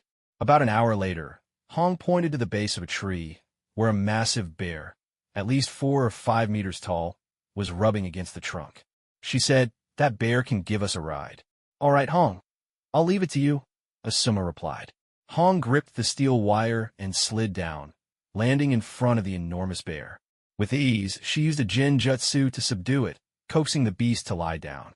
Asuma and Sisuke leapt onto the bear's back. "Let's move out," Hong said with a cheerful smile, guiding the bear forward. The tracks they'd left behind on the ground were now overshadowed by the bear's heavy paw prints. Effortlessly, they ventured deeper into the Forest of Death. By a riverside, they paused to rest, and Asuma and Sisuke managed to catch a few fish for their dinner. To avoid exposing their location, they ate the fish raw. Luckily, it was fresh and uncontaminated, and their stomachs could handle it. That night, the 3 of them divided up the watch, ensuring everyone got proper rest. In the darkness, Yuhi Kurenai was hot on their trail, following the traces they'd left behind. The footprints created by their shadow clones at the start hadn't fooled him. After all, he could use shadow clones too. But as he continued tracking, he realized he'd lost them. He was a jonin of Konoha, yet 3 genin brats had managed to give him the slip. If word got out, his peers would laugh him out of the village. That was unacceptable. Carefully surveying the surroundings, he noticed subtle marks where kunai had struck the trees. The realization dawned. These kids were traveling in a discreet way. He sniffed the air, catching only the scent of the primeval forest. Nodding to himself, he acknowledged that they'd not only erased their tracks, but even cleaned up their scent. Quite impressive. He had no reason to be cautious about leaving tracks himself, so he pressed on, following the faint marks left by the kunai. But eventually, even those disappeared, and he completely lost their trail. He had no idea where they could have gone. Are they really just genin? Kurenai couldn't help but wonder. Their counter-surveillance skills were top-notch. Even some jonin couldn't have done better. To be tracked by a jonin and leave behind almost no trace was truly a rare feat. They're doing well, he thought to himself. But the Forest of Death is no ordinary woodland. As night fell, Asuma stayed alert, watching the surroundings. Sisuk lay on a branch overhead, while Hong rested against the trunk of a tree. The gentle chorus of insects filled the air. Yet, the forest at night was far more intimidating than it was by day. Cloaked in darkness, countless predators emerged to hunt. More than once, Asuma heard the mournful cries of beasts, the snap of fangs tearing into prey, and the crunch of bones being devoured. As night deepened, the forest seemed to come alive around them. Thankfully, Hong and Sisuk were close by. Or were they? Wait, where was Sisuk? Just a moment ago, Sisuk was still up in the tree, but he vanished without a trace, startling Asuma so much that he hurriedly shook Kurenai awake and said, "Sisuk is gone." "You didn't notice?" Kurenai asked, rubbing sleep from her eyes. "No, I just turned my head for a second." "Damn it, son of a... You actually try to eat me? You must be tired of living." Sisuk's voice came shouting from somewhere nearby, followed by the savage howls of the beast and the chilling sound of sharp weapons rending flesh. Shortly after, Sisuk emerged from the bushes, dragging a snake behind him. "I nearly got swallowed whole," he said. This python had tried to sneak up on him, coiling around to drag him into the undergrowth for a meal. But it hadn't counted on picking such a tough target, and instead it met its end. "Thank goodness you're all right," Kurenai said, patting her flat chest with obvious relief. Asuma grinned and teased. "You really sleep like the dead? Didn't even notice you were being dragged away by a snake." Sisuk shot him a glare. "Oh, you've got some nerve to say that. Weren't you supposed to be on watch? How could I get dragged away right under your nose?" Just then, a wolf's howl pierced the night. In the darkness of the forest, pairs of eerie green eyes flickered to life, cold and hungry. "Wolves! Up the tree!" now someone called. The 3 of them scrambled up into the branches. The wolves below were huge, each nearly 5 feet tall at the shoulder, but they couldn't climb and could only look up longingly. Suddenly, roar! A crisis erupted. From the opposite tree, a black panther leapt toward them, only to be struck down by Asuma's deftly thrown shuriken. The first night was nothing short of a thrill ride. They were all lies, every last one. Their breakfast was fruit from the Forest of Death. Dangerous as the place was, the fruit tasted surprisingly good. The 3 moved through the trees like a troupe of jungle Tarzans. Suddenly, as Asuma landed on a branch, he heard the rush of wind above his head. He leapt aside just in time as a group of leeches, each nearly as tall as they were, rained down from the canopy. Asuma thumped his chest in relief. "Man, that was close. If those things had latched on, I'd be nothing but skin and bones." A leech that size could probably drain a person dry in a single bite. "They're not so bad. Much easier to deal with than the wolves," someone remarked. Last night, they'd had their hands full just evading the wolf pack. Those wolves could track their prey by scent, and their noses were unnervingly sharp. This isn't the first time either. The Forest of Death really is a nightmare. Dangerous animals everywhere, Sisuk said, scanning their surroundings. He didn't spot any pursuers, but he knew there were plenty of hidden predators. Since that brief nap at nightfall, they'd spent the rest of the hours dodging nocturnal hunters. Even climbing the trees wasn't much help. Up there, they had to contend with pythons and other tree-dwelling predators. These beasts had been their constant companions through the night. And by the way, who said tigers can't climb trees? Last night, a tiger with muscles rippling all over its body had scrambled up the trunk in a flash, trying to make a meal out of them.